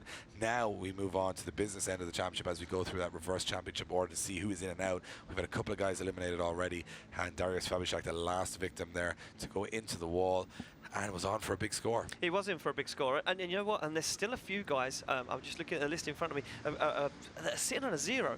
So there's still a few guys that can come in now and risk it all and try and claim a spot inside the top 32. Matt Carter, you know, such an unfortunate season so far. You know, his European debut. Reigning 2017 champion in the British Drift Championship. I mean, it seems unfair, you know. It does, and the next driver up, I'm expected to put in a run that could threaten the top spot. You know why? Because what you said earlier, he looked too confident. Too comfortable. There's no such thing as too confident. Oh, he was too comfortable. He's squishing that sandwich of layers down and saying it's now just bite-sized. It's bite-sized. It's Jakub Piszczonski, the Polish driver, 33 years of age. This guy's been in the Dakar. He's been in the Abu Dhabi Desert Challenge. He's done the Baja. He's a Polish drift champion. You name it, this guy has done it. And not only done it, but succeeded at it. And in this GD86, Orland Oil sponsored GD86, 700 horsepower, fully carbon Kevlar body kit again. This is how far this sport has come in 5 years. It's just insane. Yeah, it's insane. And it's an almost criminal to put this car on the wall. But listen, these machines were built to do this, and that's exactly what they're going to do. So Jakub Piszczonski, like you say, Dave, awaits his second qualifying run. He sits on the line. The Red Bull driver, thumbs up to the camera. No fear. He's just watched one of his countrymen go in the wall. The run before him, he says, I'm not too worried about that. I saw him watching the videos of the last round going, this is hop back in. And see, here he goes, Piszczonski going up the way, transfer entry, nice. Oh, a little bit shallow on the entry. Yeah. I think there's a bit more grip there than the drivers expected to be, and it's dropping them down the bank. It certainly is, as Piszczonski now transitions into that second front zone, tries to get nice and tight on the wall. He manages to get out there, but it's a little bit of a wobble. Technically not correct for Piszczonski, and maybe that weight in the tunnel has fired his confidence ever so slightly. He gets nice and close onto that outer zone, but it's all a little bit too much too late for Piszczonski as he takes it over the line. not a bad run by any means. No, but nice to have the safe first run. Nitpicking it. Nice to have the safe run in the bank from the first half of qualifying. He looks comfortable. I think he's going to be a real contender tomorrow. I think he's going to be one of those guys that nobody's going to want to get drawn against this evening. Yeah, and if he scores a similar score to his first run, consistency, he's going to be dangerous in top 32 tomorrow. Scores start dropping in now from our judges. Where does Pszczonski end up? And it's an 84. It's a big jump up, and he jumps into 10th position. So Jakub Pszczonski there jumps up the order into 10th position, and you know, proving a point. Yeah, mid-70s or higher at the moment, or you're dropping out. And next up, Matt Carr, the pride of the UK, representing Team Jasper Maxxis Tyres. He's the current UK British Drift champion, not having the perfect first run. No, exactly. Scoring a 0, I do believe, on his first run, Matt Carr. With mechanical issues, and obviously it's been the story of his entire European tour this year. Now, in the burnout box, looks like the car is looking good, it's comfortable. Can he get a run out of this car without any issues? And that's all it is now for him, just getting a run. It's again, so frustrating that he can't show what he's capable of. He's having to resort to if the car works or not. I think that is, you hit the nail on the head there. So frustrating, because me and you have watched this guy in UK and Ireland absolutely tearing down some of the best drivers, and he gives the horns to the camera. We know the potential of Matt Carr. We've seen him drive 150% past what he's even capable of doing, and the car, and to see him not succeed here, well, it's a shame. But he comes off the line, big aggression from Carr as he fires the Jap Speed Maxxis tyres R32 to the wall. Pandem kit getting sacrificed right now, Dave, as he starts to make his way up the bank. He knows he needs a big score. He comes down onto that first inner zone and transitions back to the second one. This is looking good from Carr. Can he make it work for himself? He can. He's tight to the wall. Oh, a little tap that doesn't upset his line too much now. Stands back on the accelerator and transitions back into the centre of the track. He's got to be careful that he doesn't make too much of an error as he gets back onto the wall. Oh, and almost problems again. He stands on the foot brake and the accelerator at the same time and tries to pull a run out of the bag. Is it enough? Again, I'm seeing the car cut out a little bit. Out, yeah. So I think it did it as it comes to the wall. He's definitely fighting against problems in the car, and I think he'll just be happy to get a run on the board. Technically, it was pretty good, but a lot of hesitation. And as we could listen here a little bit easier in the stadium, it doesn't sound like that car is running 100%. No, exactly. And yeah, you're right. He entered to the last wall run, and as he got on the throttle, the car kind of had a shutdown moment, and Matt Carr had to prove his ability behind the wheel to get the car going. Judges have made a score. Yeah, let's see how Matt Carr does as he creep into that top 32. Judges dropping in those scores, and it is a 75.7, so 25th position for the moment for Matt Carr. Another driver on a nervous wait to see if it's enough. Yeah, a nervous wait, like you say, Dave, for him. And we move it along to Tobiasz Puszan, the Polish driver driving the BMW E30 V8. And not afraid to go to the walls either, Tobiasz Puszan. There's not much left of it anyway to take to the wall now. And there's plenty of other E30s in the paddock that he can borrow a bumper or something from, or a taillight. So let's see how he does. Our marshal's checking out the car. I love the air filter coming through the signature kidney grills on this. It's like, oh, it's BMW. Or is it? No, it's an air filter. So just making it do. Puszan fist pump in there. He's ready for some action. Yeah, and again, a guy who's had very big success on a national level in Poland, but can he do it on a European level? We're about to find out. Yeah, as he fires the car very tight to the wall, and Puszan stays nice and deep into that outer zone. This is tidy from Tobiasz Puszan now. Transitions into the second front zone. Very nice line as Puszan fires that BMW E30 to the wall, gets in the accelerator and starts smoking the tyres on the back of that car. He transitions into the centre of the circuit and scrubs the speed in that de-acceleration zone, gets back on the throttle, nice and high in the back. This is a good run from Tobiasz Puszan as he comes across the line. You know what, that's going to be up there. That's going to trouble some of the top guys in qualifying. Nothing too wrong with that one. Tobiasz doing a phenomenal job there. And a guy that, again, like we said earlier on, looking comfortable out there, has had his few taps out of the way. You know, swept them under the rug and said, not today. And I think he's a guy that's going to get a good score here. He's going to go back in tonight. He's going to have a sit down, have a beer and say, let's get a game plan together for tomorrow. Car's working good. I'm confident. And it settles your nerves. Yeah, definitely. So a score drops in for Tobiasz Puszan. It will be an 80, less than his first run. But you know what? Two consistent scores. It's a testament how good his first run was. Yeah, two consistent scores could be dangerous tomorrow as we go in top 32. We move it along to Maciek Jakovic, another Polish driver. Been drifting since 2010. Now, this guy, like I said to you earlier, Dave, looked like he was a bit scared of the walls, a bit tentative. Didn't want to get too close. But can he be? Can he be now with the scores that we're at right now? No. I don't think he can. No, he's going to have to throw caution to the wind, Dave, and I think he's going to have to just, you know, risk the back end of that Toyota Supra for a place in top 32. So he's off. The start line is Maciek Jakovic, and he fires it in, and again, the tentativeness coming just into play. Down. Yeah, just not committing on that first corner. He's going to have to tidy it. He's going to have to get every clipping zone from this point on. It's just wide of another inner one there. He's got to take that super to the walls if he wants to get into the top 32. And again, doesn't want to... Very wobbly as well. You can see a whole load of steering corrections as he makes his way around that second outer zone.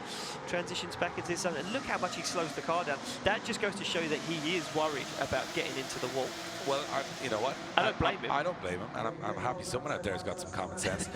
But at the same time, a lot of other guys don't. And they're out there making it happen. So, wave to the local fans here for the Polish driver, Maciej Jarkiewicz. He's been drifting since 2010. You know, in the sport a couple of years, bit of experience. But let's be honest, on this level, I think you got to risk it for a biscuit because, as far as I'm concerned, that's another 62.3. That puts him right on the cusp, right in 32nd position. And that's a very nervous weight because you are literally one more driver that's on a 0, scores higher than that, and you're gone home and you're out of the competition. Now, for him, Polish driver, maybe not the longest way to go. Next driver from Denmark, Mikael Overgaard, also looking to improve. Yeah, Mikael Overgaard looking to bump himself up the order ever so slightly. This driver impressing us massively in Riga.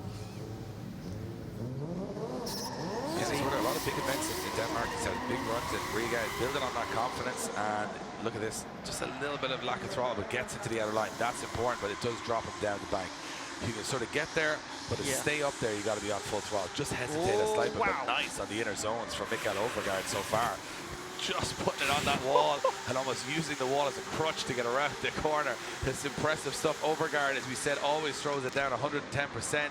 Had another big transition, but way too much angle. It's left him with an opposite drift. Is that a 0 in at the end? Oh, has he broke a steering arm? I think he's broken a steering arm there. That front wheel does not look like it's moving. No, not a healthy position for that steering. Well, at least it broke there, because if it broke in the transition, anything could have happened.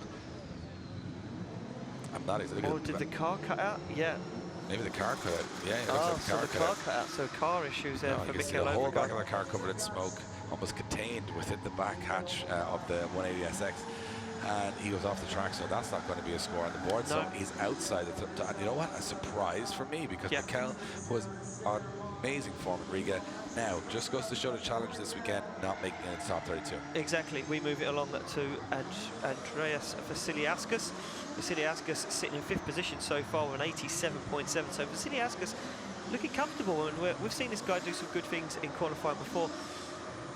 And he's fast, and I think he also has no fear of this track. I mean, that's pretty obvious with the way he's thrown the car into that first corner. He thinks, this is mine all day, and that kind of confidence, it eliminates panic. Yeah. And panic is what can get you in the wall here. So if he's not panicked and he's very, confident, he's going to go out there and say, what's James Dean got? 93. Okay, watch this. Yeah, I mean, that attitude is exactly what Vasiliauskas is like. Can he top a 93 from James Dean?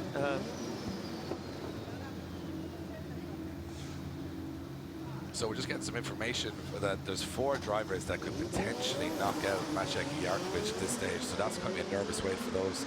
If those guys have an opportunity, and he's got to watch on. Check out Vasiliauskas. Oh, he's big into the wall, and you know what? Tried to hold it out, and another driver burying into the wall very, very rapidly. And you know what? Almost commentator's curse from my end there, Ian, because he was so confident on that entry, hit almost overconfident. Yeah, listen, he knew he had a do-or-die situation if he wanted to beat James Dean in that first place position. It kind of looked like he got away with it. Yeah, he thought, and he jumped back on the accelerator, and it was already too late. He's already washing back up towards the bank, and by then it was too late. As Vasiliauskas steps out the car and we make it official, it will be a 0, so he stays where he is in 5th place at the moment. It might not be the biggest of impacts. I think mostly cosmetic damage there, but not what we expected from Andreas Vasiliauskas. Let's watch this again. He initiates pretty brave, goes high, all's good so far, and as he just goes that little bit too wide, and then bang, hits it there. He almost straightens it out and thinks, I'm okay. Oh, he almost gets out of it. Look, he counter steers it, but the front by then is just too late and chews up that front bumper and tears the car apart.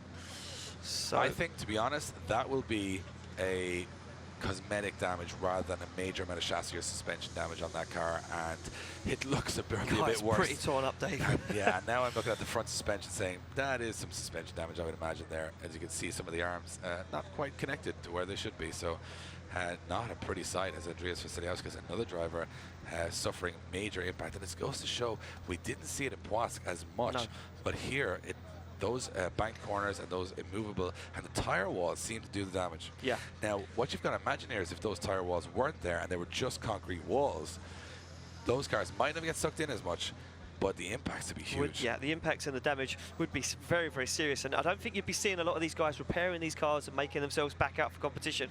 You know, I think the tyres are saving the cars. Well, we're going to get him recovered off circuit and see how we get on with the rest of the action.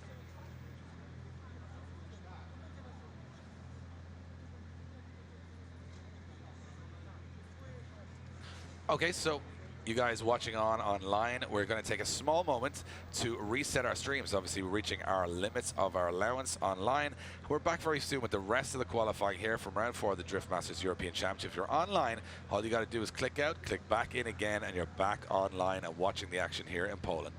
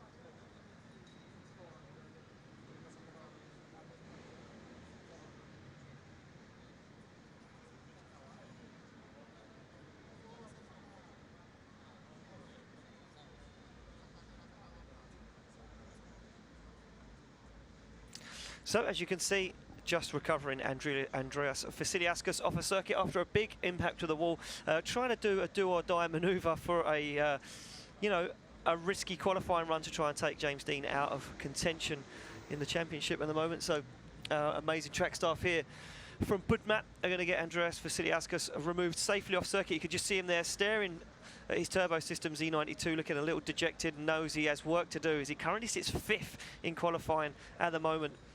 Like I say, our track staff are just going to get that wall repaired, and then we will be back live very shortly. So don't go anywhere. Keep a hold of this stream. We'll be back soon with more action here. Round 4 of Drift Masters European Championship in Toruń in Poland.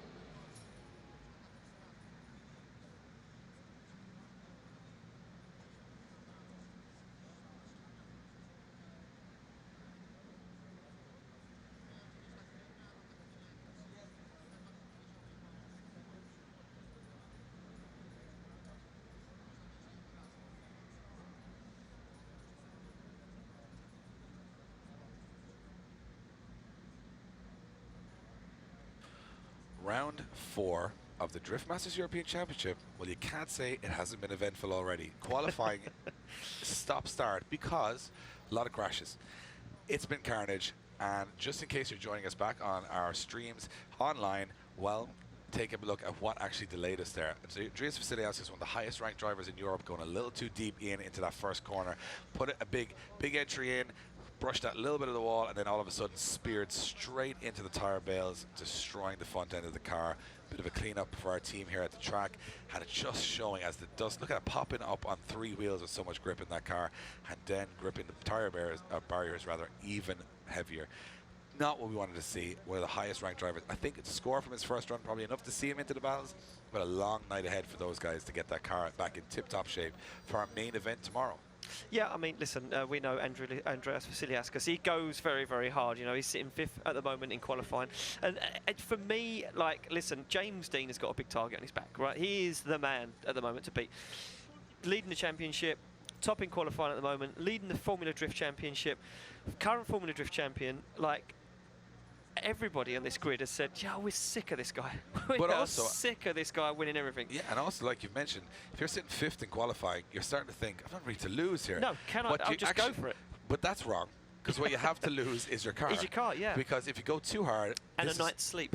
You're going to lose a night's sleep for sure. It's so unforgiving out there, and it's the knife-edge nature of the sport and the level of competition here. Remember, we have 60-plus drivers from over 22 nations and over 20 national champions. We also have a US champion and all in between on that circuit at the moment. So they have to push particularly hard to stay in the game. And as I said before, that's the nature of drifting. How hard you can push versus the risk and reward that you get for... It's been a long night of guys going probably too hot into that corner, but we've had some guys nail it too, and a lot of scores in the 90s and the 80s so far. So tomorrow's battles will be spectacular. Remember, you can check out your local listings to find out what time the main event kicks off tomorrow. This is qualifying. This is the formality. Tomorrow's the main event. We've got it all going off here in a full stadium. You know what I mean? A full stadium, 17,000 seats, motocross jumping, cheerleading, fireworks, flames, even a transit van. Drifting. It's all coming tomorrow, along with 32 best in Europe right now on this circuit, going head-to-head. You can't miss it. Tomorrow, make sure you set it in your diary. That's what I'm doing for a couple of hours tomorrow, watching the best drifters in Europe go head-to-head. Ian, they're almost finished with the track cleanup now. We got to send a lot more cars onto that track, but it's a nervous wait for the drivers in the queue in qualifying, saying, man, these are good guys coming back in on the back of recovery trucks. That is going to be, you know, messing with their mindset a little bit. Yeah, like, listen, they're sitting in a tunnel, and the driver coming out next will be Michael Reichardt. He's sitting in that tunnel, watching the action on circuit, looking at the 2 big screens either end of the speedway circuit, and he watched the replays. He see that there was only a light brush from Vasiliauskas, and he was in the wall, and he's thinking, now, Michael Reichardt's thinking, I've already been in the wall. I've already been in the wall. I know how that feels. Our team fixed the car, come back out. I want to climb up the order in top 32 qualifying to make my life easy tomorrow. It's a horrible decision now. What do I do? Do I go for it? Do I put in a safe one? You can't put a safe one in because the scores are too high. Yeah. You can't risk it because you'll end up in the wall.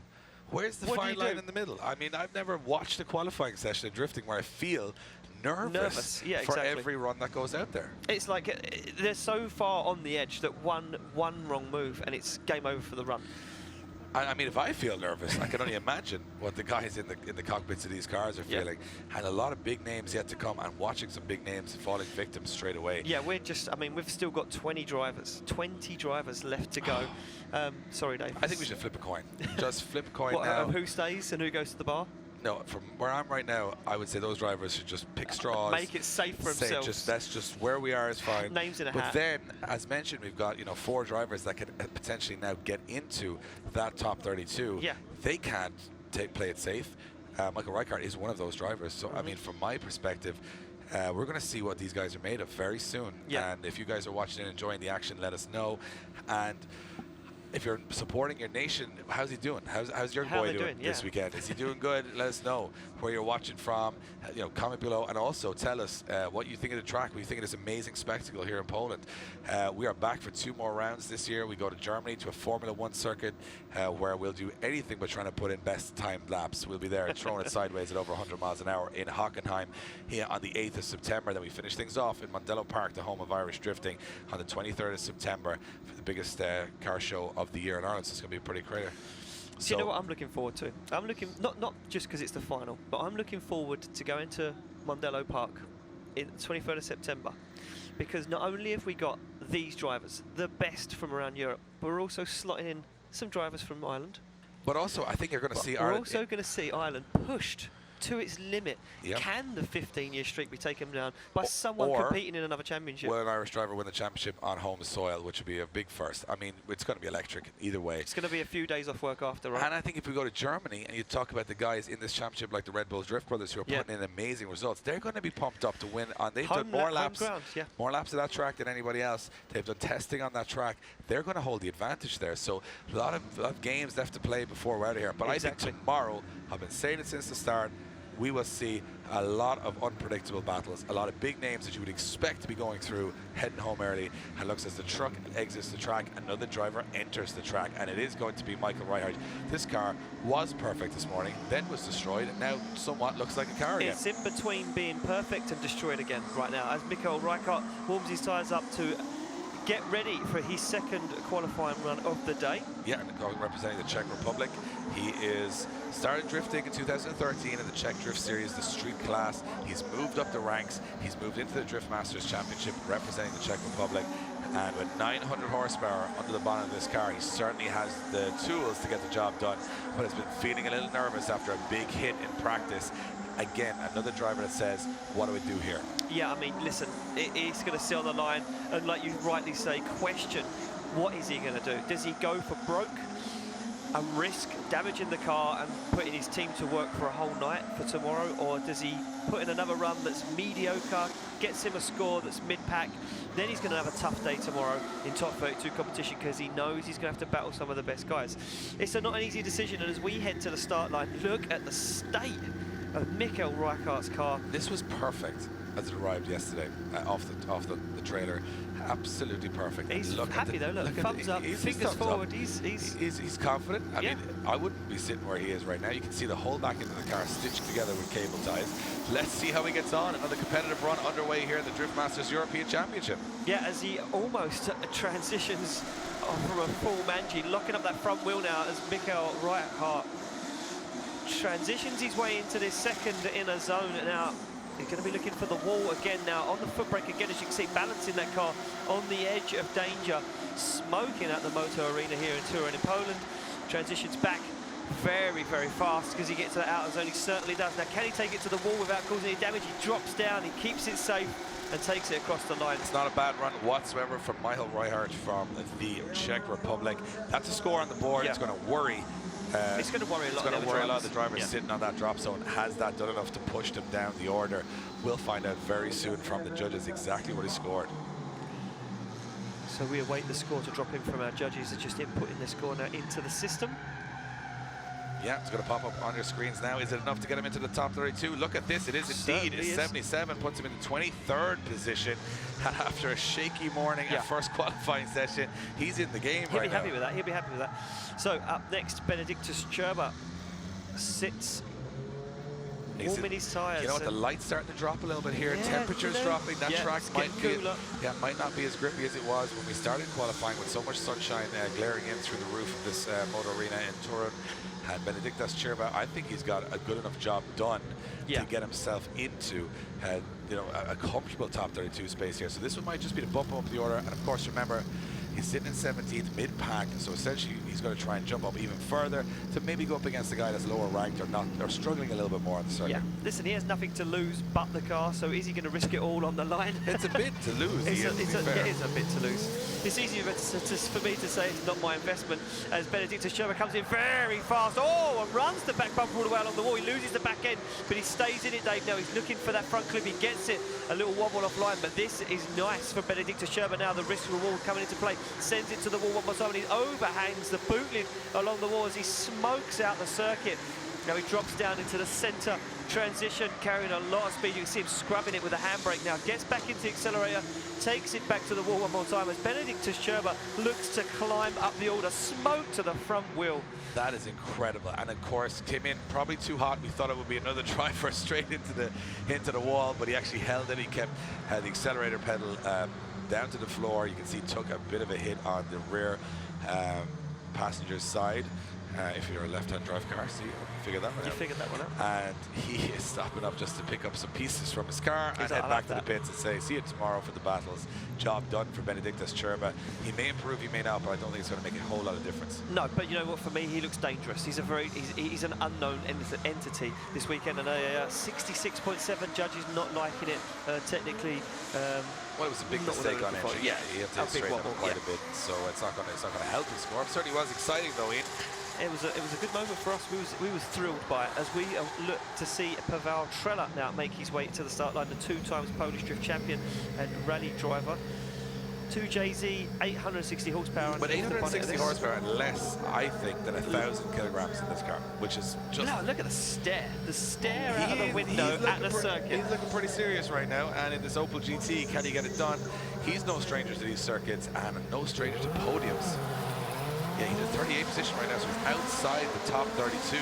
We need a big run for him. Remember, he tried a big entry last time, didn't work. Worked better this time. Yeah, nice entry. A lot better from Pavel Trela, like you say, David. He stays on the wall, perfectly timed transition down into that front zone, collects that second front zone. Now he gets back into the wall.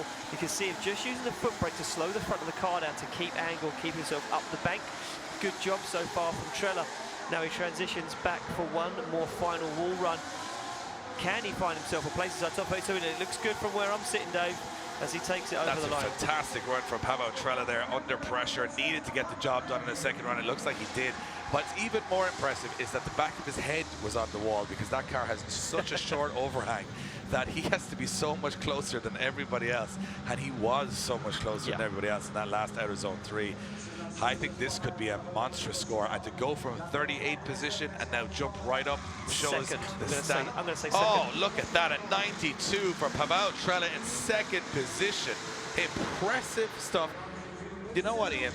You might be catching on to this. You know what? It has only taken 7 years of watching drifting. 7 years of watching it, 5 years of driving it. And finally, I've got it. You've got it. Now, it can all fall apart quickly, like a lot of the guys run in this qualifying session. I'll hit the wall. Yeah, one guy who's been dropped down the other is Joe Hutunji, but he's still sitting up the order. A great first run for him. Again, another guy looking to risk it a little bit more here in the second. He's 10th position at the moment, which for me is the safe zone. He's happy days. He's in the top order for battles tomorrow. But again, his brother is sitting in 5th. So he's looking up there going, you know what? That smug guy over there. What's he got? An 89? What's he got? An 89. I'm going to try and get that. Yeah. Oh, what a big backfire there comes out the back of Joe Hutunji's V8 S13. I want to say unusually, which you probably can't hear if you're watching this online, but this car runs sort of like an anti-lag system for a naturally aspirated engine. Very strange. Bear with me. Essentially, every time he comes off the throttle, it jacks the throttle, the ECU, and it gives like a lot of, it sounds like anti-lag, but in a V8, it confuses everybody, because it's like, it sounds like he's got a turbo, but he doesn't. It looks like a 180, but it's a pickup truck, and it's got a Mitsubishi front end. You just don't know what to expect from Joe Hutunji. Right now, we expect a big run. Yeah, as he starts to make his way around this circuit now, Joe Hutunji not as high up on the wall as what we'd like to see, and that's going to hurt his score massively, especially on the first half of this circuit. Transitions back into the outer second zone, and it's technically looking good from Joe Hutunji, but no impact really in my eyes now as he transitions back. Can he carry some speed? He certainly does. He's going to start getting nice and deep into this zone, shallows off the angle to keep the car out the wall, and powers it across the line. All drivers suffering with that last outer zone 3. A lot of guys out there you can see just backing off or afraid to go in the wall. It's going to play a part the whole weekend. In fact, I think we'll see a lot of battles decided there. The big thing you got to remember is we're seeing a lot of guys in the wall, but if they go in the wall with a car behind them, that means there's 2 cars gone in the wall. So that's going to be a big story tomorrow when these guys are door to door and wheel on wheel as they go around here battling head to head to make their way through the tournament. Yeah, so as the judges just input their score there for Joe Hutunji's second qualifying run, you can see there the sun just setting, and an 86.7 sticks him into 9th place. It doesn't really jump up the order. 2 very consistent scores though, and you know what? We've seen him do well in head-to-head battles, and like you say, Dave, we'll see how that plays out tomorrow. We move it along. Sebastian Fontaine now, the Dutch driver, pulls to the line. Now, if you remember rightly on his first qualifying run, not a lot of smoke, not a lot of wheel speed, not the usual Fontaine. No, and it wasn't bad by any means, but of course the only driver here representing the Netherlands in this competition. He's got a little bit of weight on his shoulder. He's got all that orange pride. to represent this weekend. They're coming in very aggressive. Oh, very aggressive. Almost takes it to the wall, but the car control from Sebastian Fontaine is impeccable. And look at this, massive amounts of wheel speed. Now, was he down on power on his second qualifying run, on his first qualifying run? It's pretty close to the wall there, almost contact as Fontaine balances the car on the foot brake. This is the Sebastian Fontaine we expect to see in competition now as he powers the 2JZA36 to the wall. And that is looking good for a top 10 qualifying run. That's the Sebastian Fontaine we've been expecting for quite some time this season, and we watched him last year, you know, sort of climb through the ranks of the European drift scene, and we expected big things this year. Taking some time to gel with that 2JZ engine setup and that E36, but right now, I think that's another big score. And these guys, just when the going gets tough, start to pull it out the back. Yeah, exactly that, Dave. And you know what? Like I say, bold statement from me again. But I'm going to say that's a top 10 score. Score drops in from our judges for Sebastian Fontaine. Where's he going to put him? 6th place with an 88.3. And Fontaine looks good. Big jump up the order for Sebastian Fontaine. I'm sure everyone in Holland is cheering him on right now. As next up, the Irish take their turn as Nigel Colfer heads to the track. Big qualifying second run in Riga at the last round. Got to do it again here. Yeah, listen, he put a statement out there in Riga. He said, I've been here before, I know the ropes. Listen, Nigel Colfer, for me, he's Mr. Cool. No emotion. The Iceman. No emotion, just gets in the car, gets the job done. Well, that's why you get yourself to over 50 podiums. You cannot bow under the pressure. We talked about pressure all the way through this qualifying. Nigel says pressure, that's for the back tires. Let me off this line, let's do it. Yeah, look at that, doesn't even look at the camera, slots the car in gear. That's so sequential. Removed the back bumper on the first run, he gets the thumbs up. As Nigel Colfer now comes off the line representing Acorn Insurance, ST Suspension. And look at this, fires the car in. As Colfer is down on the bank though, he needs to get up there. Look at this, throws some angle at it to try and make it work now, drops a wheel. Almost taking the front bumper on that inner clip. And look at his precision though, like threading that needle, not big angle, but precise at the same time. Yeah, very technically good from Colfer now. Stands on the accelerator and starts to smoke up those Westlake tyres. Transition in the middle of the circuit is Colfer as he gets onto the wall, nice and tidy, as Colfer finishes up a very, very clinical run. You know what we expect from Nigel Colfer to come out here and put in some solid runs, do the best he possibly can, and I think he's probably improved on his first run there. Again, we're not seeing the flair, we're not seeing that huge amount of risk, but that's not the time for it. That's the battles tomorrow. I think Nigel, with his experience, is saying, look, get myself well into the top 32 here. Let's worry about tomorrow when it happens. When it happens, yeah, exactly that. And potentially still some issues with that car. You know, he's had some issues this season with that newly built S13, and you can see him shaking the steering wheel there, so maybe some work to be done for the guys there back in the pits as Nigel Colfer's score drops in from our judges. And an 85 slots Nigel Colfer into 12th position for the moment. 2 consistent scores, another guy like Joe Hutunji, dangerous. And we move it along to one of your picks. Yeah, Ivo Cerulis, one of my picks for the weekend. And I don't have many. I've only got 14. 14. Picks for 32 you've got. I've got 32 picks for the weekend. Just hedging all my bets. But Ivo Cerulis, for me, he's impressive every time he goes out there, and even just the way he approaches everyone is like, this guy's got some confidence. Now, I said the same about Studios because he went in the wall, so I'm not sure if I'm a reliable source for what's about to happen. But this guy, just when you talk to him, he's very calm, very collected guy. Just, oh yeah, you know, it's tough. I like, you know, you try and get that little bit of info about what the track's like, and he's like, it's fine. You know, it's okay. And you're like, okay, well, he doesn't seem too stressed out about it, so that's going to keep him calm, waving to the camera, no issues there. Car's working good, he's feeling good. Let's see if he can challenge for those top 5 positions. Yeah, the Latvian driver makes his way around to the initiation point in this turbo E46. Oh, wow, look at that from Cerulis. Absolutely clinical initiation. Gets the car dialed on a very good angle. You can see him just pumping that left foot brake. A nice angle on the transition. Look at the way he transitioned that car onto the wall, stands on the accelerator, just drops down ever so slightly on that wide line, but still fulfilling that outer zone. As Cerulis now fires the car in, a little dab of the handbrake, back on the foot brake again, and slowing the front wheels down. Very fast run there from Ivo Cerulis. You know what? The most style I've watched on transition all day, just throwing it from one side to one side, cool, calm, and collected. He could improve here. Yeah, he could easily climb up the order here, Ivo Cerulis. So let's see what he does score from the judges. They're talking their scores in now, and I think the last couple of runs we're going to see tonight are going to be big. Yeah, So Ivo Sarulis, look at this, an 86 pushes everyone down and jumps into 12th position. Very, very good. An 86, and that's why he's my pick, Ian. Yeah. An 80 and 86, that's consistency. Consistency counts for a lot when an unpredictable track like this comes up. Yeah. So we move it along to the other half of the Hutunji Brotherhood. It will be Eli Hutunji now. So he needs essentially 4 points here, or over 3.5 points to top qualifying. That's what he's going to go out there thinking. 4 points. Yeah. What have I got to do What to I got to get get 4 more than what I did before, and that's all he's thinking about. And again, if you've got an 89 on your first run, you don't really have to worry too much about being in the battles. You're already there. So you got to go out there and say, well, if I was to top qualifying, would that put pressure on the rest of the grid? Would I be the guy tonight everyone's thinking about? Yep.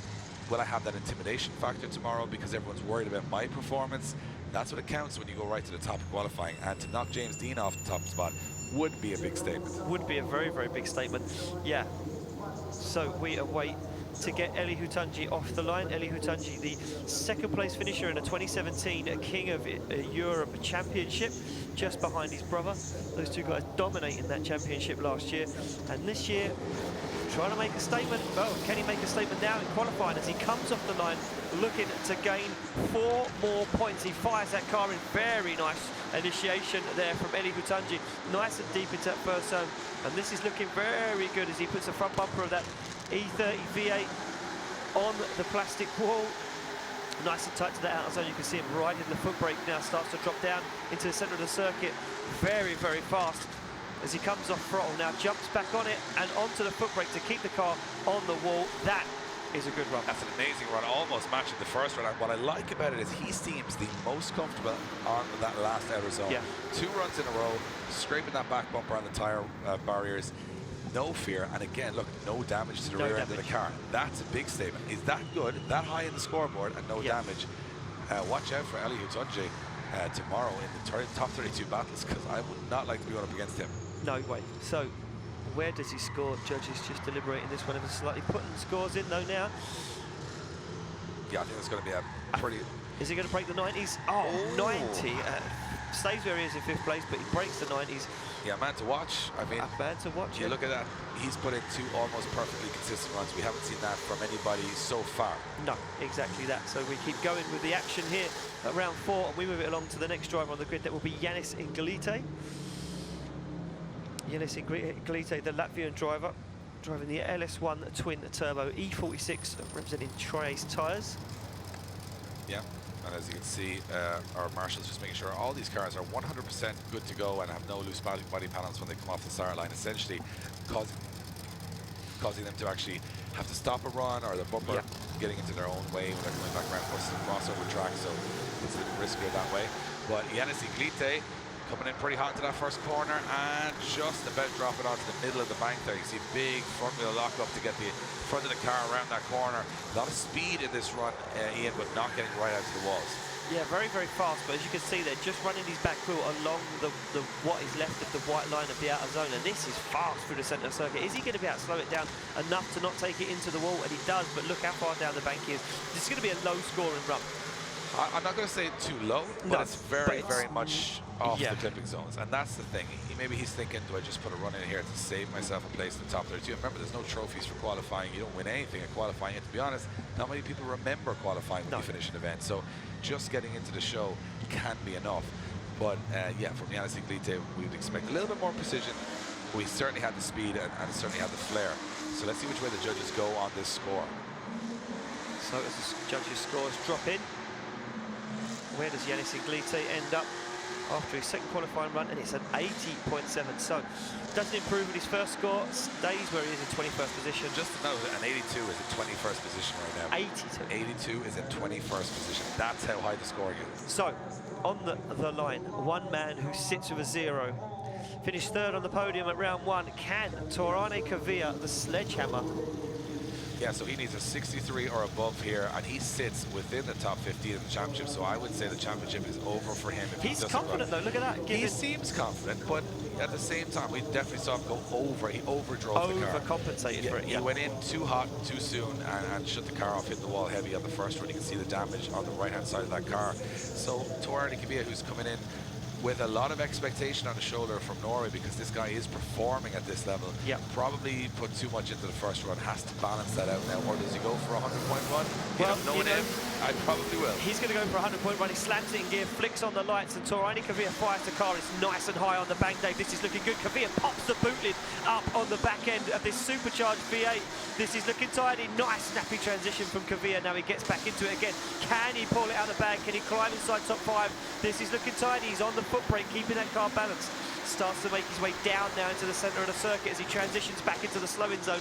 Just a barely touch of the handbrake. He gets back onto the wall, right in the foot brake, smoking out Motoarena here in Toruń, as Toruń Kvyat puts in a very good qualifying Impressive run from Toruń Kvyat. I'm telling you one thing though, he missed those 2 inner zones. Watching it, you know, from a spectator fun point of view, lots of smoke close to the walls. Missing those 2 inner zones is going to knock him down out of the 90s or the 80s. However, I think it might be enough to get him into the top 32. I think there's enough in that run to get him into the game, but not enough to worry the guys at the top.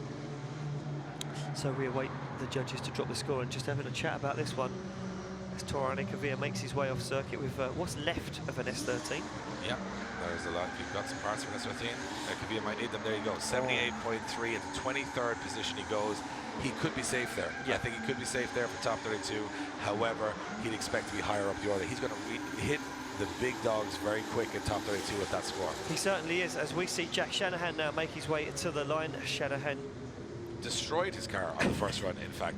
Wrecked it. Front bumper Absolutely gone, wrecked it. rear end gone. You can see the damage on the front and rear, all from one run, but it was a successful run and a good scoring run. So this one's just for fun, I think, for Jack Shanahan. They'll be doing the math now and saying you should be okay where you are. But he would love to announce himself back on the European drift scene by going out there and putting on a highlight reel run and beating his mentor, James Dean, at the top. Well, one man can do it. We've seen him do it in the past. It's Jack Shanahan, the Link engine man, to try his tires S14. Whoa, he's going for risk all day. He fires that car on the wall, almost makes big contact. Jack Shanahan leaving nothing out here as he transitions out. Absolutely perfect. Almost catches what's left of that front bumper on the wall again as he gets nice and deep into it again. It's a big run in. He's going for it here. He's going for it into the 90s if he can. It's keep it together. It's this last section that's going to catch him. He goes in very fast. Can't get sucked into that wall, but does it. And look at that wall run from Jack Shanahan, slamming the rear end of the car to pieces to try and take down the top contenders in this championship. I think Jack Shanahan, for the first time this year, is back on form. Yeah, that is exactly what we want to see and expect to see from Jack Shanahan. The world-class driving there as he pops the door open. That was some run. Nothing left at the back end of that car. Look at this. It's this last wall run on the outer zone. Watch this. You think, no way, he's gone into the tire bale. So many drivers have. And he's in there with the rear wheel on the tire bale, the rear end just taking all of the impacts, but not affecting his line. And I think the judges are watching that to see, was that the perfect wall run on outer zone 3? To me it was, but let's see what the judges say. So, Jack Shanahan's score drops in. Where does it leave him? Can he get inside the top 5? Wow, a 92 for Jack Shanahan. Drops him into second position, and what a statement. A huge statement, and as we mentioned, a lot of people, you know, forget Jack Shanahan is that damn good. Look who's back on track, Ian. I do not believe my eyes. Yeah, Krzysztof Romanowski now makes his way back on circuit. Now, I missed the accident, Dave, earlier on. Did you see it? I was standing right beside it. So what did he hit? Where did he hit the car? He hit it on outer zone 2. He hit the rear end and put the front in like a dart, and there's no tire bales there. So just a concrete wall. He bent the chassis leg in this car. You can see that from the front of the car. So whatever they've been doing for the last couple of hours, and I suppose the delays in qualifying have helped them here, he's back out in a battered and bruised car. Remember, he hit third step on the podium at the last round in Riga. He's trying to fight to stay in this championship. He's had no practice. His car is probably twisted like a banana at this stage with the panels back on. Can he get a run? And again, the marshal's saying that car is fairly sketchy going back onto track. Yeah, exactly. You can just see our start line marshal there. Just checking underneath Romanowski's car. Potentially a leak of some description. They just want to confirm with Romanowski that he's happy to run it. They're closing the door, so I'd imagine the last checks are being made. He has to do it all in one run here. and we didn't even expect him back to the line. So this is a do-or-die run. Has to get himself in the top 32, and he's going in hot. What more damage can he do, he probably says at this stage. Yeah, exactly. Look at this as Romanowski now fires that car to the wall, picks up that first front inner clip.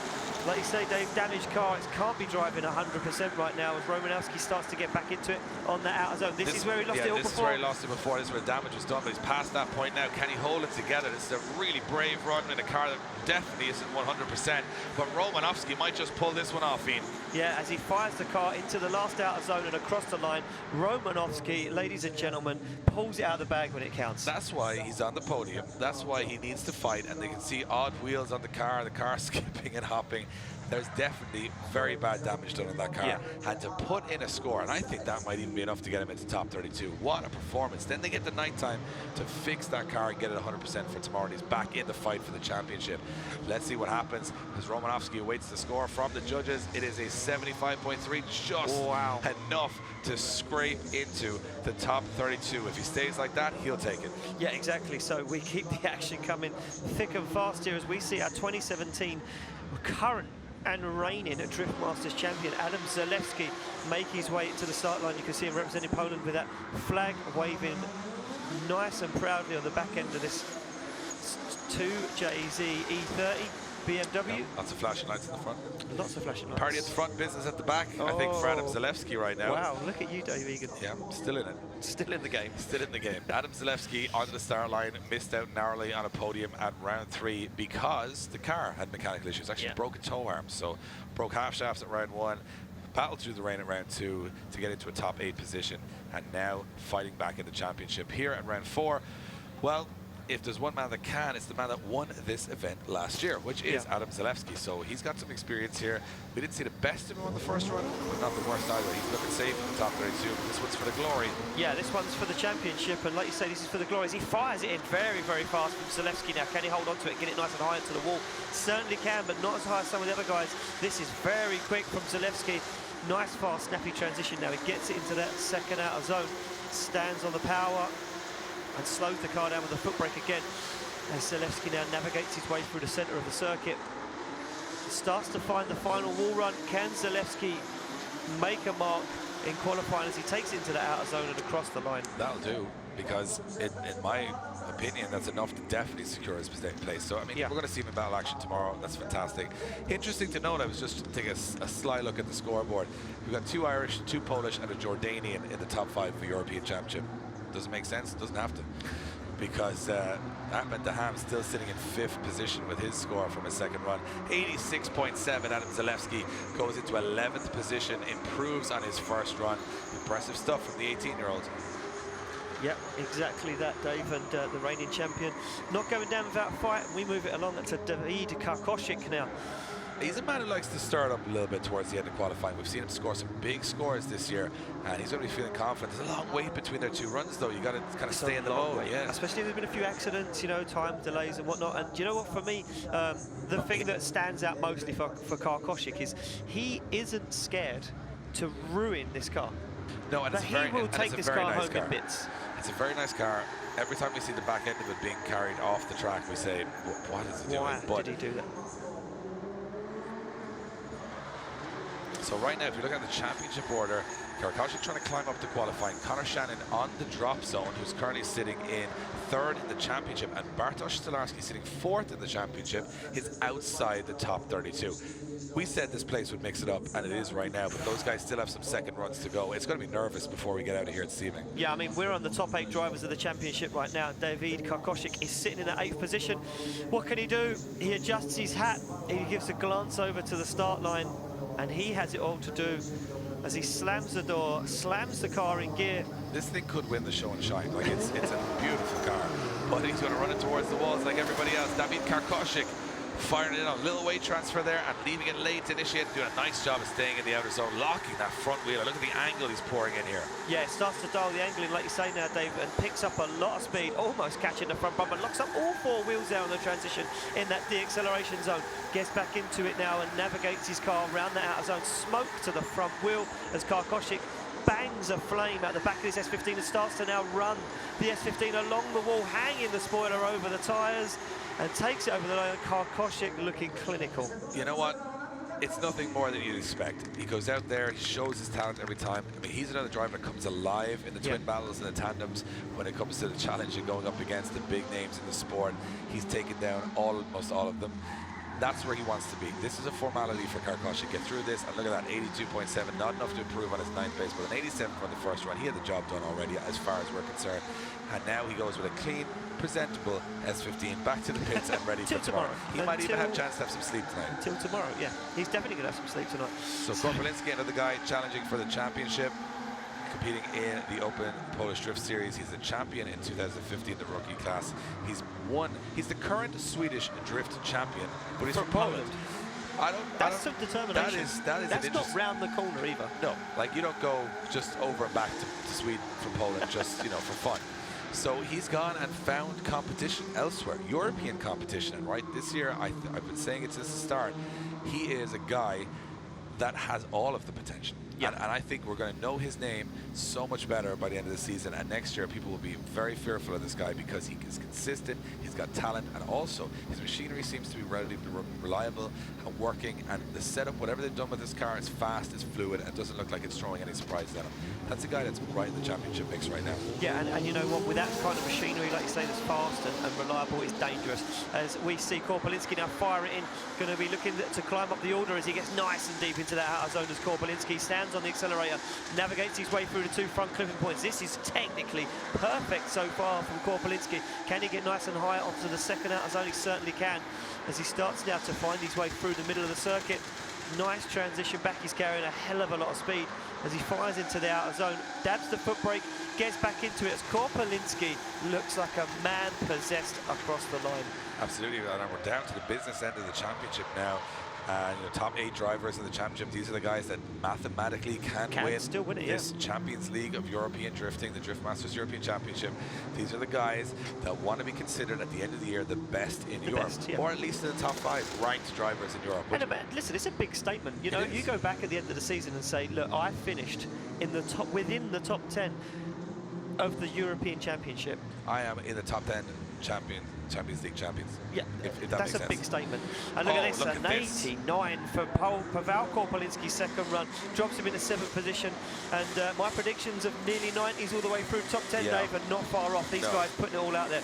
Business as usual for Korpolinski, but now Wojtylakso from Finland, he has looked, I think, like he's warming up for this one. This is the big run. Like, he got that safe run in, he's looking comfortable, he's going to smoke this place out, he's going to put it all on the line, and I would probably say, in my opinion, this could be in the 90s. He's not going to be happy with anything less. No, listen, like you say, he came off of a podium at round 2 in Hungary. Didn't really find his groove in Riga, but yeah, you're right. What he did earlier was like finding his feet. 17th position so far for Juha Wojtylakso. What can he do as he fires the E92 to the wall and just washes away from the outer zone? Gets back into it, but it's a big wobble. It's going to hurt his score ever so slightly. As Wojtylakso now fires it. He went on the front brake at an unusual place there on the transition and sort of slowed his momentum a little bit. Probably a little driver error there.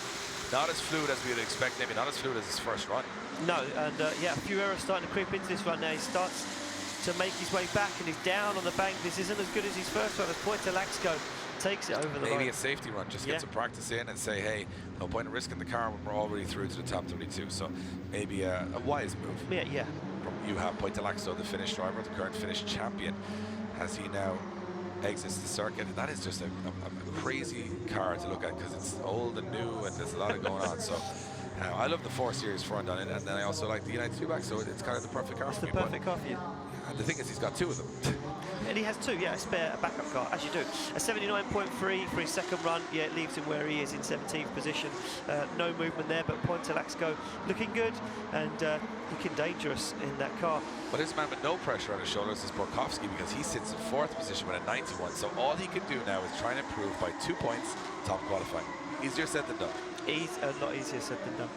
I think, though, he has this rivalry with whether James Dean knows he's in this rivalry or not. I still think it goes back to the not selling the car. This guy has beaten James Dean in the past, and everything, at time he goes out against James Dean, we see the best of the best from Pavel Borkowski. The car he built is sort of a replica of James Dean's car, so that's his target. And, and what a target. I mean, you're obviously going to target the best guy in the business. So now to go out here and top qualifying to knock James Dean down, Well, that's a big statement. James is going to get a little worried and say, this guy again? Really? Again?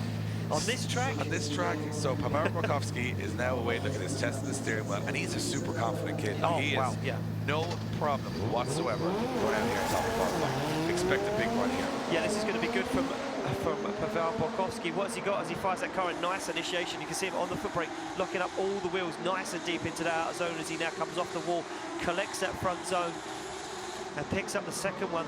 Nicely done so far in a transition from Borkowski. And look at that, you could just see him holding the foot brake on to create so much smoke. Nice transition, nice a big angle, flames banging out the back of this S14 as he gets deep into the wall, and Borkowski not leaving anything out there to be questioned. No, and just, you know, loosened the back bumper and left it on the circuit. Just not even a hit, just knocked it off. And look at this, 360 for the fans still in the stadium. And of course tomorrow, 8,000 to 10,000 in here. The place, a cauldron of They noise, come to see us, Dave. speed. All came to see me and Ian as part of All the come to see us. But and something to do with drifting. But it's going to be crazy. It's going there's going to be flames and fireworks, and there's going to be big screens and motorbike guys jumping over. Do you know what feeling I've got? I've got the feeling I had when we was at round one, when I thought we're going to make a history moment here. Score drops in, and it's a 90, just not doing enough for Paweł Borkowski. I mean, he gets a 90. He gets a 90, and we're not, oh, well, you know, yeah, that'll do. We're expecting big things now. Here, it was in historical moments. I mean, historical moment. I've got that feeling now that tomorrow is going to be what we see at round one, where we see Conor Shanahan getting raised in the air. It's I've got that feeling that that's what we're going to see tomorrow. We're going to see a moment where someone's going to get crowned, and it's going to be championship changing. We might break the internet again, but a man that's looking to break into the top 32 is Bartosz Sztalarski. Currently will actually eliminate Conor Shanahan out of the competition, who's one step ahead of him in the championship. So Conor's got next run to go. Yep. But right now, Bartosz, to get into the top 32 would put Conor out of the top 32 with one run to go. It's very tense for the championship. Top four in fourth position is Bartosz Sztalarski. Cannot afford to make a mistake here. No, he needs to put it all out there, and he needs to do the best he can as he stands on the accelerator, unleashing 1100 horsepower from the LS1 turbo. Sztalarski saying this car has been the biggest issue all season. But doing a good job here, Ian, as he puts foot to floor and comes through that center section. He's halfway there on a phenomenal run under pressure. Can he finish it? He's been driving exceptionally well this year. Looks like the car is with a little drop off the bank. It might not trouble the top spot, but it might trouble Conor Shanahan as it goes. He might jump this into the top 32, knock the man above him in the championship, Conor Shanahan, out with one run next to go. So it's getting pretty tense here towards the end. Very, very tense right now as the judges just deliberating that score. We wait for it to drop into our system. I think that's going to be in top 32. Can Bartosz Sztalarski get himself inside? And then he's still in the championship fight if he gets into the top 32. If this does not go top 32, like I'm saying, if it's not in the top 32, his championship's over. And if he's not high, he's got a hard task on his hands because he's not looking strong. Scores dropping in. Nervous times. Oh, wow. Into 31st position. Wow, 31st position. He's fourth in the championship. Now he has to go up against one of the top qualifiers tomorrow. That's a hard road for Bartosz Sztalarski, but he's in the top 32. Knocking out our driver heading to the line now. Conor Shanahan has just been dumped out of the top 32. If he gets a big score, Suri Kremitz will get dropped out of the top 32. Oh, and big moment for Conor Shanahan. 15 years of age, won the first round, but it hasn't gone easy since then. And he has to get himself into that top 32 to even stand a hope of ending up in top 3 in that championship. Yeah, and a little bang on the window there and a thumbs up and a fist pump to the crowd for you guys watching at home. Conor Shanahan now, Dave, nothing. Has to go for it. He has to go for it. He cannot hold anything back now.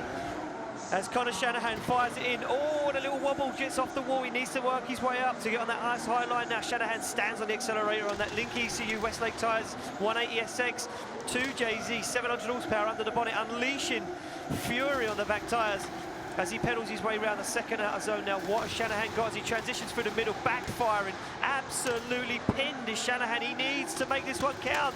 As Shanahan smokes out the Motoarena here in Toruń, thumb out the window and across the line. With that much pressure, would you put your hand out the window? I think that's at 15 years of age, that doesn't even make sense. But I think he's done the job there.